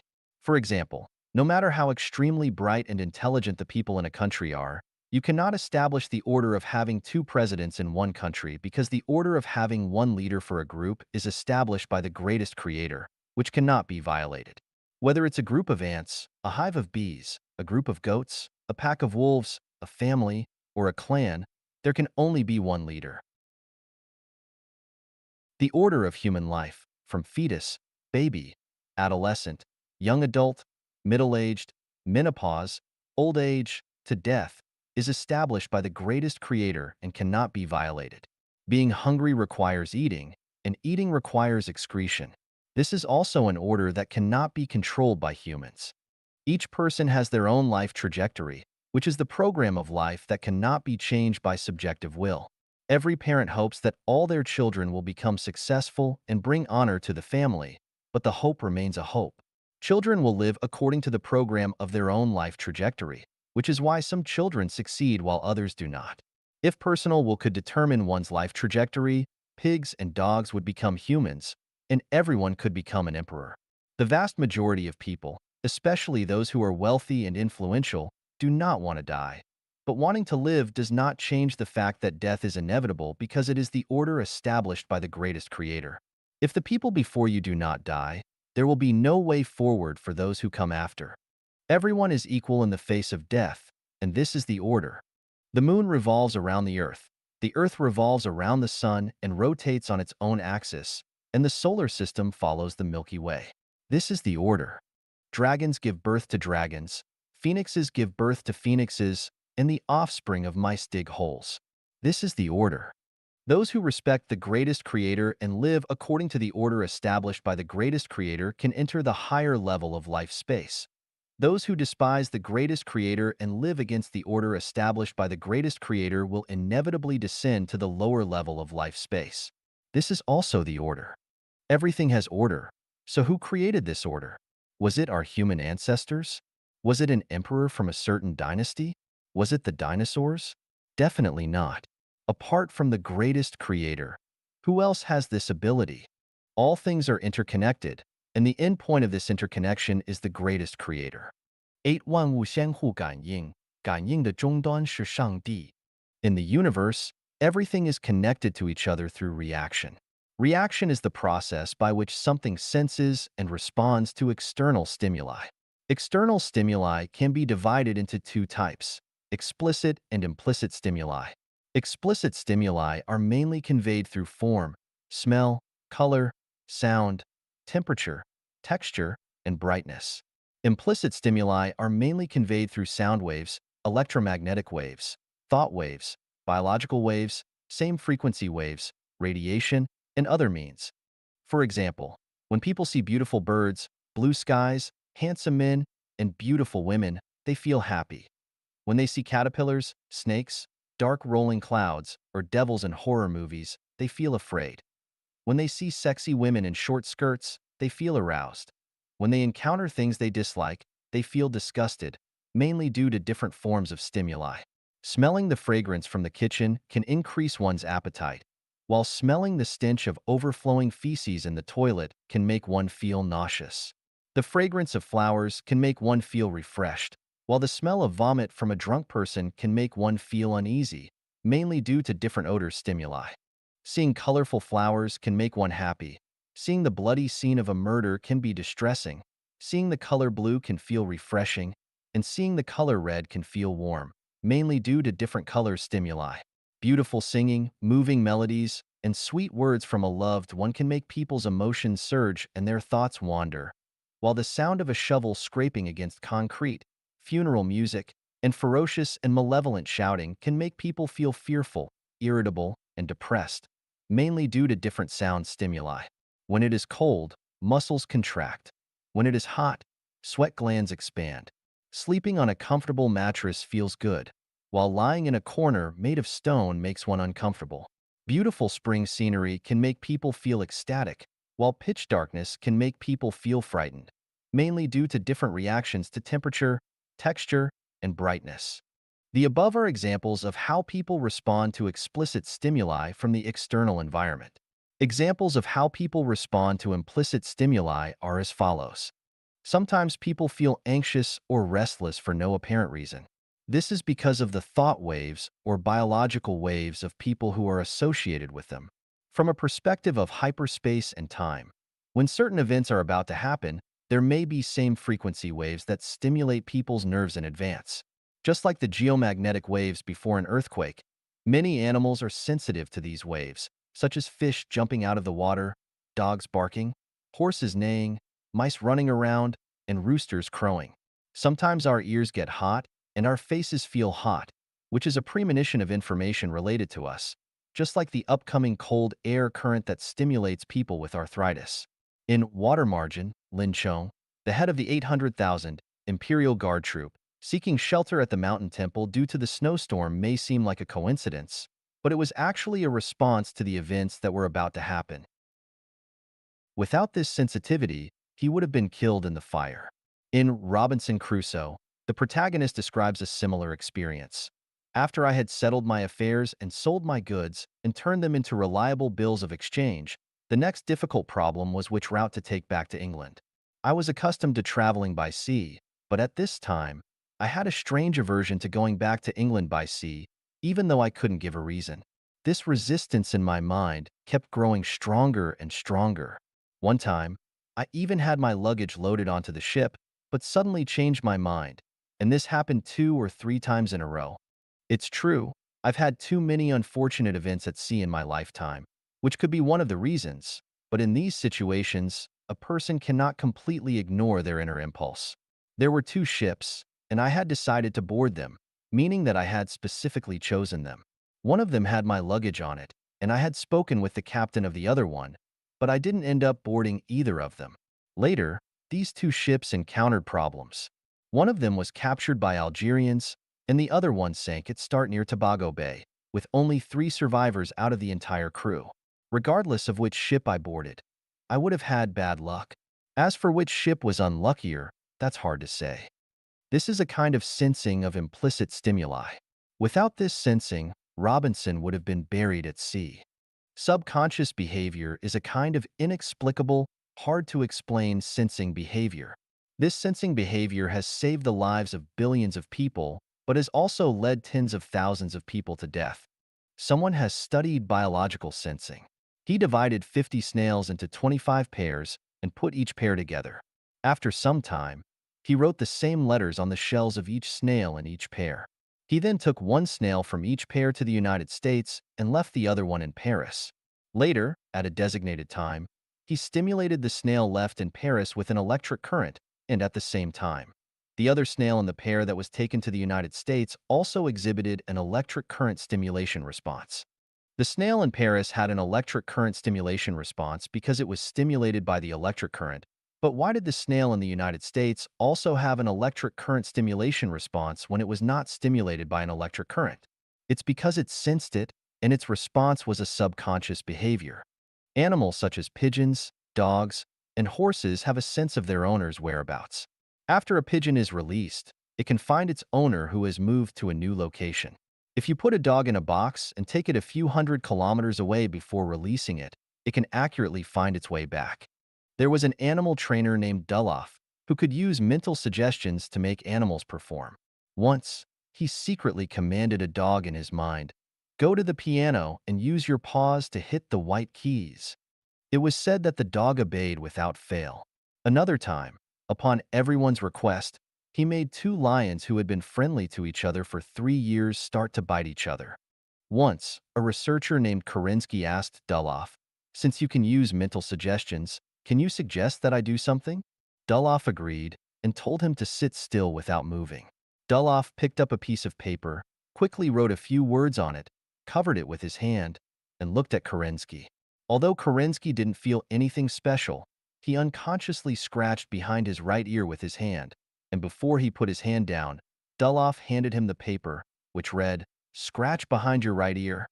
From the examples above, we can see that Kerensky involuntarily scratched behind his right ear without feeling anything special, which seems to be Kaczynski's personal behavior, but in fact, he faithfully carried out Durlov's instructions. The world-renowned psychic master Wolf Mason once had dinner with the famous founder of psychology, Sigmund Freud, at Einstein's residence in Vienna. During the dinner, Freud secretly conducted an experiment without saying a word. He merely gave Mason a telepathic command, instructing him to go to the bathroom and take a pair of tweezers from the mirror frame, and then pluck 3 beard hairs from Einstein's chin. After giving the silent command, Freud continued to eat and drink on his own, and the guests continued to chat and laugh as usual. Mason seemed to be completely unaware, but when the coffee arrived, Mason immediately stood up, went to the bathroom, took a pair of tweezers, walked to Einstein's side, bent down, gently lifted Einstein's chin, carefully plucked 3 hairs and placed them in front of Freud. Examples like this are numerous. All living beings in the vast world subconsciously execute commands. Our next action, the next sentence, may seem like individual behavior, but it is actually a response to explicit and implicit stimuli from the outside world. So, who are we taking orders from? According to the level of life, lower level life senses the commands of higher level life, and lower energy life senses the commands of higher energy life. This means that plants receive commands from animals, humans, celestial beings, Buddhas, and gods. Animals receive commands from humans, celestial beings, Buddhas, and gods. Humans receive commands from celestial beings, Buddhas, and gods. Celestial beings receive commands from Buddhas and gods. Buddhas receive commands from gods. Who do gods take orders from? Gods take orders from the greatest creator. The ultimate stimuli is the greatest creator. From the 40 pieces of evidence and 8 logical inferences above, we can no longer doubt the existence of the greatest creator. Since the greatest creator exists, what are the features of the greatest creator? 三、上帝的八大特征。8 features of the greatest creator. Xiefeng. Translation edited by Tsong Long and Ailian. The greatest creator is unique and exclusive. 1. 上帝是唯一的。The unity of opposites is a powerful tool for understanding the universe. All things in the world exist relatively, and losing one side also means losing the condition for the existence of the other. Yin and yang, positive and negative, interior and exterior, man and woman, male and female, masculine and feminine, rigidity and softness, glory and humiliation, clockwise and counterclockwise, with and without, tangible and intangible, birth and death, light and darkness, movement and stillness, strength and weakness, high and low, noble and humble, rich and poor, fortune and misfortune, merit and fault, gain and loss, advance and retreat, positive and negative, big and small, up and down, more and less, front and rear, left and right, truth and falsehood, good and evil, beauty and ugliness, fragrance and odor, immortal and mortal, Buddha and demon, God and ghost, material and spirit, heaven and hell, fairyland and the mortal world, and so on. They all rely on each other, coexist and prosper together. Even a piece of thin paper has a front and a back. If there is no front, there will be no back. If there is no back, there will be no front. However, the unity of opposites view cannot explain all phenomena, and there are exceptions to the law. In universality, there are peculiarities, and in commonality, there are individualities. There is also a neutral gender in addition to male and female. The golden mean, which is unbiased and impartial, is to seek the middle point between two extremes. The turning point for quantitative change or qualitative change is not unity of opposites but uniqueness. Wuji generates Taiji. Taiji generates the bipolarity. Wuji refers to the state when there was no substance in the universe and only energy existed. The intangible and invisible energy, when moving irregularly, formed an energy cluster or Taiji. To understand how Taiji is formed, you can try drinking all the milk in a flat-bottomed glass and leave the glass uncleaned for 12 hours. Then observe the shape and structure of the glass bottom. The first unconscious movement of Taiji has triggered the orderly movement of the entire energy, and with it, the time and space in the human sense appeared. This is how the bipolarity is generated, which is actually the phenomenon of material and non-material, tangible and intangible, following the principle of unity of opposites. The formation of the bipolarity can be understood as follows. The greater the energy, the less visible it is. The smaller the energy, the more visible it is. This is the key to the birth and formation of the universe. Lao Tzu's understanding of the great form has no contour refers to the energy cluster before the birth of the bipolarity, which is the Taiji. Mao Zedong thought is a kind of energy cluster that influences many people's lives and affects many people's words and deeds. But who can explain clearly what color and shape it is? I am discussing Taiji here with the purpose of understanding it. Taiji originates from Wuji and is born from the chaotic movement and collision of formless and shapeless energy. You can observe the disorderly movement of the molecules via a microscope. The original energy movement is just like the molecular movement. After the formation of Taiji energy cluster, orderly movement begins in the energy world. Invisible matter appears in areas with less energy, while invisible non-material gradually forms in areas with more energy. Just like a person, the physical body corresponds to areas with less energy, and the mind and soul correspond to areas with more energy. Thus, Taiji gave birth to bipolarity, which is tangible matter and intangible non-material. And from this emerged positive and negative, yin and yang, light and darkness, truth and falsehood, good and evil, and so on. And the universe and all phenomena came into being from Taiji and bipolarity. In the Bible, the Heavenly Father, and in the Quran, Allah is undoubtedly the creator of the universe, which is what the Chinese Taoist understanding of Taiji refers to, though under different names, they are essentially the same. This means that Taiji is the greatest creator, and the greatest creator is Taiji.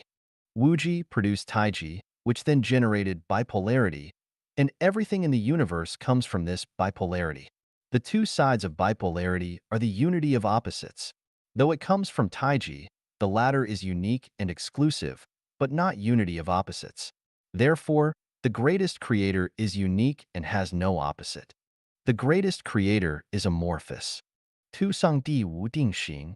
God is Taiji, a conscious energy cluster that can take on any form since energy is formless. When energy enters the human body, it becomes a person. When energy enters flowers and plants, it becomes branches, leaves, and flowers. When energy enters a river, it becomes liquid. When energy enters a rock, it becomes solid. When energy enters the atmosphere, it becomes gas. According to Einstein's equation, E equals mc squared, the formula for the formation of matter is m equals E slash c superscript 2, where c is the speed of light, a constant, and E is energy, a variable. This means that energy is the only factor that forms matter.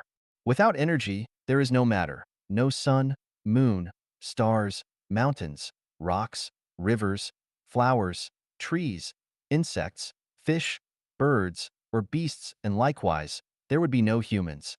When matter disappears, it is transformed back into energy because the total energy of the universe is a constant that does not increase or decrease.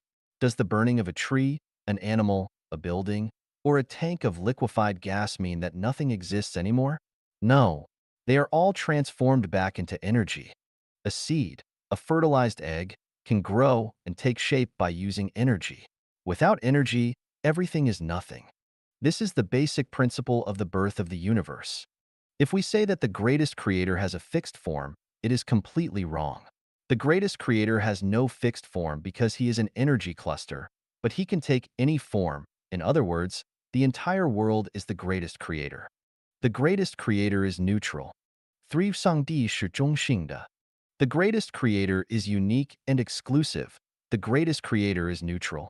Humans are divided into man and woman. Animals are divided into male and female, and plants are divided into stamen and pistil. Then what about the greatest creator? We absolutely cannot say that the greatest creator is man or woman, or male and female, or stamen and pistil.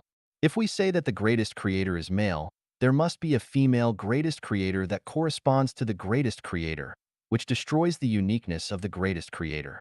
Using the two poles of the unity of the opposition cannot help us understand the greatest creator.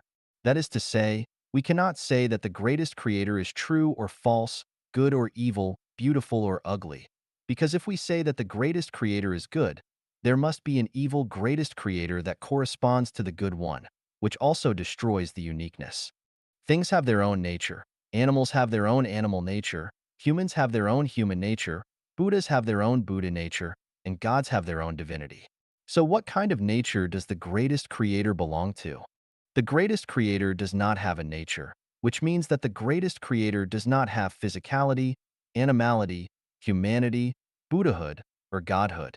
Defining the greatest creator in any life realm is incorrect. Saying that someone has animality is certainly demeaning them. Saying that a Buddha has humanity is certainly demeaning the Buddha. Saying that a god has Buddhahood is certainly demeaning the god. Saying that the greatest creator has physicality, animality, humanity, Buddhahood, or godhood is definitely demeaning the greatest creator. Therefore, the greatest creator does not have a nature.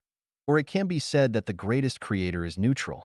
Here, I have to talk about the Hare Krishna movement, here because it is related to the greatest creator. Krishna and Krishna consciousness come from the ancient wisdom scriptures of India and have been inherited by some spiritual masters. The most outstanding leader of the Hare Krishna movement is Saint Prabhupada.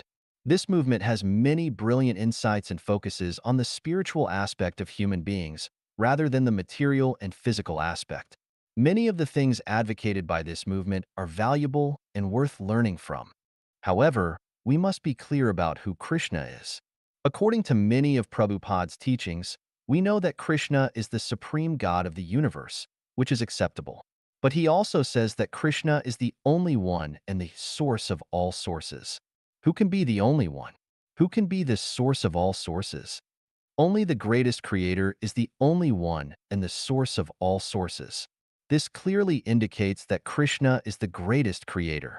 So, is Krishna the real greatest creator? In the definition of God, in the teachings of the Krishna perception movement, Saint Prabhupada said, when Krishna appeared on this earth, he had 16,108 wives, each of whom lived in a palace made of marble and decorated with jewels. The rooms were filled with furniture made of ivory and gold, and everywhere was magnificent. Is this the greatest creator? No, it is not. The greatest creator is neutral, neither male nor female. How could the greatest creator have 16,108 wives? Why not say that Krishna has 16,108 husbands? This is clearly a reflection of the idea of male superiority and female inferiority. Moreover, why does the greatest creator have so many wives? What does licentious and unrighteous mean? Creating so many wives for the greatest creator with human thinking and physical desire, is it to praise or to blaspheme the greatest creator? Krishna's 16,108 wives live in palaces built of marble, studded with jewels, with rooms furnished with ivory and gold. This is simply the imposition of the will of ordinary people on the greatest creator. Marble, jewels, ivory, and gold are precious in the eyes of ordinary people. Does the greatest creator really like these things so much? In short, Krishna is not the greatest creator. The consciousness of Krishna is to love gods and achieve harmony and unity between spirituality and divinity. However, since Krishna is not the greatest creator but labeled as the greatest creator, Krishna consciousness is a dangerous consciousness that requires caution. The greatest creator is mysterious. For Sangdi Wu Ming, the greatest creator manages the universe with its spirit, which is the Tao that Laozi talked about in the Tao Te Ching. This spirit can also be understood as the consciousness and thinking of the greatest creator. Just as humans rely on blood to maintain vitality, the universe relies on the spirit, consciousness, and thinking of the greatest creator to maintain its vitality. Therefore, the spirit of the greatest creator is actually the blood of the universe, its life force. All movements of humans, including speaking, eating, sleeping, learning, working, and engaging in love affairs, are based on physiological instincts and human consciousness. Similarly, all movements of the universe, including the motion of celestial bodies, the maintenance of order in galaxies, and the cycle of life and death of all things in nature, are based on the laws of material motion and the consciousness of the greatest creator, which is his spirit. The greatest creator does not show himself to humans, but rather shows his spirit. The greatest creator has never directly interacted with humans or given any individual special revelations. The spirit of the greatest creator is present in every space and movement of matter in the universe, and it is also present in every one of us. It can be said that the greatest creator is with the universe, with all things, and with humans. Although the greatest creator is with us, we cannot see him. Why? Because the greatest creator has a feature, which is his mysteriousness. What does this mean? It means that the spirit of the greatest creator, consciousness, thinking, laws, Tao, blood, and life force, is an invisible, intangible, incomprehensible, indescribable, and indiscernible non-material and dark energy. This non-material and dark energy works imperceptibly and unconsciously, without any obvious image or sign. Although it seems non-existent, it is a kind of elusive objective reality, which is omnipresent, ever-present, meticulous, and precise. For example, the aging and death of the human body. Why does the human body have to age and die? What causes the aging and death of the human body? Whether scientists or biologists, politicians or religious leaders, they cannot fully explain the real reason. Why? Because of the characteristics of the greatest creator, mysterious. In the primary physical and spiritual healthcare section of the Life Genuine, I mentioned that the causes of human aging and death, in order of their destructive power, are mental activities caused by 7 emotions and 6 desires, diet, daily life, labor, wind, frost, cold and heat, air quality, noise, cosmic forces, geomagnetism, gravity, radiation, various rays, and waves, etc. Every time you get angry, every time you get excited, every emotional change, every moment of sorrow, every puff of a cigarette, every sip of alcohol, every inappropriate diet, every staying up late or insomnia, every excessive fatigue, every cold wave or heat wave, storm or frost, every breath of polluted air, every unpleasant sound heard, every activity of sunspots, every volcanic eruption and earthquake, every nuclear leakage or bomb explosion, every sandstorm that covers the sky, and so on, all contribute to the aging and death of the human body. Most people will agree with my explanation, but through what channels and mechanisms do these factors change the structure of human growth? Most people don't understand it. Why? Because of the characteristics of the greatest creator, mysterious. The greatest creator is mysterious. The greatest creator only shows results, not processes. Why? Because once everyone understands the process of how things operate, everyone will become a god, and even want to compete with the greatest creator. This is a bit like the meetings held by the Central Political Bureau, where ministers, governors, and ordinary people are only informed about the results of the meeting and what they should know according to their level, not the process of the meeting. If the common people were aware of the political bureau meeting process, the world would have descended into chaos long ago. So, is the greatest creator too selfish and stingy? No, absolutely not. The greatest creator does not allow us to know everything, and this is precisely the embodiment of the greatest creator's mercy. Imagine if someone were to immediately tell the parents and relatives of a newborn child how the child will grow and eventually drown at the age of 15 while swimming in a river. What consequences would this have? Of course, the greatest creator does not prevent people from understanding the process of how things operate and change.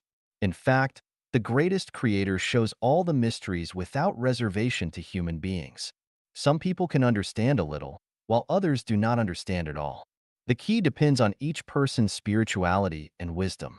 The purer the spirituality and the higher the wisdom, the more one can see and understand, whereas confusion and ignorance increase with a mixed spirituality and lower wisdom. For example, when an apple falls to the ground, this phenomenon is impartially demonstrated to everyone by nature. But how many people can understand what law or principle this phenomenon indicates? Only Newton saw the law of universal gravitation from it. Many people have ridden elevators, but how many people have deeply pondered what would happen if the elevator, without cable restraint, continuously increased the required energy? The elevator would continue to accelerate, and as a result, its mass would increase. To make the elevator eventually exceed the speed of light, infinite energy would be required, which is impossible from a material perspective without involving non-material. Therefore, Einstein derived the famous equation E equals mc squared, the mass-energy equivalence, which destroyed Hiroshima and Nagasaki. We have all experienced warmth by the fire, or seen objects burn red hot, or have had the experience of a hot stove heating our face while cooking in the kitchen. But how many people realized the theory of quantum mechanics from it? Only Max Planck realized it. Most people have sat under a big tree, but only Sakyamuni sat under a big tree and explored the 36-dimensional spaces with his consciousness and knew the Buddha land and path to Buddhahood. The greatest creator treats all members of humanity equally, regardless of whether you are white, black, or yellow. Whether you are a king, an expert, or an ordinary person. Whether you are rich, middle class, or poor. Whether you are a Muslim, a Buddhist, or a Christian, the greatest creator gives everyone the same opportunities and rights. Open the windows, the sunlight and fresh air will come in. Take a broad view. You will see the faraway mountains fresh and green, regardless of who you are. As long as you open the window of your soul and focus your vision on a more distant future, you can see the brilliance of the greatest creator from any natural phenomenon around you, and you will gain this supreme, great awakening wisdom. The greatest creator is impartial. 5. 上帝公正. The greatest creator is unique and exclusive, amorphous and neutral. Therefore, the greatest creator is impartial. If a court is controlled by good people, bad people will suffer. If it is controlled by bad people, good people will suffer. If it is controlled by the proletariat, the bourgeoisie will suffer. If it is controlled by the bourgeoisie, the proletariat will suffer. If it is controlled by gods, the devil will be constrained. If it is controlled by the devil, gods will be suppressed. Only neutrality, without bias, is the most just. The sun shines on the earth without favoring certain individuals, but equally shines on everyone. The air is full of the earth, and good people and bad people can breathe freely. There is sufficient water on earth, allowing you, me, and everyone to obtain water, which is crucial for life, at the lowest possible cost. This is how fair and just it is. If the greatest creator is not impartial and did not arrange for the sun, air, and water resources this way, some people would surely monopolize them, just as they do with land and mines. Would we have a way out then? Another aspect of the greatest creator's impartiality is that everyone, regardless of who they are, must die. If those in power never died and could live forever, would there be any hope for the poor? Therefore, any idea or action that seeks to extend the lifespan of some individuals and allow them to live forever goes against the impartiality of the greatest creator and is doomed to fail. Humans try to eliminate diseases such as cholera, typhoid, smallpox, plague, cancer, etc., which is simply messing around, doing bad things with good intentions, and making trouble for the greatest creator. If you eliminate one disease, the greatest creator has to create another.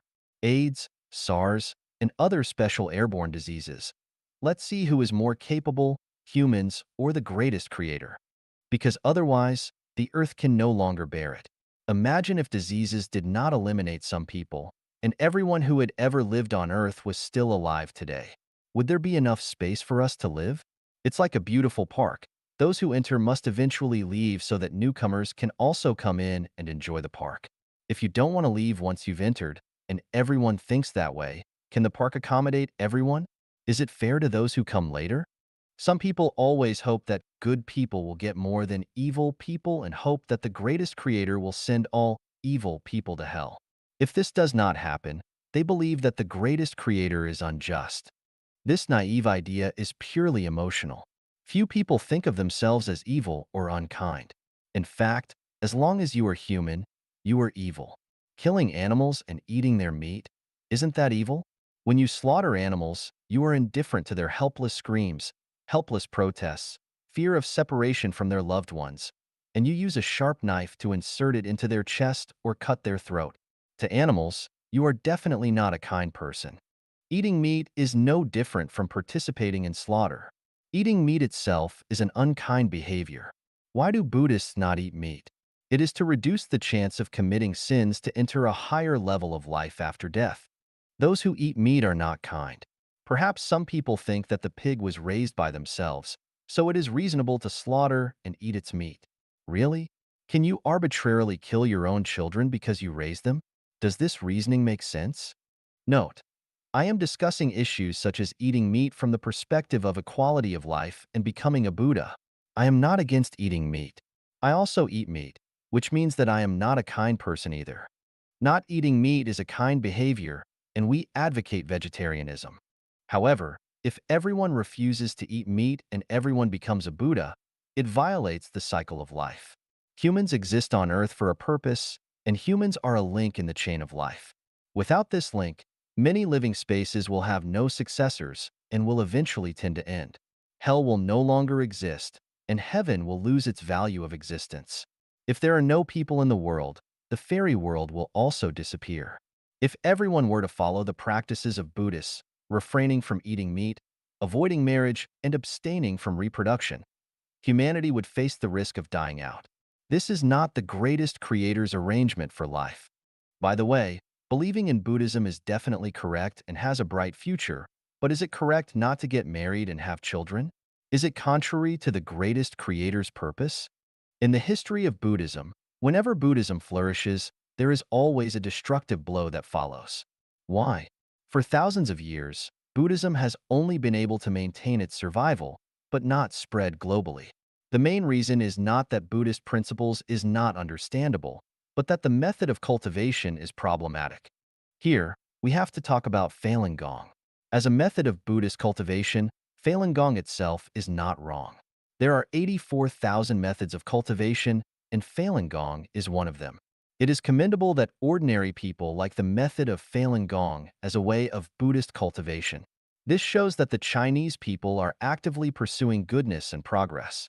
Li Hongzhi's ability to stimulate the public's enthusiasm for Buddhism is immeasurable, and he and Zhang Hongbao can both be regarded as spiritual masters. The problem is that when the method of cultivation is confused with Buddhist teachings and Falun Gong is elevated to the status of Dafa, it violates Buddhist teachings. What is Buddhist teaching? Shakyamuni said in the Diamond Sutra, "What is called the Buddha Dharma is not the Buddha Dharma." He also said, "The Tathagata says that all dharmas are Buddha's dharmas." If someone says that the Tathagata has expounded dharmas, he is slandering the Buddha because he cannot understand my teaching. He also said, "Do not abide our minds to dharmas, but to actually abide nowhere." This clearly teaches us that to understand Buddhist teachings, we must first give up the Dharma. We cannot be attached to Dharma.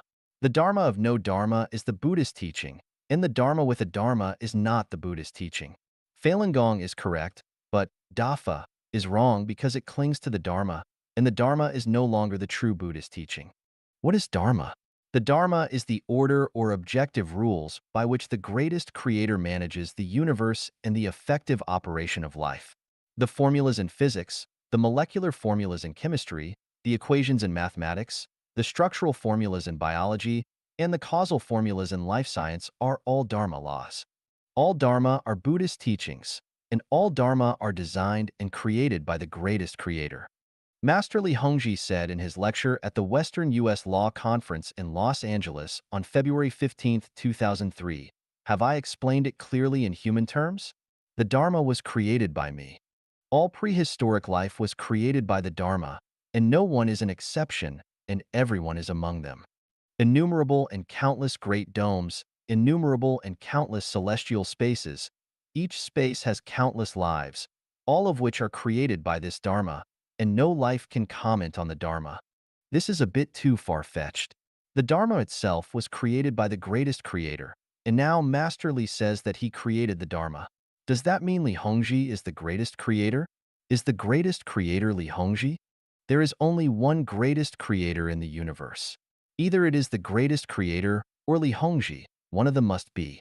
If Li Hongzhi is the greatest creator, does he possess the 8 features of being unique and exclusive, amorphous, neutral, mysterious, impartial, merciful, supremely powerful, and intelligent? Humans cannot defeat the greatest creator. If Li Hongzhi is the greatest creator, can Falun Gong suffer such a calamity? If even the land where they live cannot sustain them, how can he see himself as the greatest creator? The greatest creator is amorphous and manages the entire universe. It is impossible for him to come to Earth as a human and struggle for survival. Li Hongzhi was born in this world and has a clear historical record spanning several decades. Can he be the greatest creator? The greatest creator has never had a direct conversation with humans, but how many words has Li Hongzhi spoken to humans? The greatest creator is mysterious and unfathomable, but everything about Li Hongzhi is clear and transparent. Can he be the greatest creator? The greatest creator knows everything, But does Li Hongzhi know everything? It's doubtful, especially considering his inability to answer questions posed by scientists. Even basic questions from high school physics, chemistry, mathematics, biology, and other fields may be beyond his knowledge. Therefore, can he be the greatest creator? Li Hongzhi is a spiritual master with unique insights into the universe and life. However, if he goes beyond a certain range, there will inevitably be a backlash. There are many hidden talents and reclusive masters among humans. Some people live in seclusion, appear to be ordinary citizens, but possess extraordinary talents and ambition. Some people are silent and seemingly foolish, but in reality have exceptional wisdom and insight. Some people appear to be mediocre and ignorant, but have a deep understanding of the laws of the universe and the true meaning of life. They are like the Tao, hidden and not revealed, but will help turn the tide and support the collapsing building in critical times. In short, the greatest creator is fair and just, and the prosperity or decline of every individual, organization, and nation is determined by the balance of the greatest creator. Only by abandoning one's ego can one perceive the impartiality of the greatest creator. If one sees oneself as the center of everything and judges the greatest creator based on one's own likes, dislikes, successes, and failures, they will not be able to see the justice of the greatest creator. No matter how they look at it, they will not be able to see even a glimpse of the greatest creator. The greatest creator is merciful. 6. 上帝仁慈. Given the suffering that humanity endured during World War II, some people asserted, the greatest creator is dead. This is an insult and blasphemy against the greatest creator. To understand the greatest creator using human emotions is like a blind man feeling an elephant. Judging features of the greatest creator based solely on human life and death, violation, adversity, and poverty is like a mouse being the judge of humanity in court. Can we think that the greatest creator is unkind when we see a hard-working old mother suffering from illness and being bedridden before passing away? Can we conclude that the greatest creator is unkind when a kind and honest person suffers throughout their life? Some people are born into a life of luxury without having good morals, and yet can easily gain power and wealth. They might even behave like thieves and prostitutes or harm innocent people, but still die peacefully and receive grand funerals. Can we declare that the greatest creator favors the wicked and is unkind to the good? No. The greatest creator is merciful. To understand the mercifulness of the greatest creator, we cannot measure it based solely on human standards of right and wrong. We must recognize it from the perspective of time and space, the cycle of life, and the level of spirituality.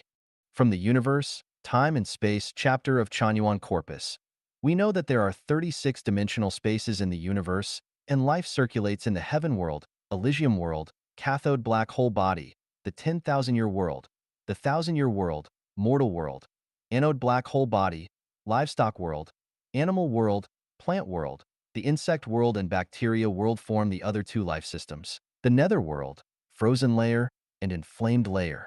Humans live in the middle world, the human world. Humans have lower spirituality than gods, Buddhas, and celestials, but higher spirituality than livestock, animals, and plants.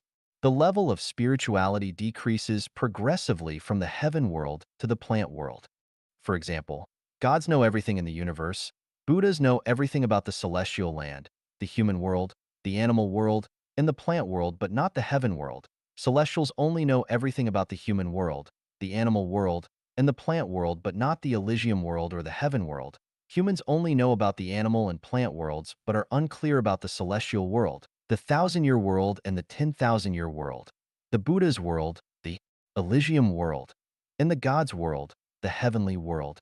Animals know about the plant world, but are not clear about other life spaces. While plants are the most ignorant of all life and have little understanding of the universe, only going along with the flow of nature and accepting whatever comes their way. From God's perspective, humans are ignorant. From Buddha's perspective, humans are evil. From celestial beings' perspective, humans are short-sighted and stupid. From mankind's own perspective, humans are both good and evil but wise. From animals' perspective, humans are unimaginable and horrible. From plants' perspective, humans are wonderful and great. Human ignorance manifests in not knowing where they come from or where they are going, living their whole lives confused and unsure, and pursuing things they shouldn't while neglecting what they should. They don't know why they live or how they die. Human evil manifests in mutual killing, oppression, disrespect of gods and Buddhas, pride and arrogance, hunting and killing wild animals, and polluting rivers and oceans. If the greatest creator were not merciful, how could we be allowed to behave recklessly in the earth home he created for us? Human genetic engineering, which is currently underway, is a great and remarkable undertaking from a human perspective, with unlimited bright prospects.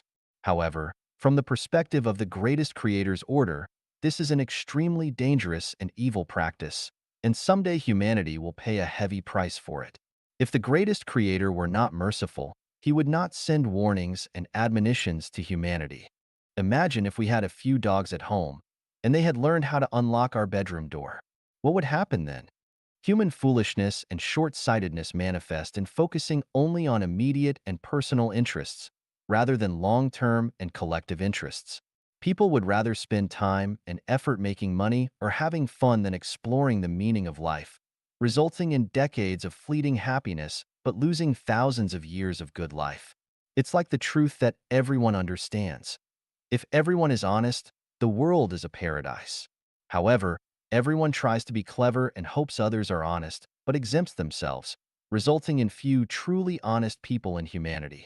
Everyone is smart, but being too smart causes problems, making life messy and losing the bright future. Now let's answer the three questions raised earlier. What is the meaning of the suffering of a hard-working mother who has to endure years of bedridden illness before she passes away?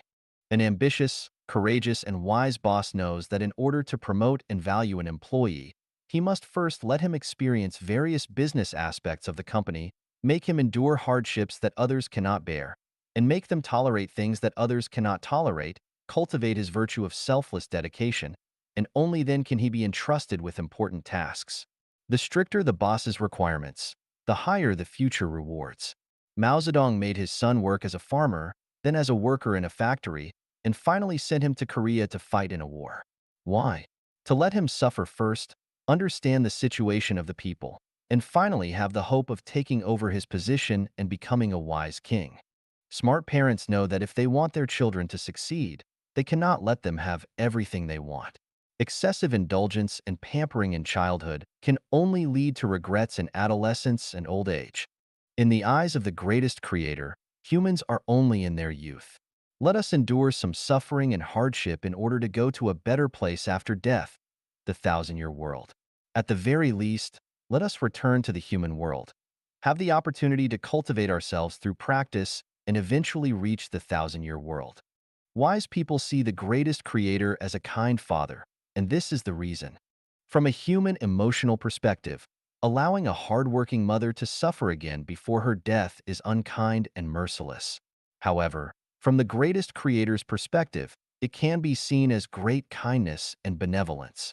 If the mother's efforts go to waste, that would be truly cruel. When President Kennedy's father refused to let someone save his son from drowning in the river, in the eyes of ordinary people, it was an inhumane act. However, old Kennedy was cultivating a future U.S. president, and how many people have such vision and foresight? The meaning of making an honest and kind person suffer for a lifetime is not different from the above. The United States has many regulations in its immigration policy. You are only eligible to live in the United States if you meet these requirements. If you want to become a professor at prestigious universities like Harvard and Cambridge, you must have certain qualifications and experience.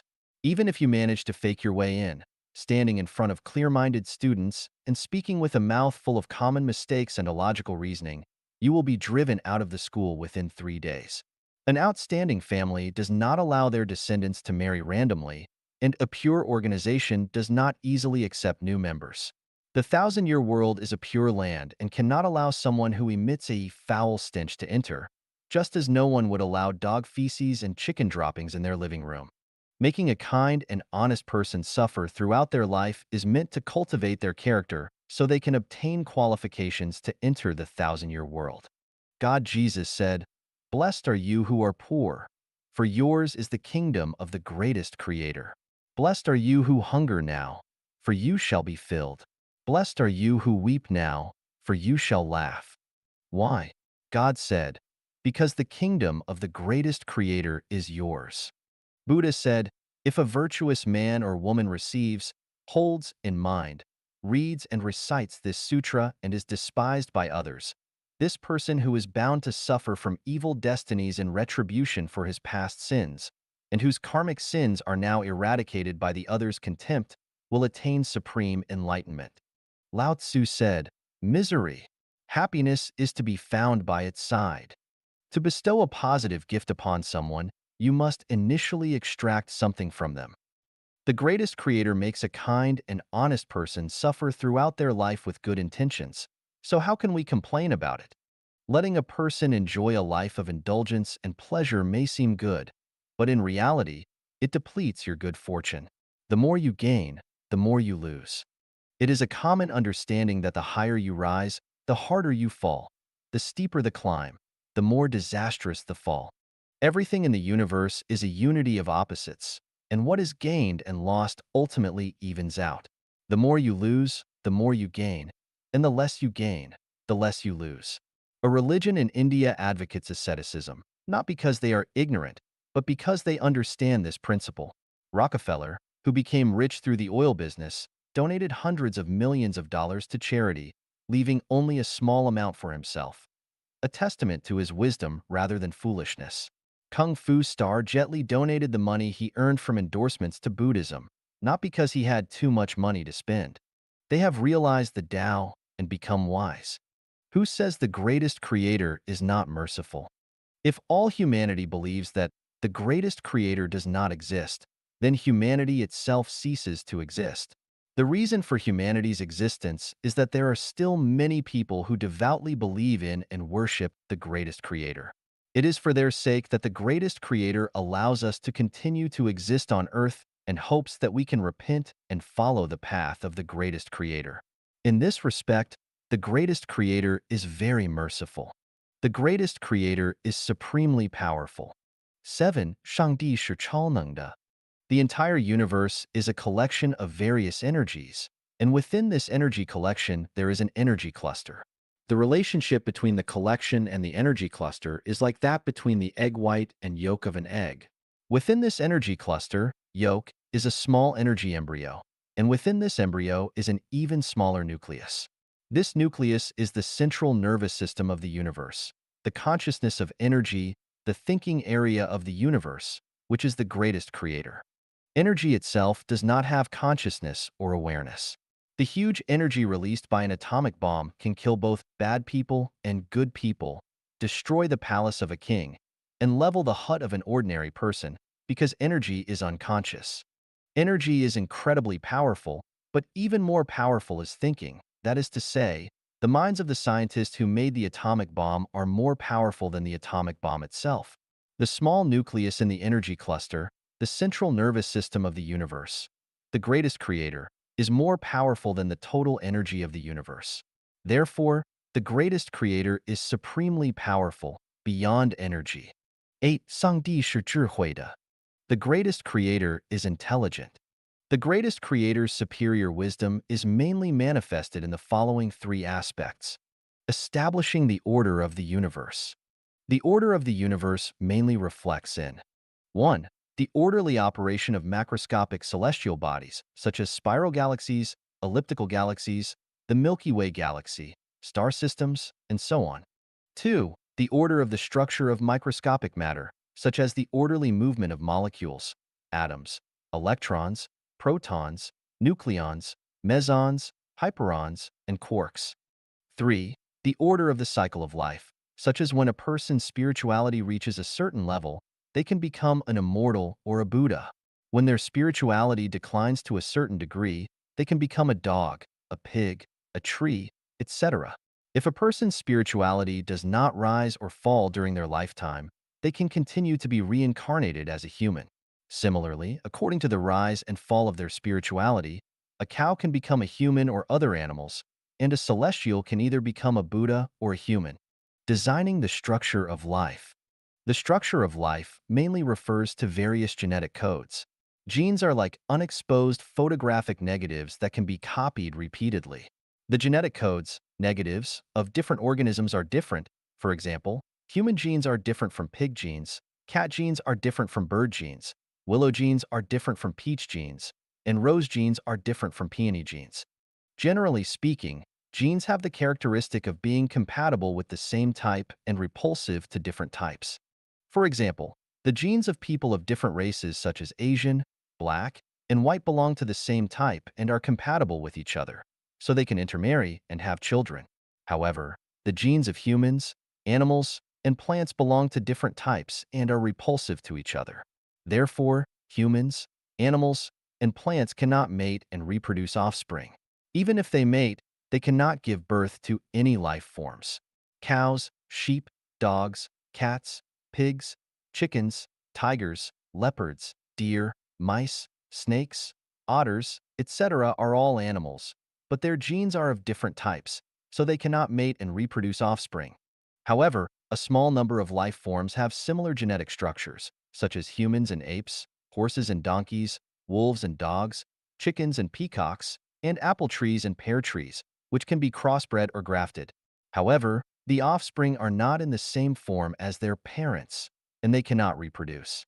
For example, the offspring of a human and an ape is a wild man, who is sterile. The offspring of a horse and a donkey is a mule, which is also sterile. The offspring of a wolf and a dog is a hybrid, or coy dog, but the hybrid is also sterile. And the offspring of a chicken and a peacock is a phoenix, which is also sterile. Apple trees and pear trees can be grafted onto each other and grow apple pears, but the seeds of apple pears cannot reproduce, and so on. Although humans and monkeys have similar physical forms, their genetic structures are different, so humans and monkeys cannot mate. Even if they do, they cannot produce anything. This is why humans did not evolve from monkeys, and of course, we cannot say that monkeys degenerated from humans. A fertilized egg that can only be seen under a microscope can eventually develop into a tangible life form with a head, feet, eyes, nose, hair, eyebrows, skin, nails, heart, and blood vessels. This is the result of the greatest creator's superior wisdom. Human hair can grow indefinitely, but eyebrows and eyelashes stop growing after reaching a certain length. Why? Because if they grow too long, they will affect the vision and hinder the activity of the organism. From fetus to adulthood, the development of life forms is strictly proportional, which is also the design of the greatest creator. Otherwise, if the left leg grows to 1 meter long and the right leg has not yet developed, the head has already formed, and the ears are still not visible, wouldn't it be a monster? Or if the heart has already started working and the development of blood vessels has not yet begun, wouldn't the heart suffocate? In fact, mechanical engineers, architects, etc. are also designers of genes. The mechanical drawings they design and the construction drawings they design for machinery, buildings, bridges, etc. are a kind of genetic structure. Based on these genetic structures, workers can create real machines, buildings, bridges, etc. Any action of workers is carried out within the scope of the genetic structure drawing. If the number of floors designed for a building is 5, workers cannot build a 6-story building. Even the size, position, materials used for windows, how wires run, and where pipes are installed are all clearly specified in the construction drawing, which is a genetic structure. Evolutionists believe that humans evolved from monkeys, monkeys evolved from insects, and insects evolved from single-celled organisms. Birds evolved from land animals, and land animals evolved from aquatic animals. This is like saying that airplanes evolved from buildings, and buildings evolved from Swiss mechanical watches. Knowing the past and future, great mentor Chairman Mao Zedong predicted the future development of more than 20 things in his lifetime, and the outcome of the development and changes of these things basically matched his predictions. Why? Because Mao Zedong was a wise person. Anyone who can predict the future development of one or several things is a wise person. The higher the wisdom, the more accurate the prediction of the future development and changes of things. Scientists are wise people because all human creations and inventions are guided by human wisdom. Any activity without wisdom is inevitably a mess and a chaotic state. A country with everything in order, balanced development, and people living and working in peace and contentment must have a wise advisory group at its leadership. If the people complain, the criminals are rampant, then the leadership of this country must have a brain without wisdom. A family that cannot cultivate an accomplished person even after 3 generations is a family without wisdom.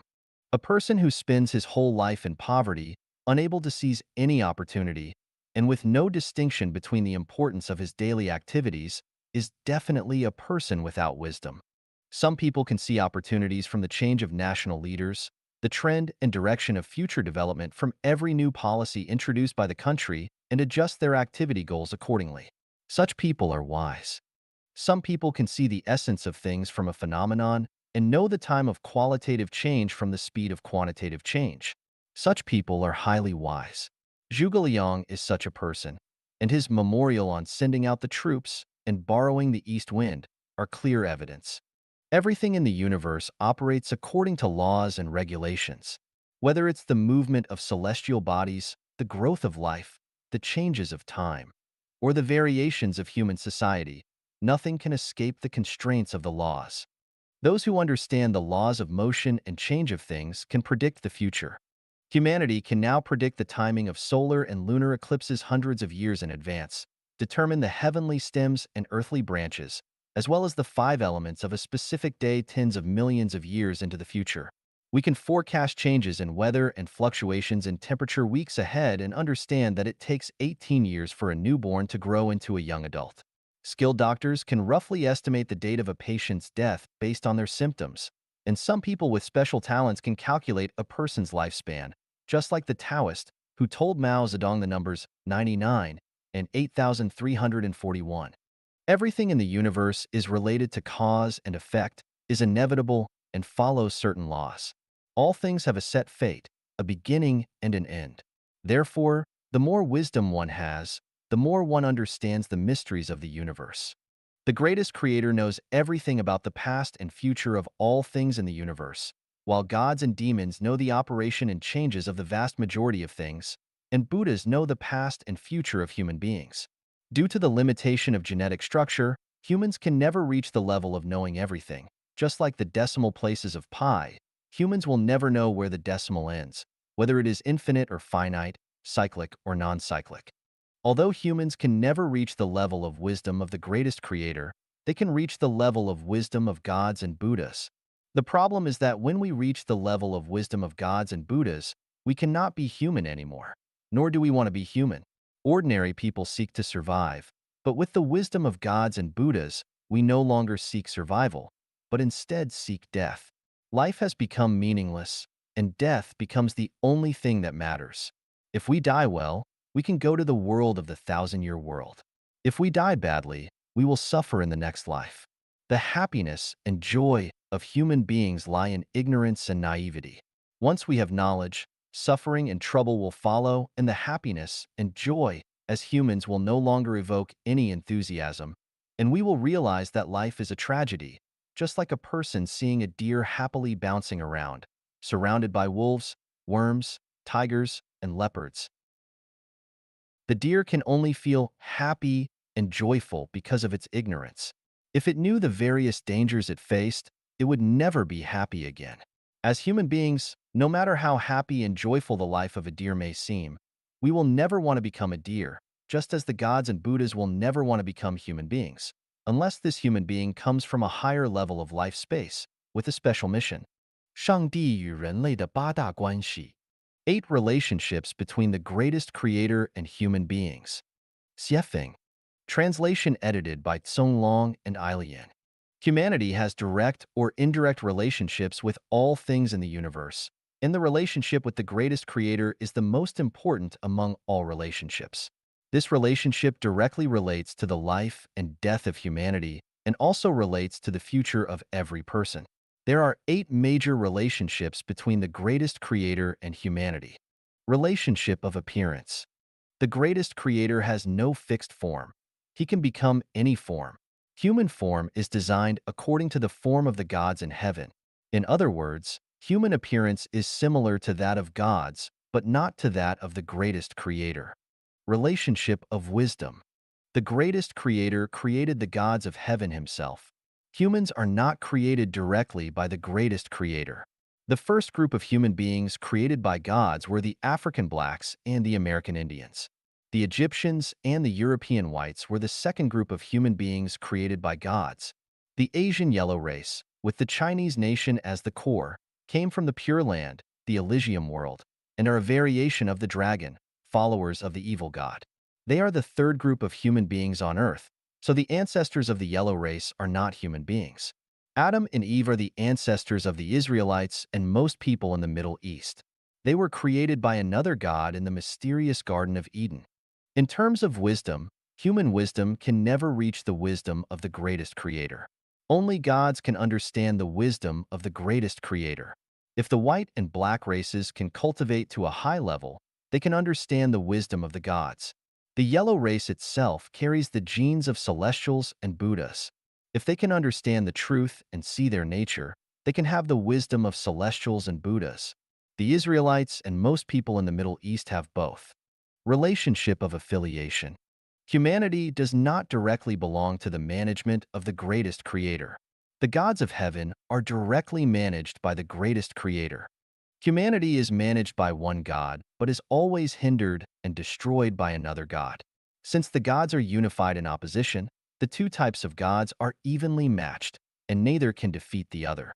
Therefore, human society can never achieve a perfect state and can never be peaceful. Human hearts are always seeking balance and support in the conflicting and contradictory forces of good and evil, beauty and ugliness, truth and falsehood. For example, one god created Adam and Eve, while another god immediately planted a so-called tree of wisdom in the Garden of Eden to lure them into eating from it. By eating the fruit from that tree, Adam and Eve's thought patterns were changed to be able to oppose the God who created them. The God who created them was aware of the other God's scheme and warned Adam and Eve not to eat from the tree, but ultimately, they couldn't resist the temptation and followed the other God's path. In anger, the God who created them expelled them from the Garden of Eden. The God who truly cares about humanity is referred to as the God of light, while the opposite is referred to as the God of darkness. Jesus represents the God of light, while Satan represents the God of darkness. The God of light cares about humanity's fate and destiny, seeking to lead people to pursue truth, goodness, and beauty, so they can achieve mental freedom and happiness, as well as physical freedom and pleasure. Buddha clearly understood the human situation in the competition between the gods of light and darkness and taught his disciples to give up worldly life and pursue transcendence, freeing themselves from the gods of light and darkness and reaching the Pure Land directly. On the surface, the god of darkness appears to be very concerned about humanity, but in essence, he is only interested in making people pursue material possessions, such as money, power, status, beauty, fame, success, and being superior to others. He does everything in his power to keep people preoccupied with immediate interests, leaving them little time for deep contemplation, ultimately preventing the God of Light's plan from being realized. Therefore, in essence, the God of Darkness does not really care about humanity.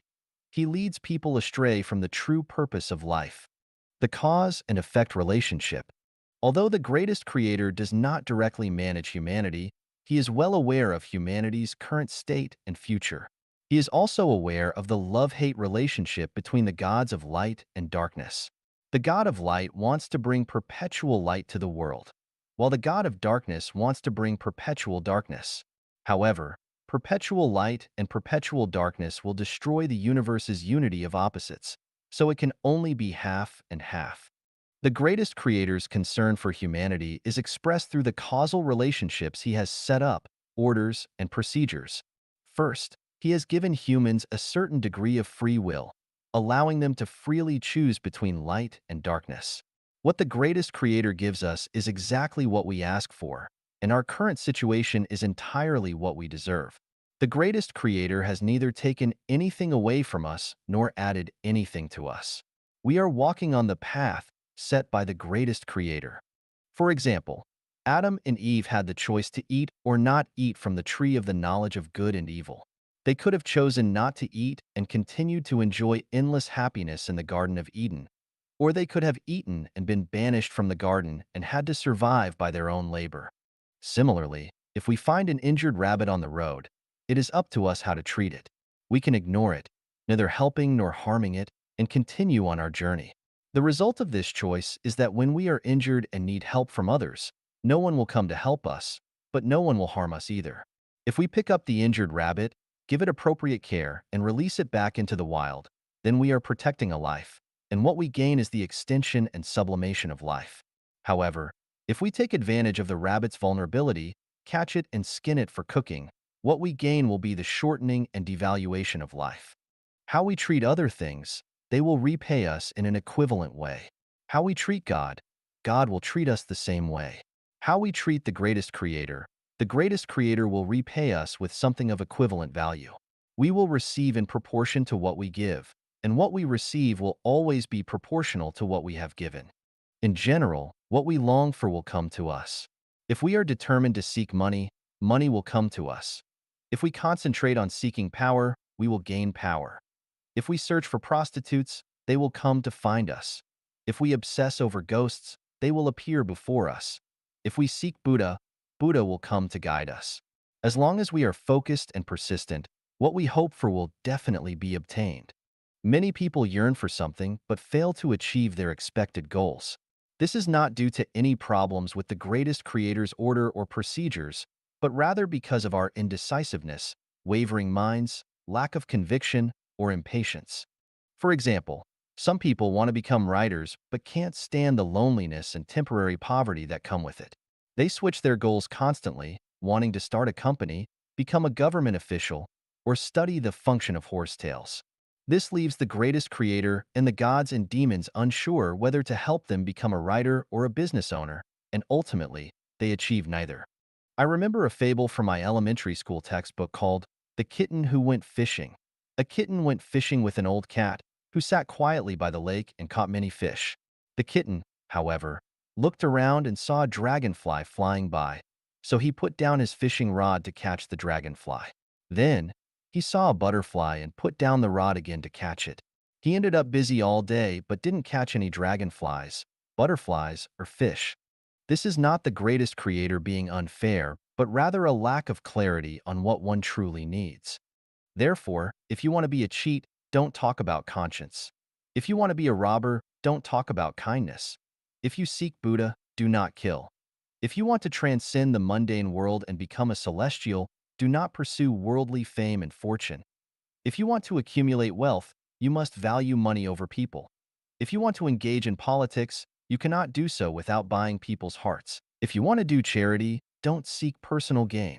If you want to pursue academia, you must endure loneliness and solitude. If you want to secure personal gain, don't care about principles and relationships. If you want to flatter and please others, don't be afraid of being exposed, and you must have a thick skin. If you want to be a general, don't fear the bloodshed of soldiers. If you want to stay healthy, you must learn to take care of yourself. If you want to improve your life quality, you must practice self-cultivation.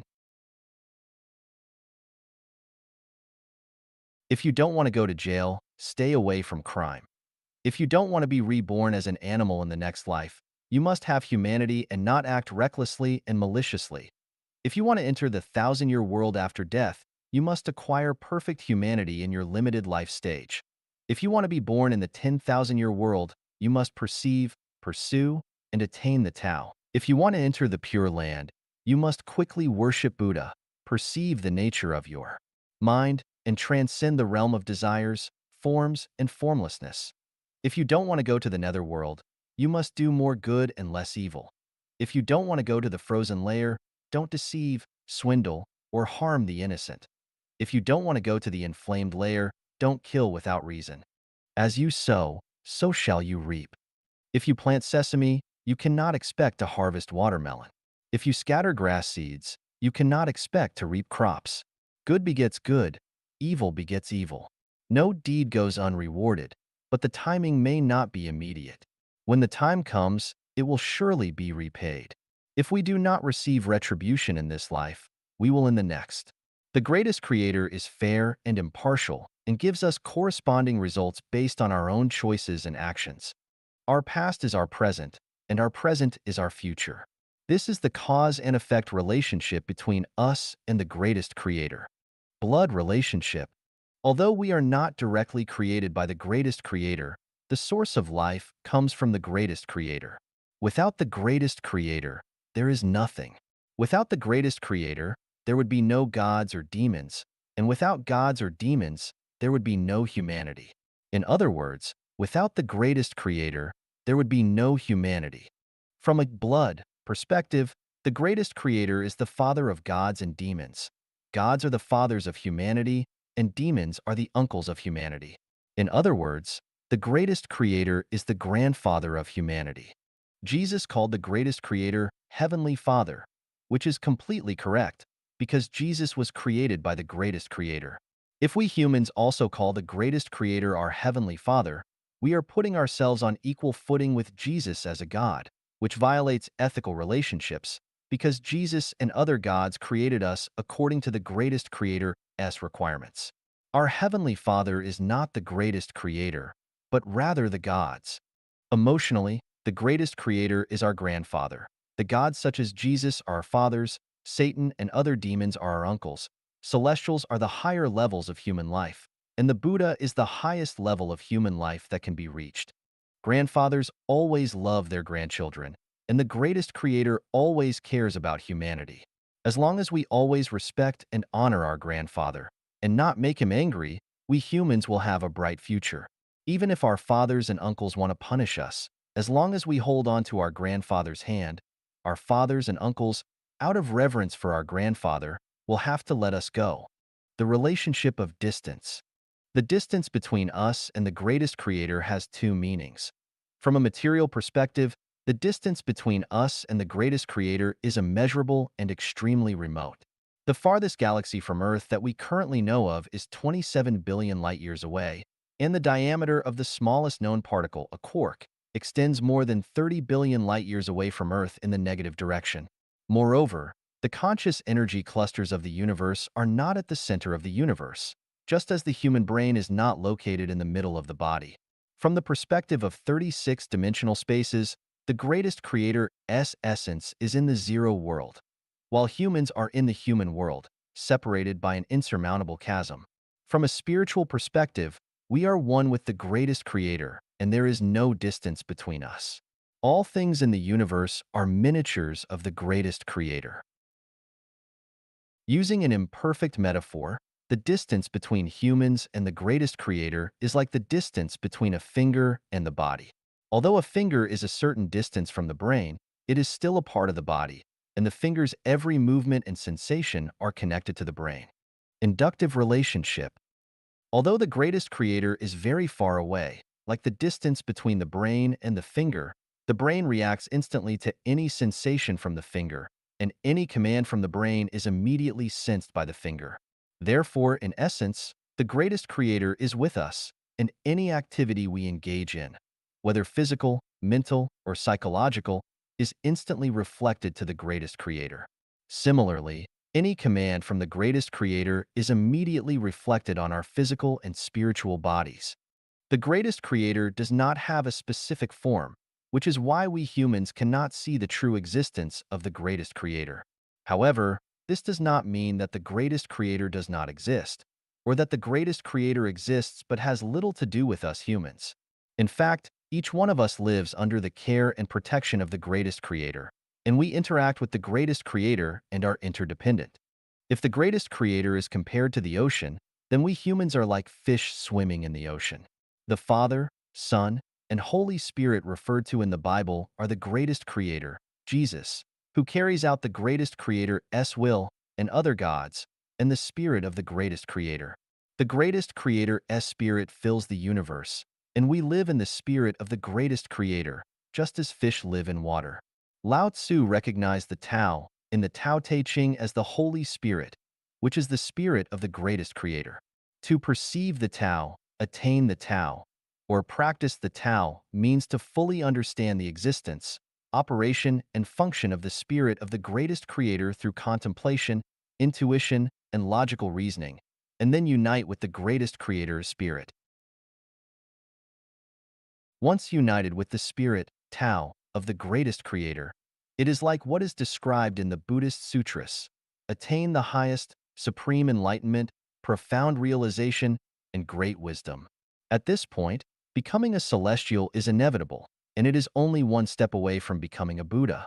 You may say, what you're saying seems reasonable, but I still can't feel the existence of the greatest creator's spirit and its effect on me. This involves the issue of levels of wisdom. Einstein's theories, such as energy equals mass times the speed of light squared, and light bends when it encounters a massive object, as well as mass and energy cause the curvature of space and time, are difficult for ordinary people to understand because our level of wisdom has not reached the height to understand his theories. However, when faced with the theories of quantum mechanics and the uncertainty principle, Einstein himself became confused. He believed that the greatest creator rules over everything, and therefore created the laws of physics, so the universe is orderly. That is, as long as we know the current state of everything, we can understand its future development and changes. But the quantum mechanics and uncertainty principle show that the future cannot be accurately predicted, and the results can be diverse. For example, the more accurately we measure the position of a small particle, the less accurately we can measure its velocity. And the more accurately we measure the velocity of a small particle, the less accurately we can measure its position. The more profound, abstract, and close to the edge of truth a theory is, the more difficult it is to understand. For the general public, it becomes a kind of mysticism. However, as long as we are open-minded and thoughtful, there is no summit that we cannot climb. The brilliant path of life has three levels of realm. The first level of heaven is to become a president or a billionaire. To achieve this goal, reading The Law of Success by Napoleon Hill, the creator of millionaires, can provide insights. The second level of realm is to be extraordinary and to enjoy the carefree and unrestrained life of a wanderer. Before you start to march towards becoming a president or a billionaire, imagine yourself as already being a president or a billionaire, and then fully feel that splendor in your thoughts. You will find that being a president or a billionaire cannot bring you real happiness and joy. Instead, it feels like a burden. Life should have a higher realm. Everything in the secular world is no longer enough to satisfy your pursuit. But you cannot escape from the influence and fetters of the secular world. At this time, your thinking must inevitably develop towards how to obtain the greatest freedom and enter the eternal realm of life. Your wisdom has reached a higher level, and you can understand the harm of attachment and the disadvantages of success in worldly affairs. You can reach the realm of taking things as they are, associating with others by following naturally come-and-go relations, acting in accordance with our natures, and taking advantage of opportunities as they arise. At this point, you can achieve the wisdom realm of never doing anything, yet all things happening through it. You can then fully embrace the carefree and unrestrained life of a wanderer. The third realm is the understanding of the mysteries of the universe and the true meaning of life. The feeling at this point is the sky is unlimited for birds to fly at ease, as the ocean is boundless for fish to leap at will. You have reached the realm of one's mind abiding nowhere, as spoken by Buddha Sakyamuni. You know that life itself does not matter whether it is born or dies, and you can enter the Pure Land. At this point, when you look back at the behavior of world leaders and billionaires, it's like watching children playing house. Now let's continue to explore why we can't sense the existence of the greatest creator and the influence of the greatest creator's spirit on us. I believe this is simply a matter of different levels of wisdom. If our understanding remains stuck at the first level, like a frog at the bottom of a well, we cannot know or understand the colorful and magnificent world outside the well. Even if other frogs tell us how variegated the outside world is, we still cannot believe it and even think that other frogs are exaggerating things to scare people and be deliberately mystifying. If our understanding is limited to the second realm, like a frog in a pond, we cannot imagine the thousand waves and vast wonders of rivers, lakes, and oceans. The greatest creator is within us, and the greatest creator is always with us. We resonate with the greatest creator, and whether you can sense it or not depends entirely on the degree of your spiritual resonance. A low-quality television set cannot receive audio and video signals transmitted by television stations. Even if it does, the image is not clear, or there is a lot of noise, making it difficult to hear what the announcer is saying. A black and white TV cannot receive color images. Even if the quality of the TV is very good, if it does not receive the right frequency, it cannot receive the required signal. Having no wings, I can't fly to you as I please. Our hearts is one. Your ears can hear my inner call. Resonance occurs at the same frequency, and resonant communication occurs when frequencies are the same. Corresponding relationship, ways of communication. All things are part of the greatest creator, but the greatest creator is not all things. Fingers are part of a human, but humans are not just fingers. Embassies represent countries, but countries are not just embassies. Scientists belong to science, but science is not just scientists. Religions exist for gods, but gods do not exist for religions. Understanding these principles will help us understand the corresponding relationship between humans and the greatest creator. The greatest creator and all things are interdependent, and the key to this interdependence is resonance. Once we understand this, we can find a way to correspond with the greatest creator, ways of communication. Just as we need to tune in to the appropriate frequency to listen to a radio station, or dial the appropriate phone number to call someone, we must connect our souls with the greatest creator as Holy Spirit to communicate with the greatest creator.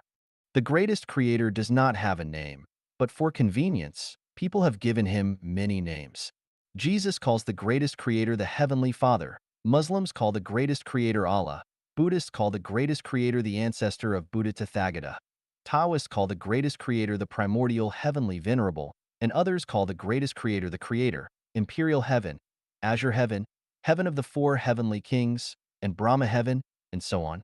Some people also refer to the greatest creator as heavenly grandfather.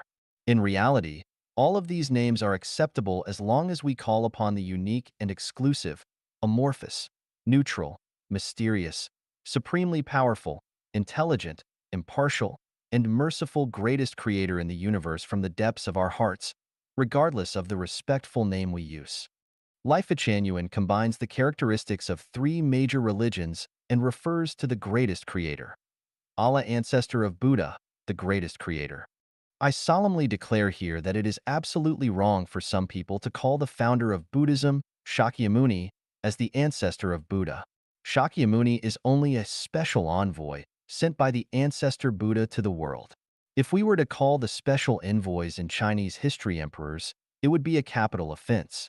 Similarly, some denominations of Christianity believe in the Trinity, and therefore calling Jesus God, the greatest creator, is also incorrect. We cannot call a father a grandfather, can we? We understand the relationship between ourselves and the greatest creator, but what is the specific way to connect with the greatest creator? The specific way to connect with the greatest creator is through meditation and prayer.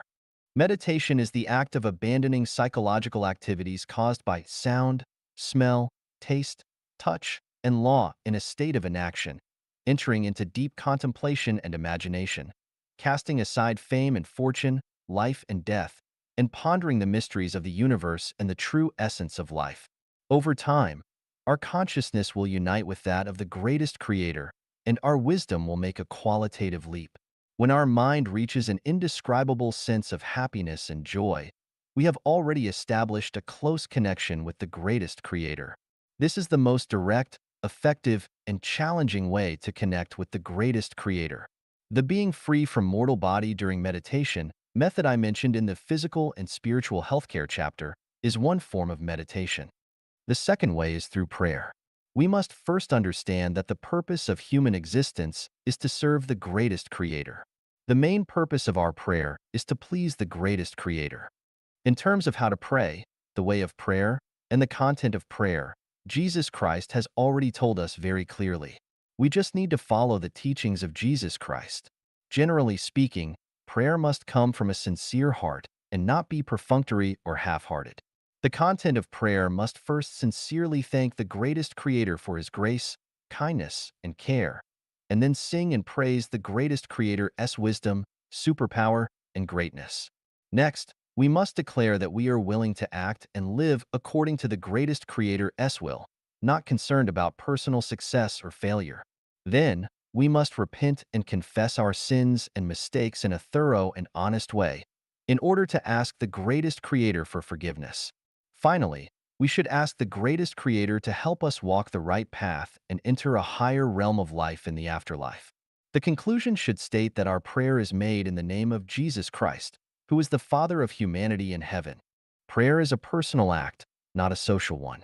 Shouting loudly and deliberately making others hear your prayer is hypocritical and useless. We must silently and quietly pray, and not necessarily say it out loud, because our psychological activities will become a kind of thought wave, just like electroencephalograms and electrocardiograms, sending our wishes to the vast universe. The greatest creator will surely respond to us. In addition, since we ourselves are also a component of the greatest creator, if we hear our own prayers, it signals that the greatest creator has also heard them. When praying, we must be careful not to have evil thoughts, such as praying for someone to have bad luck, praying for wealth and fame, praying for the glory of our ancestors, or blaming the greatest creator for unfairness, as these thoughts will be accepted by the devil and will eventually cause harm to ourselves. Because evil thoughts are not on the same frequency as the greatest creator, but are on the same frequency as the devil. Why should we connect with the greatest creator? I will answer this in the chapter of life. 圣经宣扬的上帝不是真正的上帝.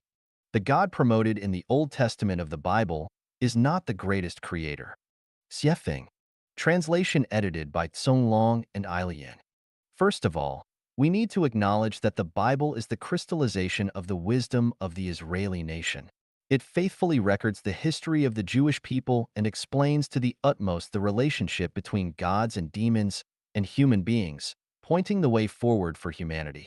The Bible, along with the Quran, Buddhist scriptures, and the Tao Te Ching, is a treasure trove of human wisdom, a book of treasures that teaches us how to be human and how to develop towards higher levels of life. The opening statement of the Bible is true, but not everything covered by the sacred robe is necessarily sacred, and not everyone who wears the sacred robe is necessarily an abbot in charge. The Bible has a problem, and that is that the God promoted in it is not the real greatest creator. We already know that the greatest creator has 8 main features: uniqueness and exclusivity, formlessness, neutrality, mystery, impartiality, mercy, supreme power, and intelligence. Intelligence is mainly manifested in the establishment of the universe order, the design of the life program, and the knowledge of the past and the future. So, does the God in the Bible possess these 8 features? Let's take a few examples to illustrate. Adam and Eve's betrayal. In the book of Genesis, it is said that Adam and Eve, under the temptation of the serpent, ate from the tree of the knowledge of good and evil, which God had forbidden them to eat, and as a result, they disobeyed God's will and were expelled from the Garden of Eden. This event shows that the God in the Bible is A. Powerless, B. Lacks foresight, C. Unjust. His powerlessness is evident in that he was a failure from the beginning. The first couple he created betrayed him. How can we believe in a God who often fails? The flood killed most of humanity, and what about the future humanity? They still don't listen to him. Moses' 10 Commandments were God's instructions in the Bible, but how many have humans obeyed? Not a single one has been sincerely followed. It seems that God in the Bible is helpless when it comes to humans. The only way is to threaten and threaten again. If you don't do this or that, you will be punished. It has been thousands of years, from the beginning to now, and humanity is still the same. Is there really no other way? Is there other force constraining this almighty God? If so, is God not the only one? Humanity has been going against you for thousands of years. What are you waiting for? The lack of foresight in the God of the Bible is shown in his ignorance of Adam and Eve's betrayal, and his lack of knowledge about the future development trend of the things he created. Can we rely on a God who cannot predict the past and the future? If the Earth were to fly out of the solar system and you didn't know, how could you save humanity? If you can't even manage humans, how can you manage gods and demons? How can you manage the vast universe? The unfairness of God in the Bible is manifested in his failure to distinguish right from wrong and a lack of reasoning. There are 3 reasons why Adam and Eve betrayed him. Firstly, the genetic structure of Adam and Eve, which he created, was flawed or imperfect. The things he created turned against him, causing him to become angry and frustrated. This is like an architect working hard to build a house, But the house collapses just as the project is completed and falls on his feet. Should he blame the house or blame himself? The second reason for the betrayal is the temptation and instigation of the snake. Adam and Eve were human beings, and the power behind the snake was Satan, the devil. Human energy and wisdom are unable to contend with evil, and yet God did not punish the devil, the culprit, but instead vented his anger on Adam and Eve, banishing them from the Garden of Eden. Is this fair? If a rapist rapes an 8-year-old girl, and instead of punishing the rapist, he blames the girl for having a weak resistance and for having developed a vagina, is this fair? The third and most important reason for the betrayal is the damned tree of knowledge of good and evil. Who planted it in the Garden of Eden? Why did they plant it? It's like putting poisonous candy on a child's dinner table. Is this not intentionally creating a situation where there is no silver in this place? On the one hand, constantly showing pornographic videos to young girls, and on the other hand, pretending to demand that they remain chaste. Is this the behavior of a moral person? Is it not the cunning and wicked person who planted the tree of knowledge in the Garden of Eden that led to Adam and Eve's betrayal? Furthermore, for a person who can create the universe, is banishing Adam and Eve from the Garden of Eden the only solution? Is there no other way? Is it fair to not even give a chance to correct a mistake made once? Is it fair to be guilty for a lifetime for one mistake? Jesus came to the world mainly to redeem sinners. According to the logic of the Bible, people have original sin, which comes from the ancestors of humanity, Adam and Eve, and their sin was caused by eating the fruit from the cursed tree of knowledge of good and evil. From the moment we were born, we have been burdened with the original sin inherited from Adam and Eve. This cross is too heavy to bear. The logical conclusion of this reasoning is, the son of a thief is always a thief. The son of a criminal is always a criminal. The children of landlords, rich peasants, counter-revolutionaries, bad elements, and rightists will always be labeled as the 5 black categories. The son of an emperor is always an emperor. No wonder in human history, especially in the feudal era, one person commits a crime and 9 generations suffer. No wonder, when one person ascends to the Tao, the whole family prospers. No wonder the emperor doesn't take turns to reign and instead lets an ignorant child inherit the throne at the age of 3. It turns out that all of these conform to the logic of the Bible. If there is guilt, firstly it is on God and the Bible and Satan. Just for Adam and Eve, over 100 billion people throughout human history have had to suffer. How can this be humane? Why not execute Adam and Eve at that time and then create humans again? Is it really that difficult for God in the Bible to create a person? Humans are born with sin, which is why every person who comes into this world has to suffer. But this sin is not inherited from our ancestors, but something that each person creates themselves in their past lives. If a person has no sin, they would become a deity or a Buddha. The 10 plagues of Egypt are recorded in the book of Exodus. When Moses and Aaron asked Pharaoh to let the Israelites leave Egypt in the name of the God in the Bible, they were refused. As a result, the God in the Bible brought 10 plagues upon the Egyptians. 1. The water of the Nile turned into blood, and the fish in the river died, causing a foul odor to arise. 2. Frogs jumped out of the Nile and spread throughout the land of Egypt, causing a foul odor. 3. The dust of the land of Egypt turned into lice, crawling on the bodies of people and animals. 4. Swarms of flies plagued Egypt. 5. A plague killed almost all of Egypt's livestock. 6. Boils appeared on the bodies of the Egyptians. 7. A rare hailstorm occurred. 8. Locusts ate up all the green plants that were left after the hail. 9. Darkness covered Egypt for 3 days. 10. The firstborn of both people and livestock were killed. If we say that God punished Egypt because Pharaoh did not obey God's will, it can be understood. But killing the firstborn of both people and animals in Egypt is a bit too much, unreasonable. If the Egyptian emperor does not listen to you, you can punish him, but why bring disaster to ordinary people? Even worse, even the children of the slave girls who are at the bottom of society, like donkeys pushing mills, are not spared and must be killed. Does such a God have mercy? This is simply the behavior of a devil that destroys humanity. What is even more hateful is that the main reason why Pharaoh did not allow the Israelites to leave Egypt is that the God in the Bible made Pharaoh's heart hardened. Before the 10 plagues occurred, the God in the Bible had already made preparations. Exodus 7 verse 3 records, "But I will harden Pharaoh's heart, and though I multiply my signs and wonders in Egypt." This means that the God in the Bible had set a trap for the Egyptians but was finding ways to punish them.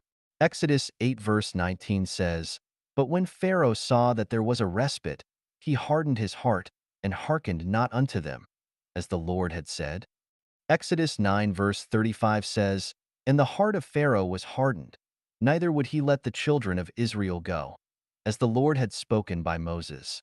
Exodus 10 verse 20 says, "But the Lord hardened Pharaoh's heart, so that he would not let the children of Israel go." Exodus 10 verse 27 says, "But the Lord hardened Pharaoh's heart, and he would not let them go." Exodus 11 verse 10 says, "And Moses and Aaron did all these wonders before Pharaoh, and the Lord hardened Pharaoh's heart, so that he would not let the children of Israel go out of his land." It was the God in the Bible who allowed the Israelites to leave Egypt, but also the same God who made Pharaoh's heart hardened and caused many problems, not allowing the Israelites to leave Egypt easily. What is the God in the Bible doing? On the one hand, he encourages the people to rebel, while on the other hand, he informs the government authorities and encourages them to brutally suppress the rebellion. Isn't this person a schemer and a two-faced person? Is this what God looks like? The Israelites are God's chosen people. The Bible is divided into two parts, the Old Testament and the New Testament. The Old Testament refers to events before the birth of Jesus, and the New Testament refers to events after his birth. The term testament refers to a covenant, contract, or agreement. The entire Bible mainly deals with the covenant, contract, and agreement between God and the Israelites. This raises a paradox. There are probably more than 3,000 ethnic groups in the world. Why did God make a covenant only with the Israelites?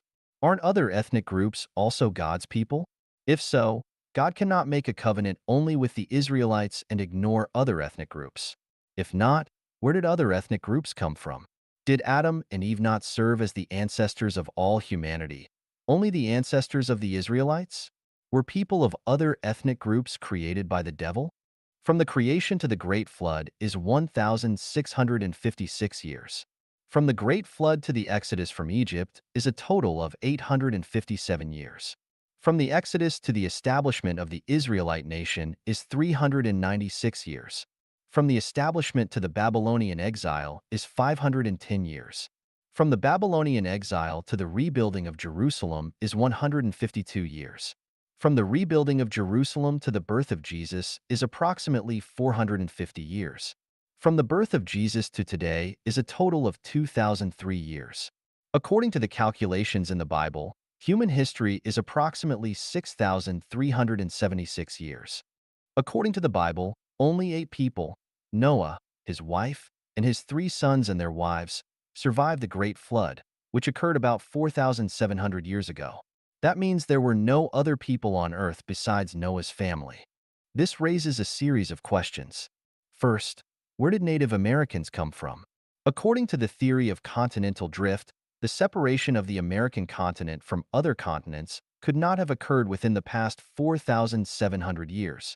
How did Noah's descendants travel from the Middle East to America? Moreover, after the Great Flood, Noah's family consisted of only 8 people, and it is impossible that they immediately dispersed. Noah could not have sent one of his sons and his daughter-in-law to cross the freezing Siberia and take the risk